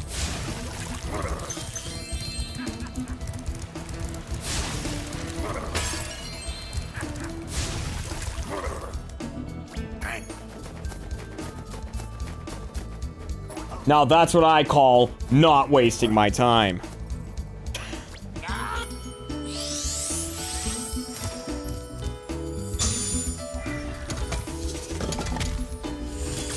Like, here's the thing. When I first played Skyrim, I didn't know the carts existed. Me neither. I never rode a carriage. I didn't ride a carriage. God, like, it was such a long time before I used a carriage in Skyrim.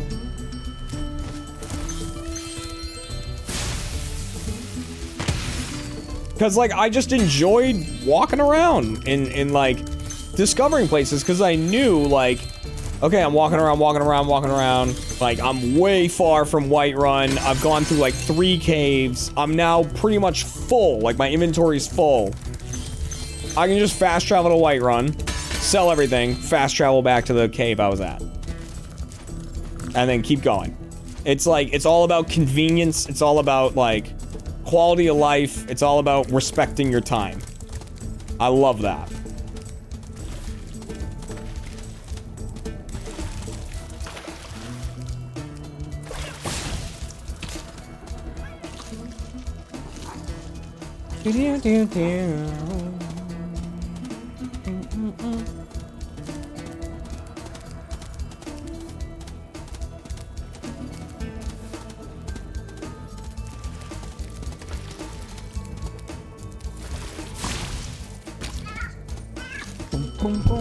Great, now I want to play Skyrim again. I have that urge every now and again too, but then I'm like, no, no.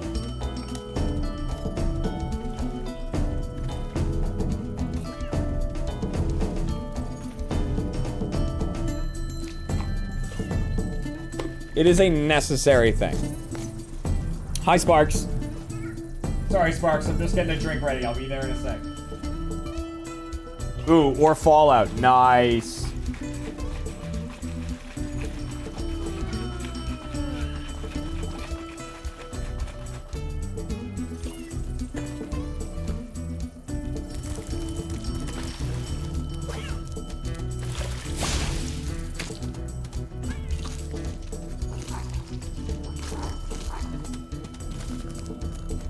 See, I don't like this cat for the same reason I don't like that dragon that someone showed me at the beginning from, like, League of Legends or whatever. Like, yeah, it's a cat. It's got cute eyes or whatever, but it's too person-like. It's too human-like.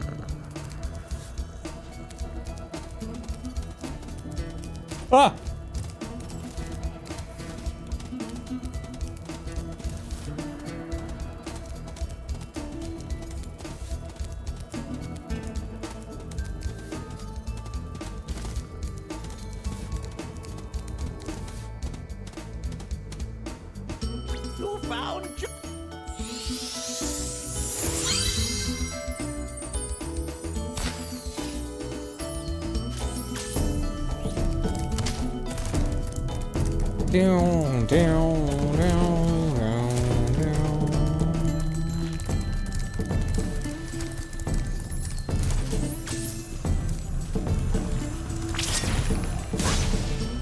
This challenge sucks.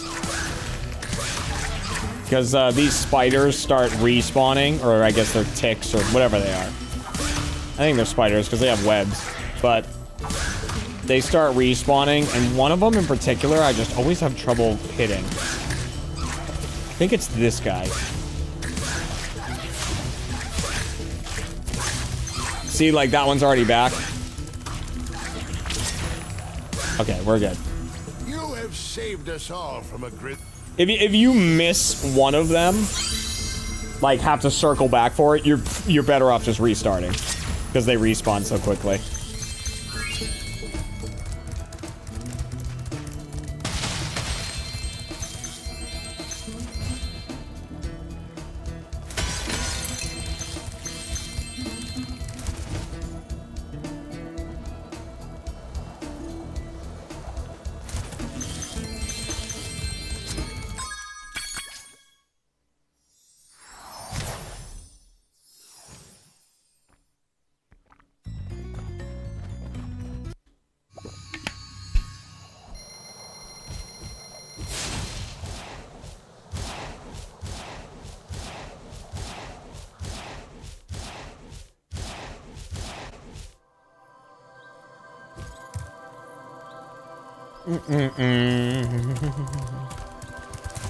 From the ice to the fire!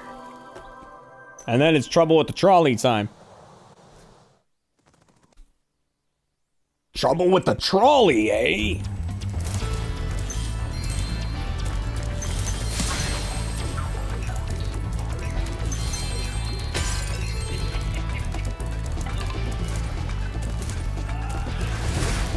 Jesus, that was close. These ones have gems? No. Okay. I always forget, because, you know, you light these cactuses on fire, or cacti, or whatever, and then they explode. The cacti in, Dino Mines in Spyro 3 do the same thing, but they give you gems. So, like, you have to light them on fire to come to 100% the level. I always get confused which ones, like, which cacti I need to flame and which ones I don't.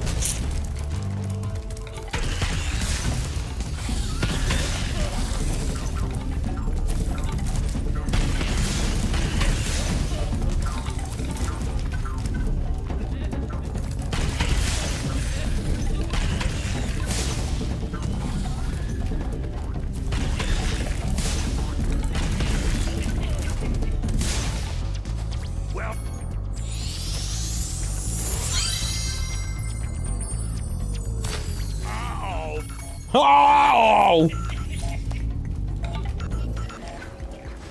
Dun dun dun dun dun dun dun dun.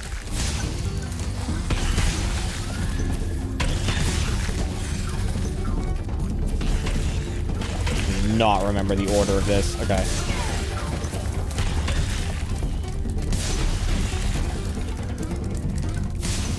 Him first, yeah, because this guy takes a while to get to his target. Okay.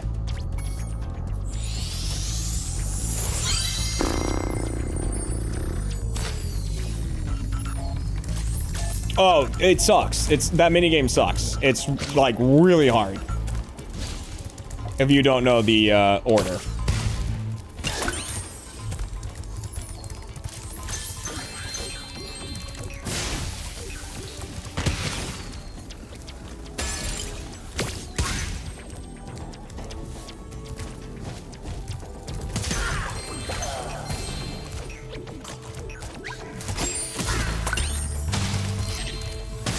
I mean, the biggest oversight in the entire Reignited trilogy is coming up, but...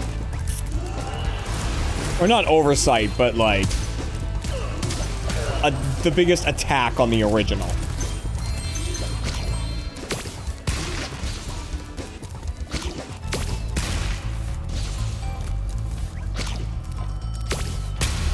But other than that, the game's pretty faithful.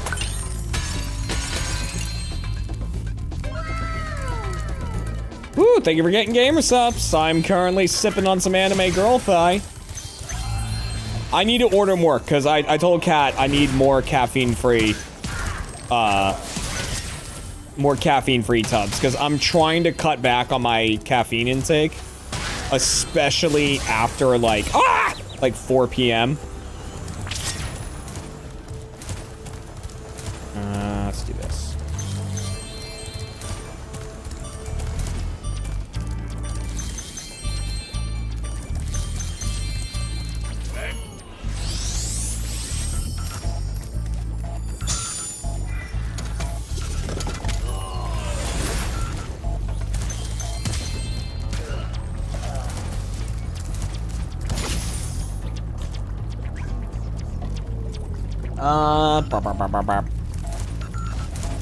So I need to get some more.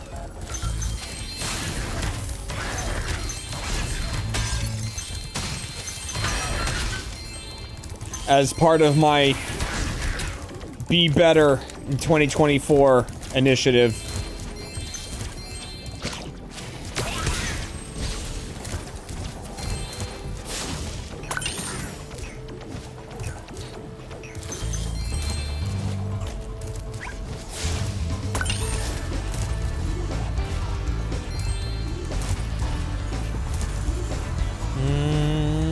Where'd that go?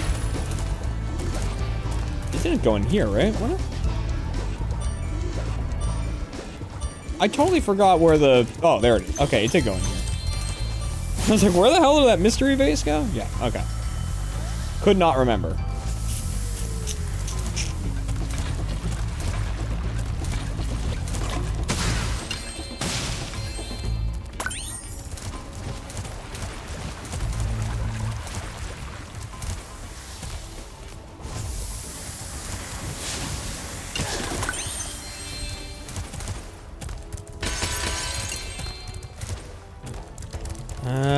Okay, gotta remember a few things now. Oh, okay. I was like, for example, I have to remember where the last bone lizard is. It's in there. Let me just get this.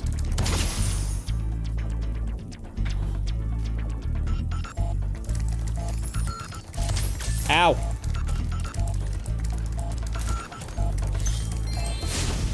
We're okay. Everyone's fine.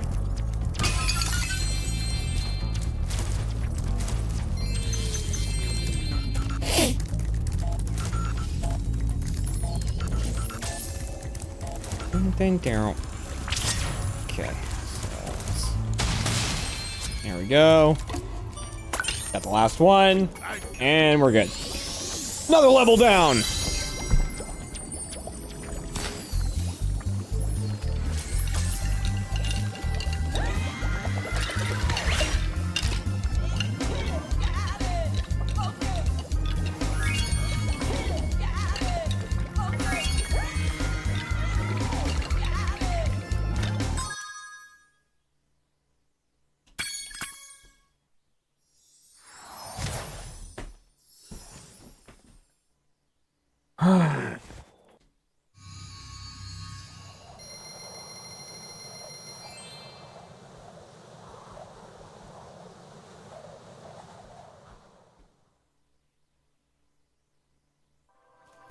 We don't talk about that change. We don't do it. Here we go. Breeze Harbor. Woo, woo, woo.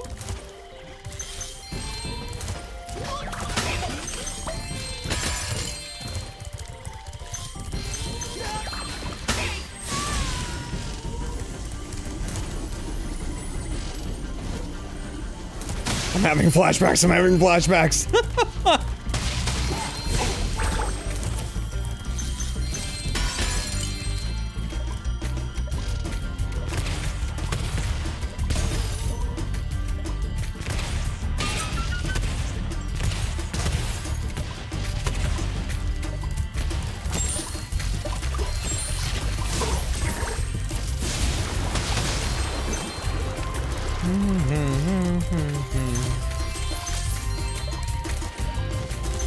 Yeah, so this level is infamous among Spyro players for having the trolley mission. And the trolley mission, it's basically like a roller coaster. You're on like a cart, and you have to go along a track and collect a bunch of gears. You can see them up there. And like you have to collect a bunch of gears and stuff, and you have to do it in one go. And if you mess up at any point, then the stupid condescending bird goes, "Trouble with the trolley, eh?"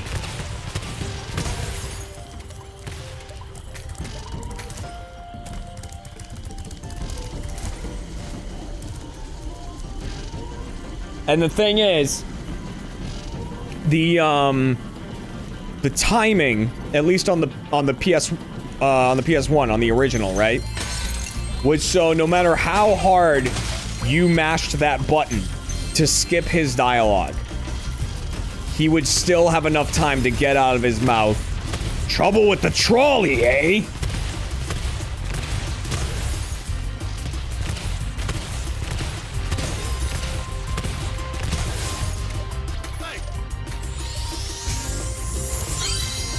It didn't matter. It didn't matter how quickly you thought you could get through that. Did I miss this? Nope.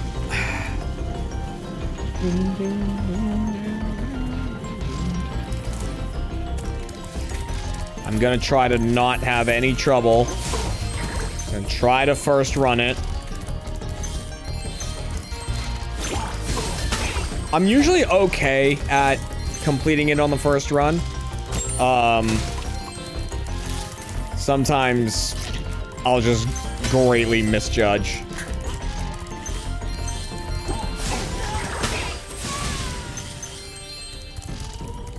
A jump and off I go.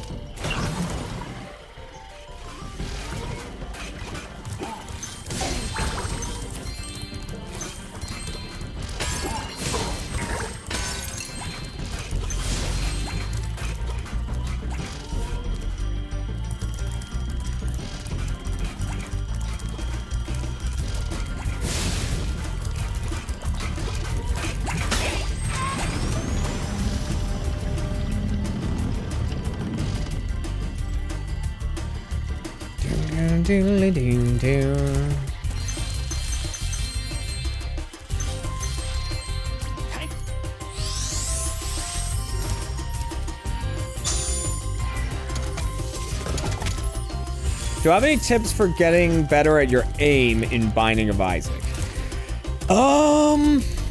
That's an interesting one. With your aim. If I can ask, how do you currently play? Like, are you on the controller? And if you, oh boy. And if you are on the controller, are you using like both the sticks? Are you using like, A, X, B, you know, all that, like the buttons to shoot rather than the stick? Because I'll tell you, like, Platy uses the analog stick. He moves with the left analog stick. He shoots with the right one. That's how Platy plays Binding of Isaac. I move with the directional buttons, and I shoot with, you know, X, Y, A, B. That's how I play. And I just find that, for me, that works better.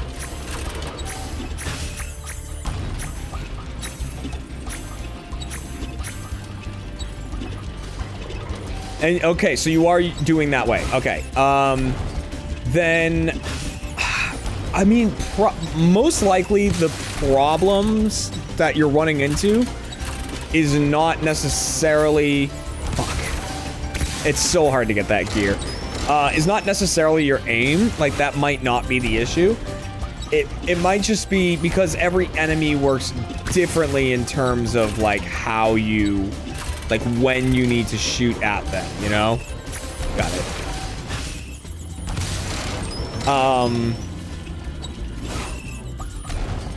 You know, like, yeah, you gotta find, like, the right times to move in. You gotta find the right times to, like, take your shot.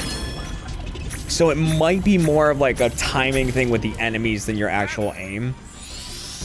I mean, honestly, there's not a lot of tips I can give you other than to just keep practicing. To keep practicing and don't feel the need to play, like, on hard. You know, play on the easier difficulty just to get more, like, used to the enemies. And, like, yeah, just... It's just time. And we didn't have any trouble with the trolley.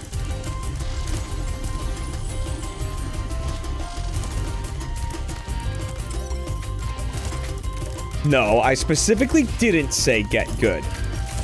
Alright, because I felt myself almost saying that. And I did not say that, because that's not what it is. It's to practice. It's to just practice. And get more familiar with the movements of all the enemies.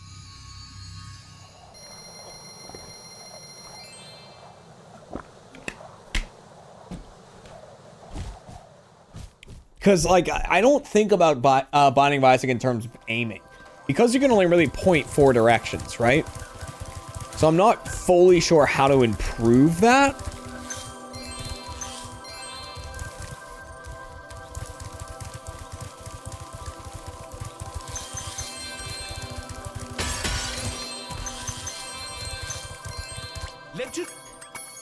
Like, there's definitely a few times that you're gonna have to, like, curve the bullet. Basically, like, you have to, like, go forward and then to the side really quick as you shoot, and it will make your tier kind of go diagonally. Like, sometimes you kind of have to do that because there's some enemies that shoot in the cardinal directions, so it's difficult to get hits on them.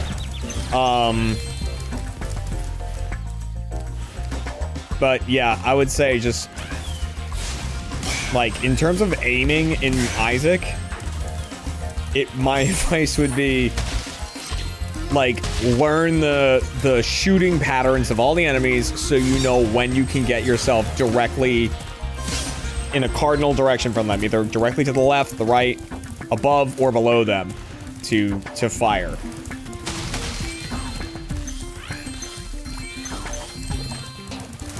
Is the best advice I can give, unfortunately.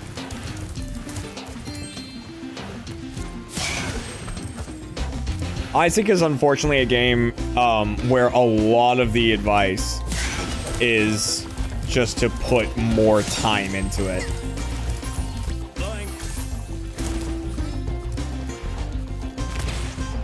You know, unfortunately.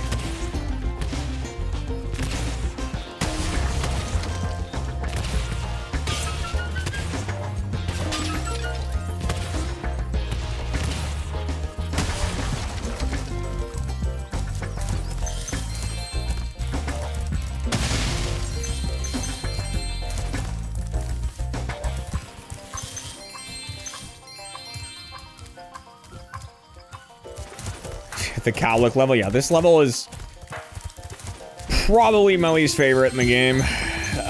because all of the orb challenges in this level take forever.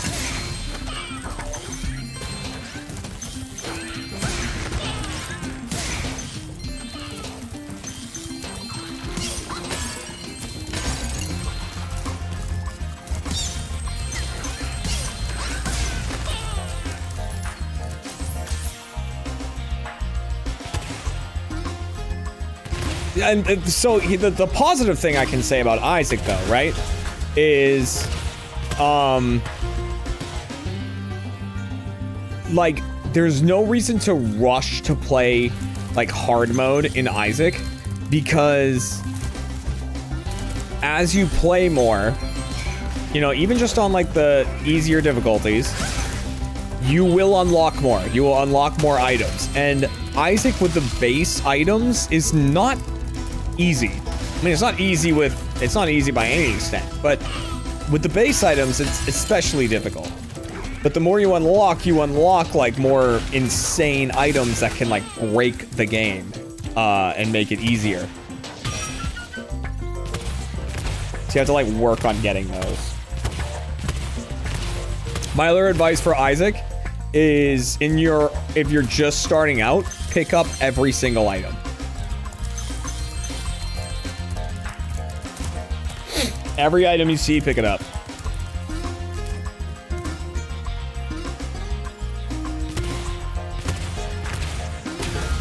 That's the best way to learn what everything does, is just to experience it. Because sometimes even reading the descriptions, like if you have the mod that like tells you what everything does, doesn't give you a good feel for what it does.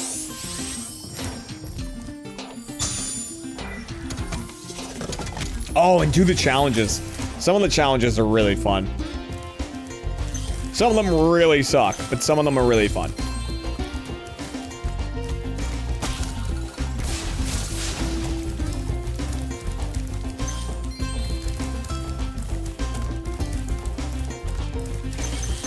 My name is Little Bo Peep, and I've lost my cowlicks.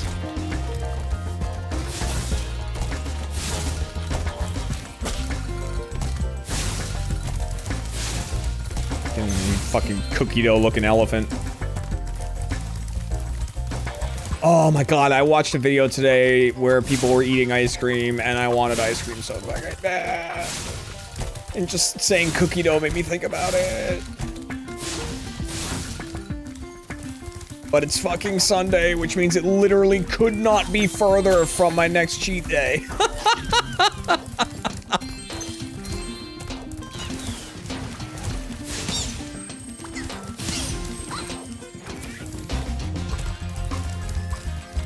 Like, I could not be more polar opposite from where I will be able to do anything about it. Okay, here we go. Here we go. Here we go, guys. Here we go. Here we go! Yeah! What life? Shut up. No!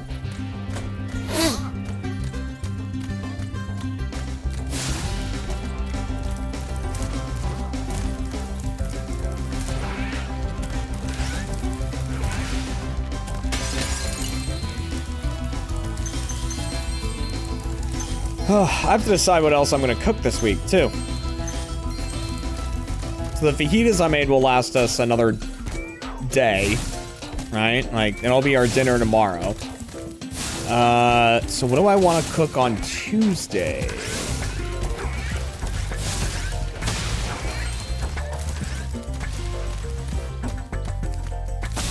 Please make it. All right. Thank you. Thank you for being merciful.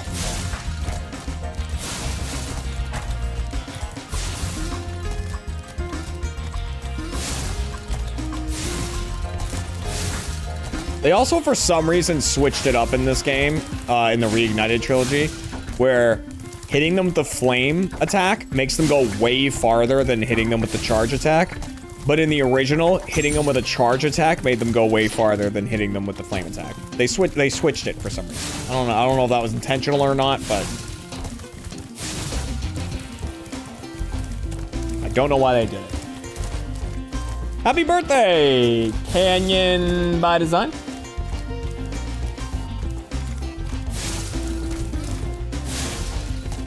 Or something by design. Did I read that right? Maybe I did. I don't know. There are 2 more Calyx out there somewhere, but I haven't seen them in days.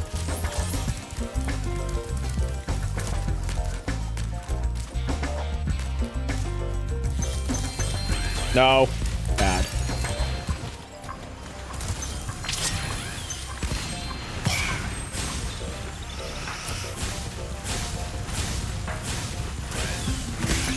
Did I get him?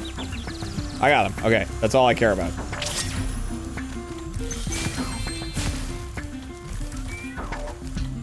No. You get up there.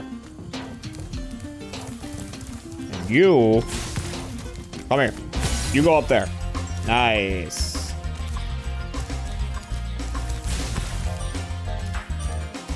No. You go up there. Chocolate chip freak. All right.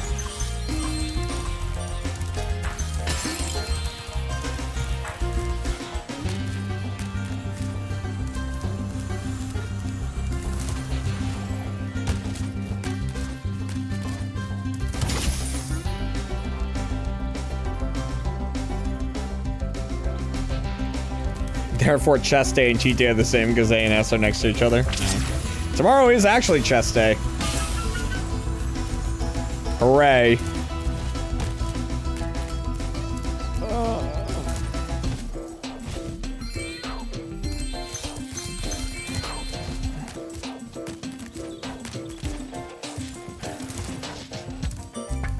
Gotta get those pecs.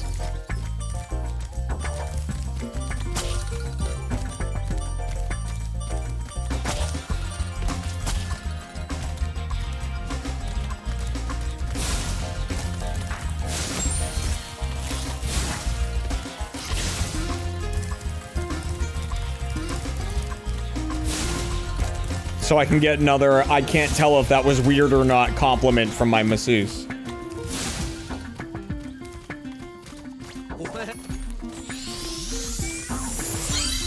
Do you hear a kitty? I don't think so. Or from Larry. Well, dude, I could get that whenever.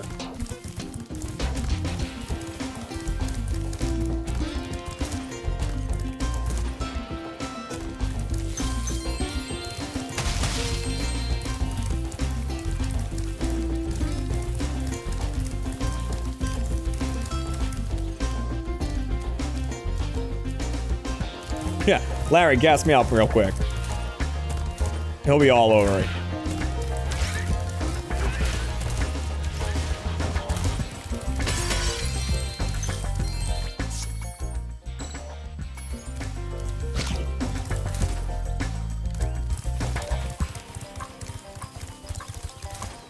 I mean, we'll see how I'm feeling in, like, March, after I've been doing what I'm doing for, like, 2 months.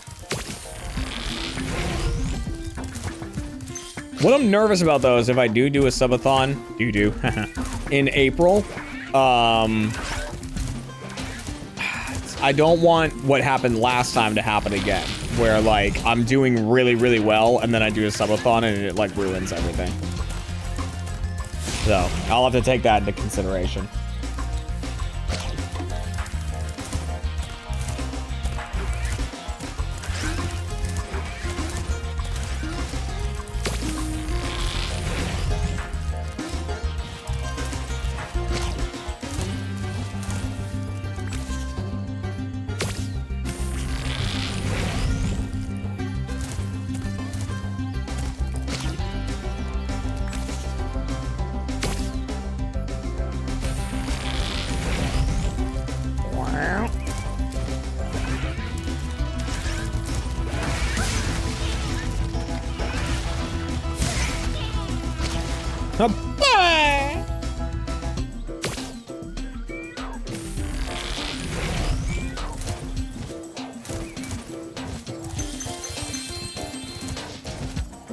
Like, what I could do is it could be like an uncapped subathon, but the subs and stuff don't add as much time as they did. Like maybe it adds 30 seconds instead of an hour, a minute, right?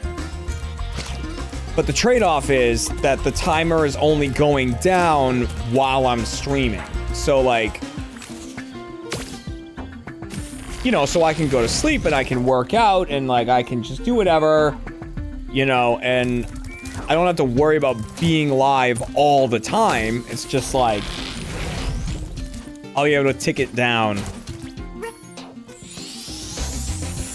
You know what I mean? That might be what to do.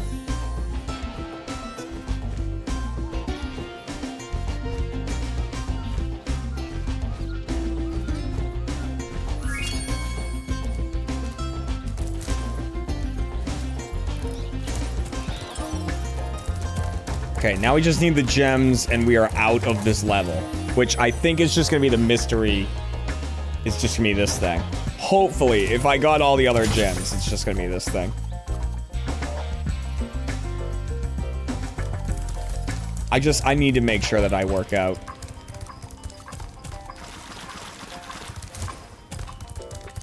And, like, not only do I need to make sure I keep working out, I need to make sure I keep eating healthy. That was the main thing that the subathon ruined, is like, I just didn't want to plan out all of my meals and like constantly be cooking on stream and stuff like that. And so I was just ordering out food so much,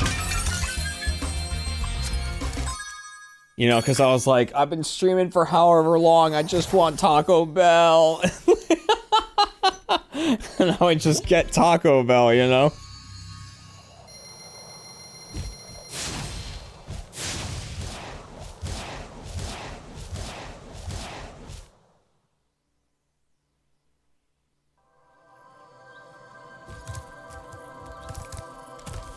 Well, God, it's already midnight?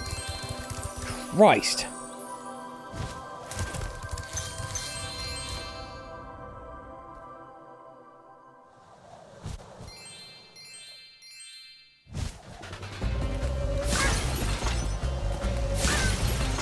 I am not even close to being done with this game, too. Well, I'm maybe halfway.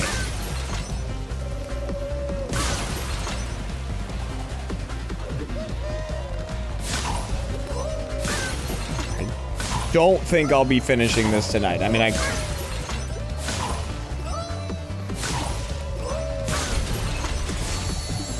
come on, me.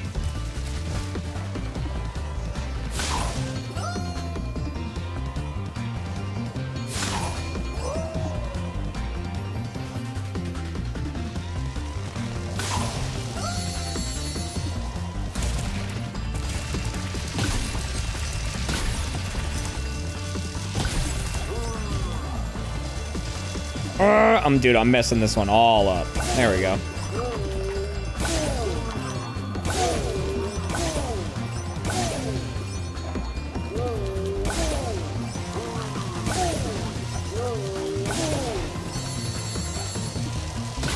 Like, thinking about it, there's still...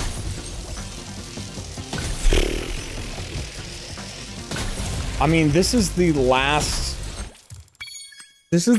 level on the lower part of this map, but then I go up top and there's Fracture Hills, Scorch, and Magma Cone, and Oasis, and another Speedway. Great. Then I go to the third world, where there's another 4 or 5 levels? I think it's 4 in a Speedway. So it's still a significant...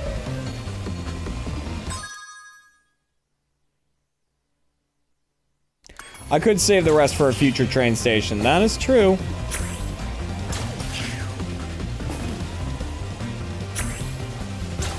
I mean, I also need to save my strength. A 4-person pirate crew tomorrow? My God.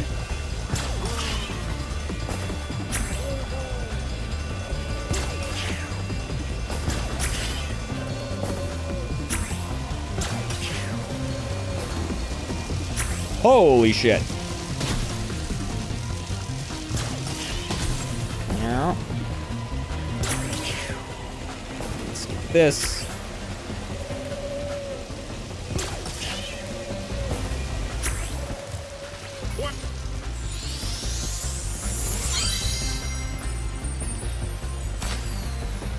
So yeah, we got Sea of Thieves tomorrow at 4 p.m. Eastern time. That's gonna be me, Kat, Novus, and Tom. So we're gonna set out on our pirate crew. It's gonna be stupid. I know it's gonna be stupid. Yeah, we'll do some tall tales.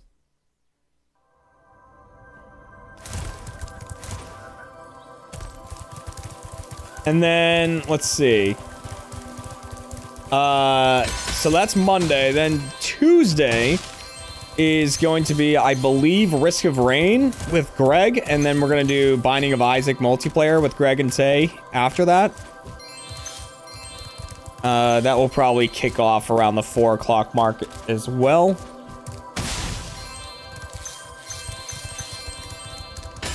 Uh, 12:09. How long have I been going? 5 hours? I can go a little longer. Risk of Rain 2. Oh, is this Scorch? Oh. Maybe I should have just ended the stream right there. And then let's see. What's that? Wednesday? I was planning on playing Time Splitters 2 on Wednesday. That was the next game that came up on the wheel of games I've never played. And then we can, depending on how I like it, if I just want to do a one-off stream with it, we can spin the wheel again.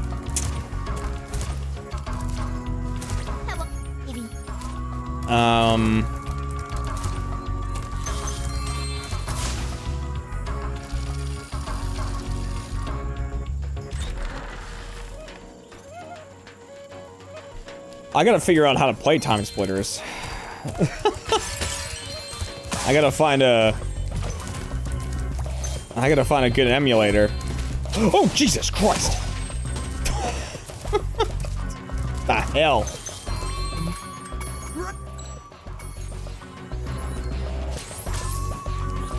This was another one that no matter how hard you mashed the button after losing, Hunter would still get out. The monkeys.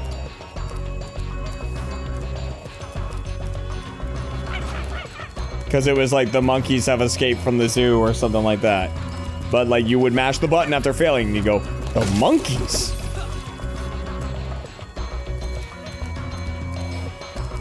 And I'd be like, fuck Hunter, I know, dude. I know about the monkeys.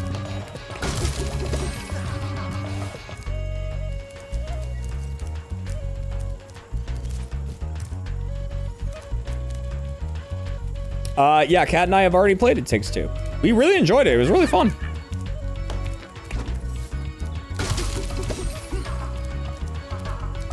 I'm gonna start getting invites out for this week and next week. Start getting next week all scheduled out.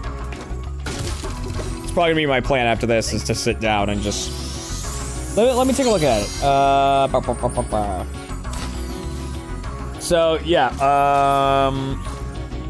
Time Splitters 2. Platty and I are going to be playing, it's going to be Phasmophobia on Thursday. There's apparently some new update coming to Phasmo, so Platty and I are going to play that on Thursday. We'll start at 7 p.m. Eastern time. I'll chat to you guys for about an hour. Platty will join at 8. Fuck around Friday. Saturday, we're doing our community day, so that's going to start at noon and it's going to go till midnight. So it's going to be 12 hours of gameplay. It's going to be... the games that are a definite, it's gonna be just me playing games with you guys. The games that are going to be definites are Jackbox, Mario Kart, and Sword and Shield Dynamax raids. Those are like definite ones, and then I'll get a couple other ones in there as well.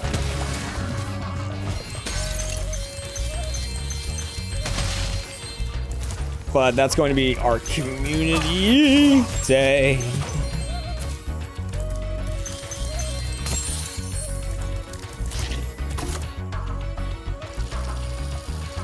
Then Sunday is going to be... We have a birthday party to go to. That's gonna actually go kind of late, so there might not be a stream on Sunday the 14th. And then I think we already have plans for the 15th. Yeah, I'm in a couple lobbies with Chilled. I think it's... Oh boy. I think it's like... It's something and then Among Us after. I think it's Jackbox and Among Us on the 15th. I haven't written it down yet. I have to do that.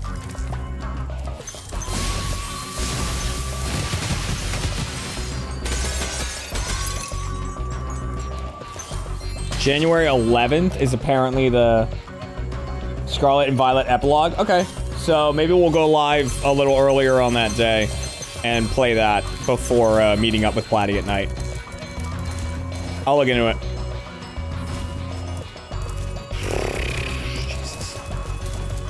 And then I currently have Wednesday the 17th at 7 p.m. slotted for the karaoke stream. That's part of the sub goals. So I'll put something up on, I'll figure out something to put up on Twitter to let you guys kind of suggest songs.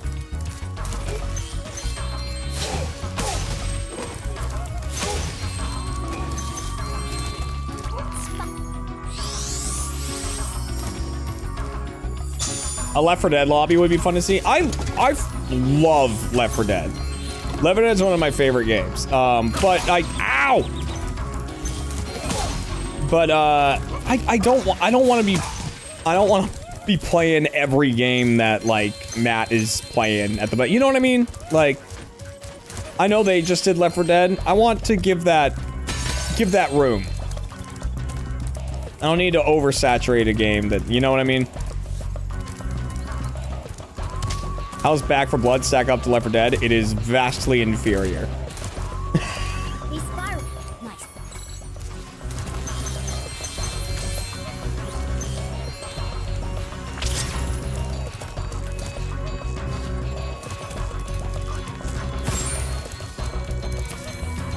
Wow, Spark's just too good for that butterfly, huh?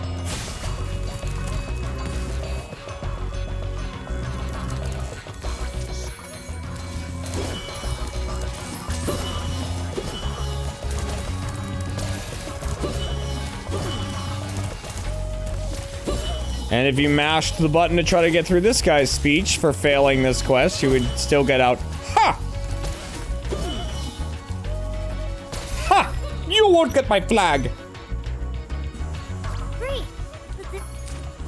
I have not played Dave the Diver, though I do want to get that on the list, along with Dredge. I do want to play those games.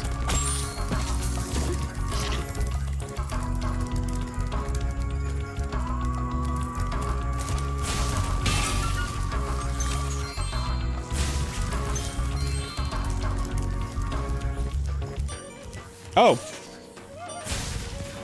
Get down here.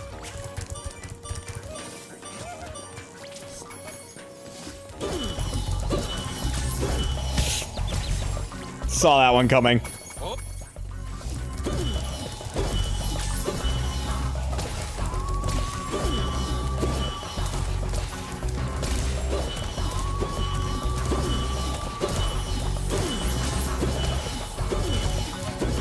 Can you guys believe that they changed the dark-skinned guy's name, or the dark-skinned guy with the turban's name, to Bob instead of Bombo? Can't believe that.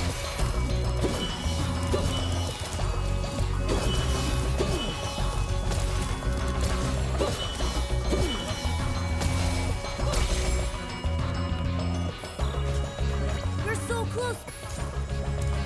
All right. PC gone mad.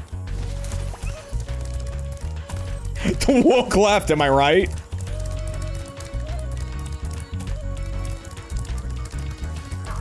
Next thing they'll be saying Dr. Seuss can't own slaves or whatever they're mad about nowadays. I can't keep up with it anymore.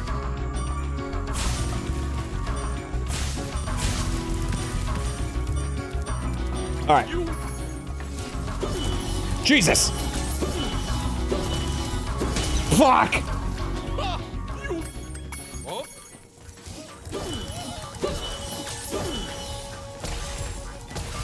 Nope. Okay.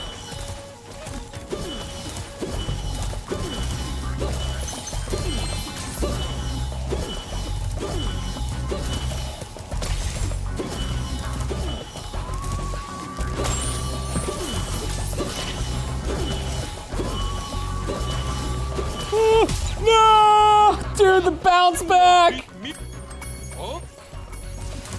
He got me with the bounce back! He picked up that rubber cement!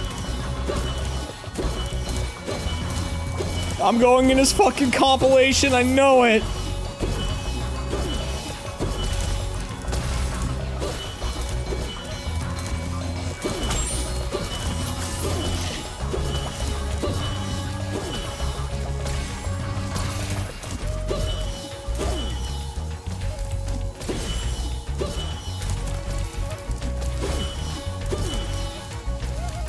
Dude, this guy's, he's gonna hit me with a cross-map tomahawk at the beginning of the match, too. I know it.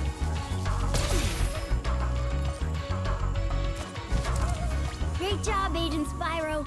How can we repay?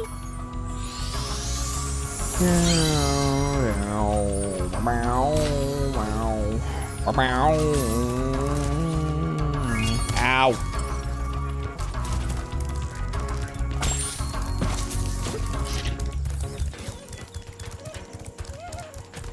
Those kids are so uncanny, I know.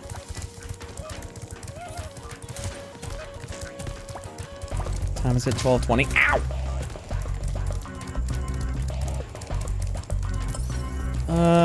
Alright.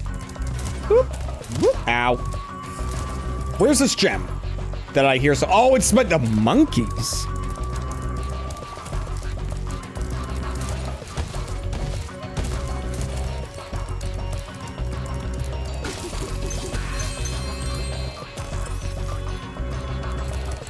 There was another.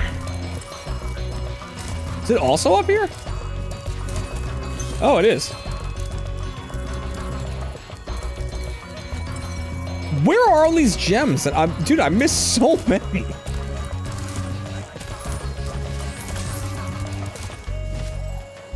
You think Pokettle might be fixed? I've heard this before. From you, Alex.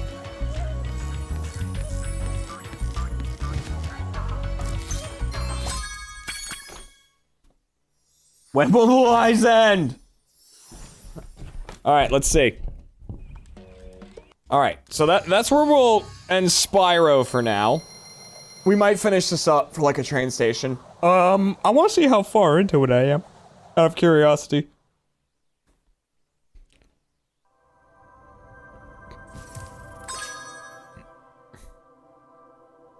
$54%. Yep.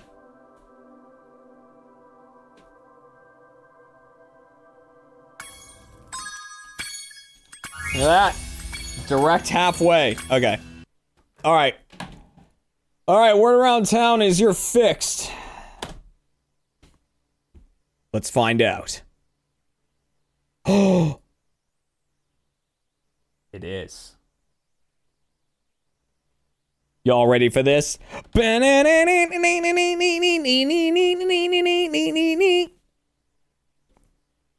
Yikes. Okay. Well, okay. So it's from earlier than it's from gens 1 through 6. It's not black, poison, or fire type. It is either the 3rd stage of a 3-stage evolution, or it does not evolve. With all of this gathered, I think the answer is Tropius. Ooh. Ooh! Okay, so it's from gens 1 or 2. It's grass type, primarily, and it's the 3rd in a 3-stage evolution, and it is green! That's big. The fact that it's green Hey, that person just donated! is a big deal. Heyo, Jeremy. Heyo. Having a rough go of it these last few days, and I'm your sorry. streams are making a really big difference in the state of my mental health. Oh. Thank you for being amazing. No B word this time. Oh, wow. Sans B word? Damn.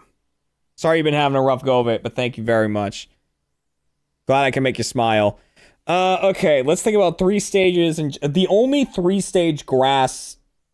Wow, you know what? It could be Meganium. Because Meganium is for sure green. Venusaur is more blue, and it's not poison, so it can't be... okay, oh, actually, yeah, it's not poison type. This would be yellow if it was. So it can't be Venusaur, Vileplume, or Victory Bell. It has to be Meganium. Because the only other thing would be Jumpluff. No, but Jumpluff is flying. It has to be Meganium. Nice. Nice! Okay, sweet.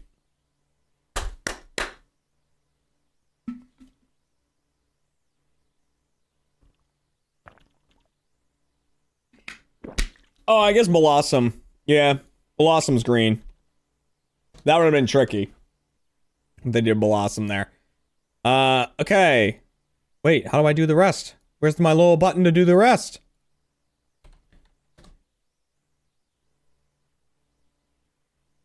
Who the hell are you?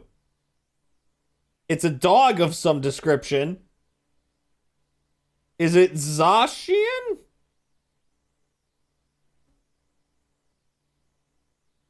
I think it's Zacian? Or Zamazenta.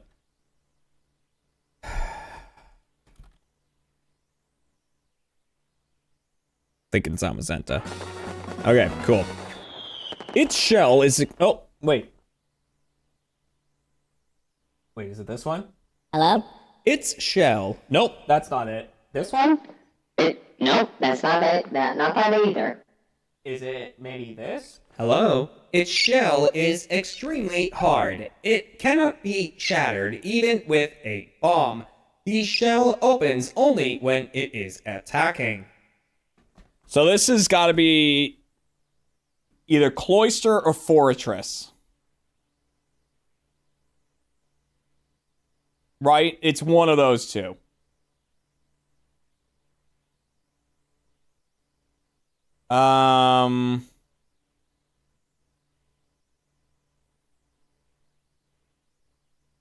The shell only opens when it is attacking. Even with a bomb?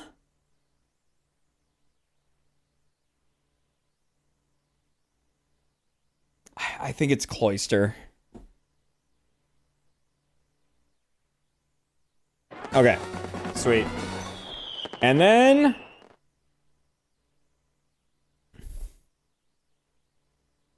that might be Pancham's ear. That's my first thought, is that's Pancham's ear.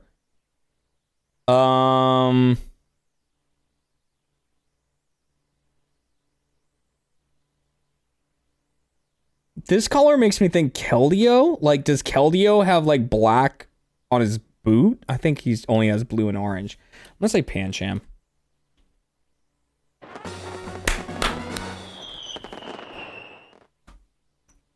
Heyo!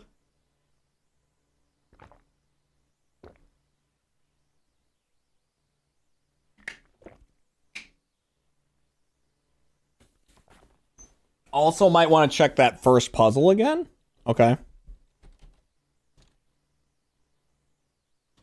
Pokedel.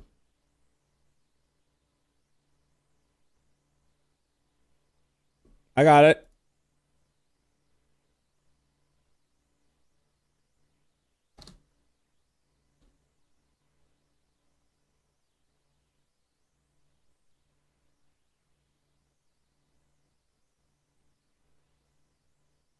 Oh my god, it is Blossom. Wait, it's just everything is right except the Pokemon. Oh! I didn't know that was a possibility.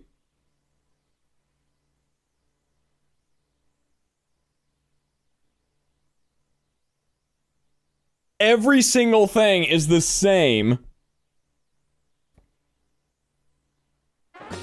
That's amazing. That's incredible. That's why it wasn't popping up. I'm like, dude, I'm so confused. Where the hell is it?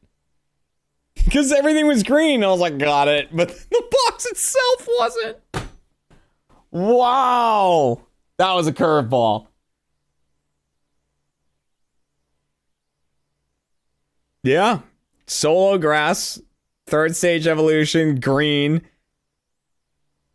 Generation 2. Unbelievable. Okay. How about you? You're gonna have a new one by now. What is this little guy? Hayden!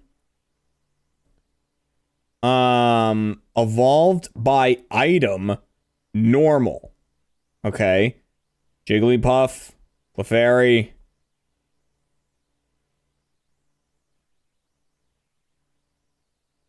There has to be more than that, but I off the top of my head, I don't know. I don't know a lot of Pokemon that are evolved via item. Post-evolution. So it's Clefable or Igglybuff. Both need moonstones. Oh god. I don't know evolutionary items very well. Togekiss isn't normal type. Neither is Gallade. Here, take this item.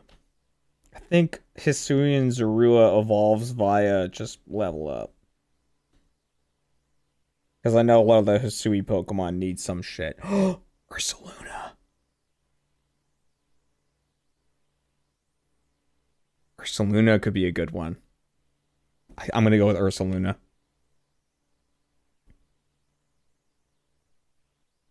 Uh, 10%. That ain't bad. That ain't bad. Oh, the Porygons! Yeah, that's a good one. Alright, Poison type evolves via item. Nidoking, Nidoqueen. Both need moonstones. Victory Bell. Vileplume. Oh, wow, there's a lot in Gen 1. I didn't realize that. Poison type evolves via stone.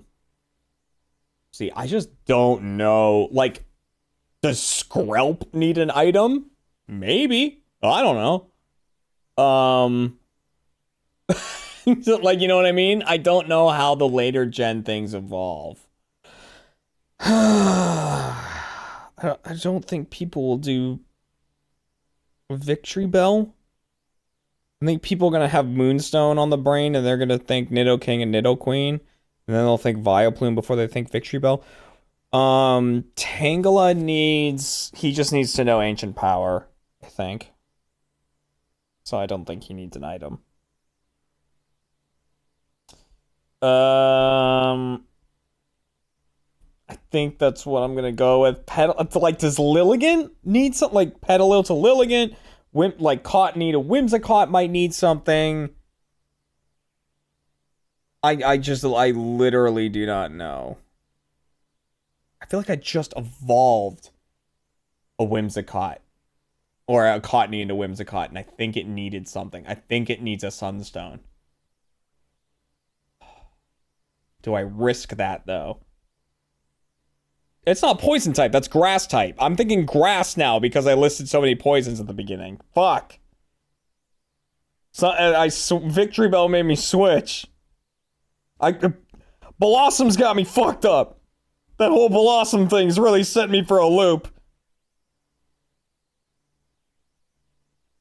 I'm just gonna send Victory Bell. I really am not sure.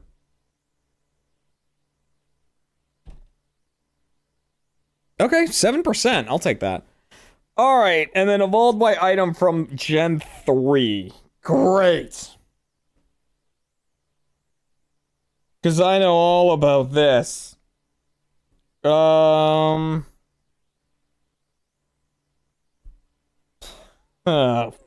God damn it. I mean, technically... Technically, can't you evolve Feebas into Milotic using an item?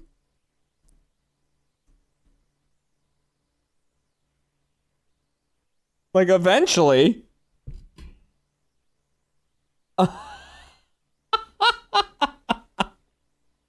pass in Milotic or Gen 3. I mean, in Gen 3 you couldn't. You had to use the beauty scale. But that's not what they're asking. You know? They're just asking, it's from the Hoenn region. You know? I think that might be a good answer. I think that might be a good answer.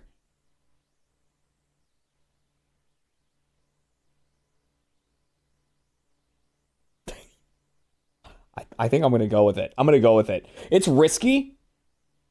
It's risky, but I think it's a good answer. I mean, 15. All right, it wasn't as good as I was hoping. Okay. Very normal. You've got the Jigglypuff line.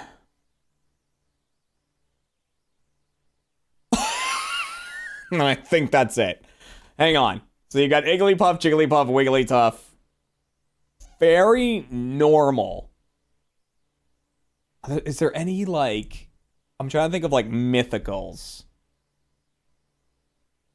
The Antsy, no. Ooh, what's Meloetta's other form? Because Meloetta is fighting normal and then something else normal. It's got two different forms. Is it fairy normal? I'm gonna look at you guys. Is it fairy normal?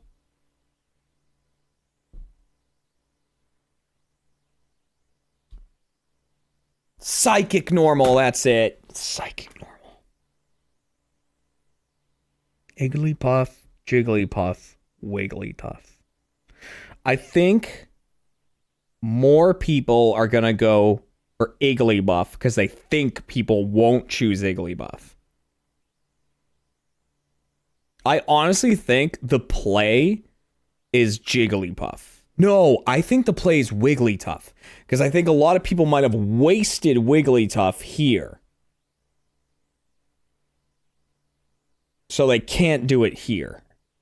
And then I can do Jigglypuff here. I think that might be the play.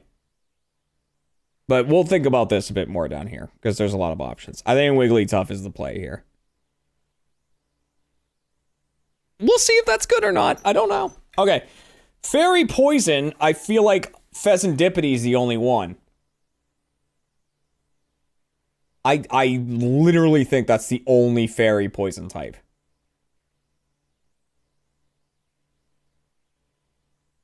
Right? I might be wrong about that. I'm about to learn something. Oh, there's something else. There's something else. What the fuck else is there? It's gonna be like a form of something. It has to be, right? Fuck else is Fairy Poison?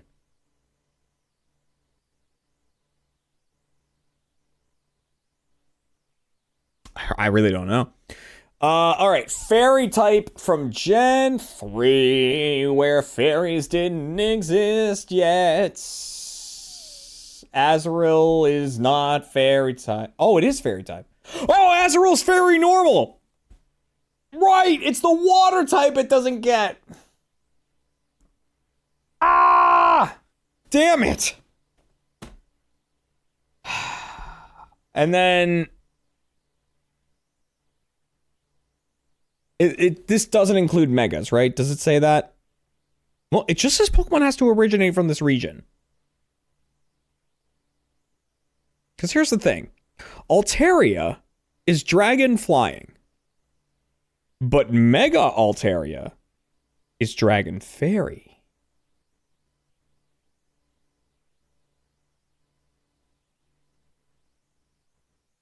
Ah, I think that might be the play.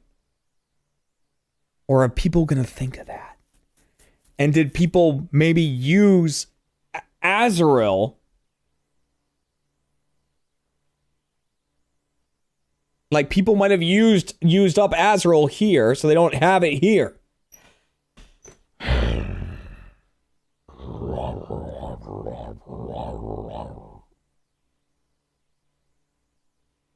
Trying to think if anything else got the fairy treatment from Hoenn.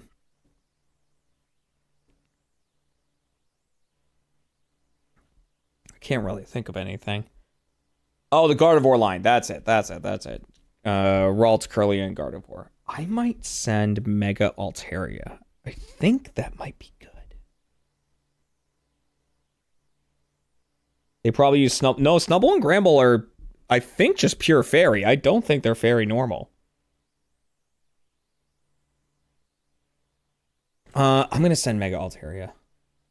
And hope that they don't count that as Gen 4.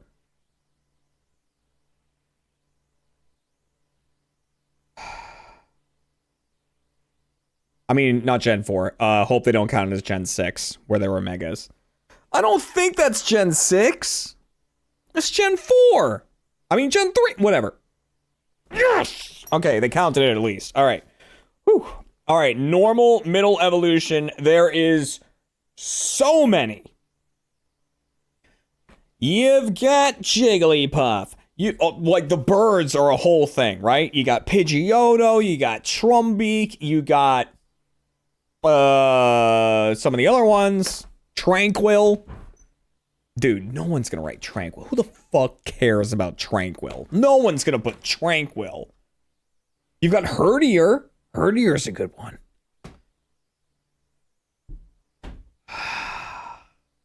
Doing Pokedoku. I gathered. I need a normal middle evolution. And I'm trying to think who people would go with the least. Middle? Yeah, for normal type. So it has to be a 3-stage. Yeah. And oh, what about go ahead. Does what? I don't think that there's 3, but just Chatot.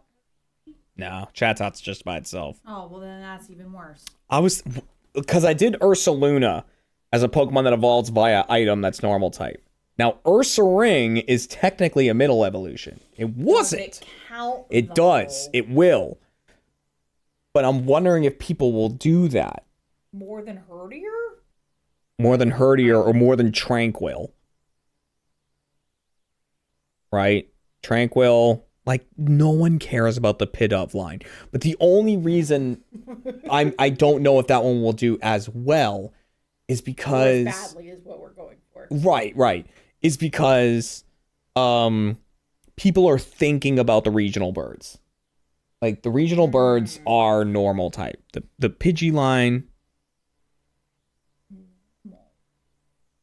I have a hard time with normal.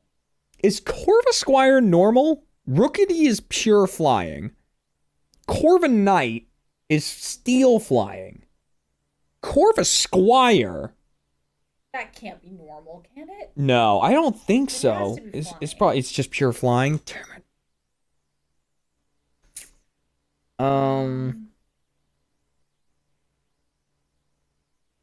I think Herdier might not be bad. No, I don't think it would. I think Herdier is good. Ooh. What about Porygon 2? Because that's between Porygon and Porygon Z. But does it evolve into Z? It does. Yeah. Oh. Is Poliwhirl? He's pure water. Porygon 2 might be good. Ooh. Oh, that's really good too. What? Crap. I just saw someone said Dolive. Oh. Smoliv, Dolive, and Arboliva No one's are gonna- grass normal. Oh, that one's really good. Except that that's still new. And Gen 9 tends to get higher. It's true. You're not wrong, but like, damn, that's a good one. That is a good one. Like, because people often forget they're not pure grass. That's true. Do it. I'm going to do Dolive. I think Dolive is the smartest. I think that one's really good. 4.4. We'll see how good that is. All right, Poison middle evolution. Great. We have Ivysaur. We have Nidorino. We have Nidorina. You can't do first gen. No Gen 1s? Okay. Name a Gen. 4. Okay. Gen 4 poison types Well, you can't do with Gen 3 1. stages. You can't do Gen 1 just because it's always. I mean, yeah, Gen you're 1's not wrong. always But it has high. so many. Gen 1 is flooded with poison types. I'm trying to think of 3-stage poison types outside of Gen 1. And it's not going well. Well, did anything get a hey Zine? Oh, hey, dude. Did any of them get like a third later? That's a good question. Did anyone get a third? God, a 3-stage poison type outside of Gen 1. Just in general, it's a nightmare. Rosalia. Like, Gen 5 has a ton of 3-stage lines. They love to do 3-stage lines in Gen 5. And I'm trying to think if there was a poison one. And I don't think there was. Steel, electric, ground dark. Ooh. I mean, it's still Gen 1. But Haunter might not be a bad one. You know, that was what was the first thing that came to my mind was Haunter. Like, because I feel like people often overlook the poison part of Haunter, and they just focus on Ghost. That's true. Weeping Bell might be the same. No. No? Okay. The first thing I think of is poison with Weeping. Okay. Probably Ivysaur also, it would be up there. Because all I can think of is Gen 1, unfortunately. I can't think of a 3-stage, and I know the chat will tell me after, but I can't think of it right now.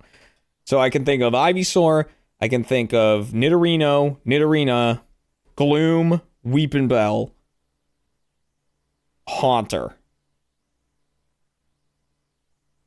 For 3-stage poison lines.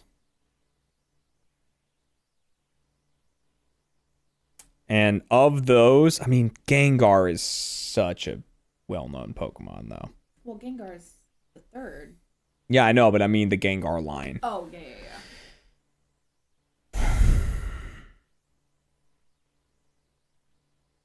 What if I just call people's bluff and go for Nidorino?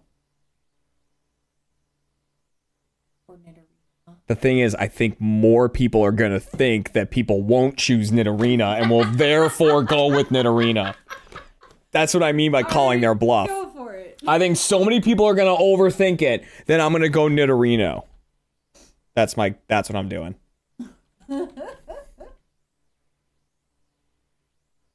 Is that good? We don't know.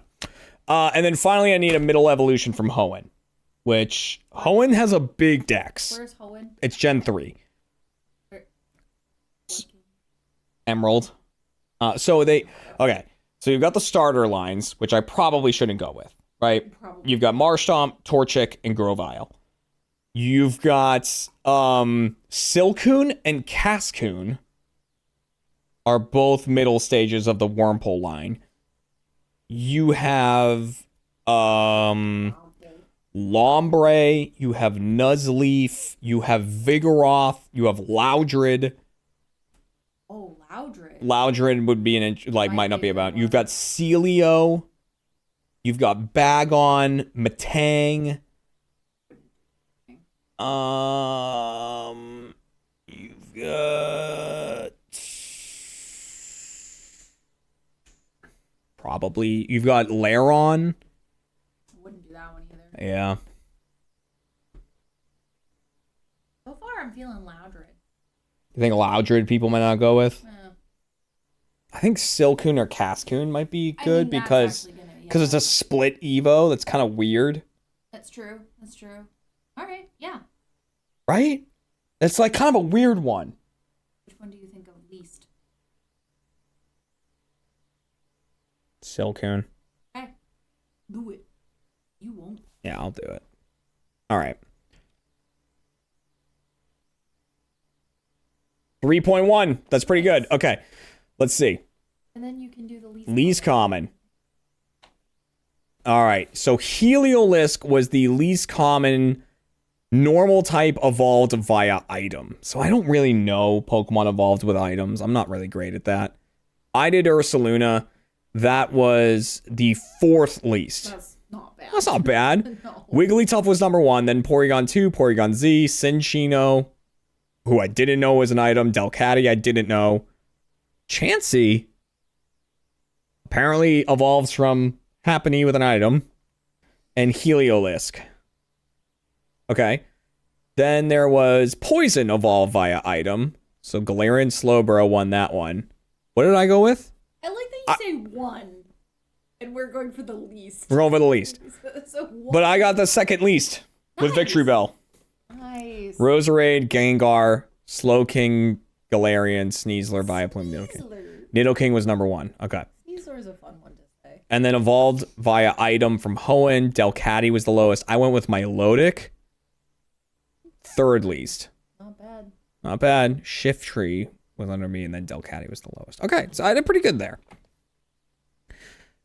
Mega Audino was a fairy normal type. Oh, right. Audino gets the fairy type when it mega evolves. Azurill was down. Who did I go with? I think I went with Wigglytuff. That was the 2nd most. Dang it. I thought people would go with Wigglytuff on the first thing, and so they wouldn't go with Wigglytuff there. Can you do it twice? No, because it's like Sudoku, so you can't have two. Yeah. Pheasantipity was the lowest. That's what I went with. What is the other one? Galarian Wheezing. It was fairy poison. I was like, I think Pheasantipity is the only fairy poison type. I forgot about Galarian Wheezing. Then fairy from Gen 3. I went with Mega Altaria. Not bad. Not bad. Oh, Mawile. I didn't even consider Mawile. Azurill. Mega Altaria 4. Okay. Dang it! Dang it! Tranquil was the lowest! I knew no one cared about the pin-off line! I knew it! No one cares about that fucking pigeon! I should have gone with it! God damn it! Oh. Adolive was 3rd least, though. Oh, look, Herdier was 3rd most. Huh. Pidgeotto, Vigoroth, Herdier. See, Pidgeotto, though. Yeah. Adolive, Trumbeak. Damn. Loudred was... Yeah. Well, that's not what we were talking about for Loudred. No, Loudred we were talking about over here. Okay. We went with Nidorino here. 4th least. That's not bad. Whoa, Haunter was way up there. Look how high Nidorino is. It's 3rd. See? People were trying to get around. They're like, everyone will go with Nidorino over Nidorina. Look at that difference. Look at that difference. Golbat. I didn't even consider Golbat. Chat did. And the chat had Rosalia, too. Rosalia was clever because Roserade got added later. And then, so Rosalia won here, obviously. Dusclops. Wait, what did I go with? Silcoon, 3rd least.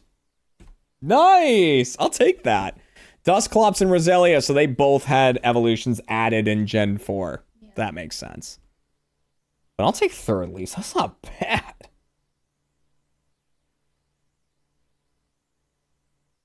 Boo just walked by the window.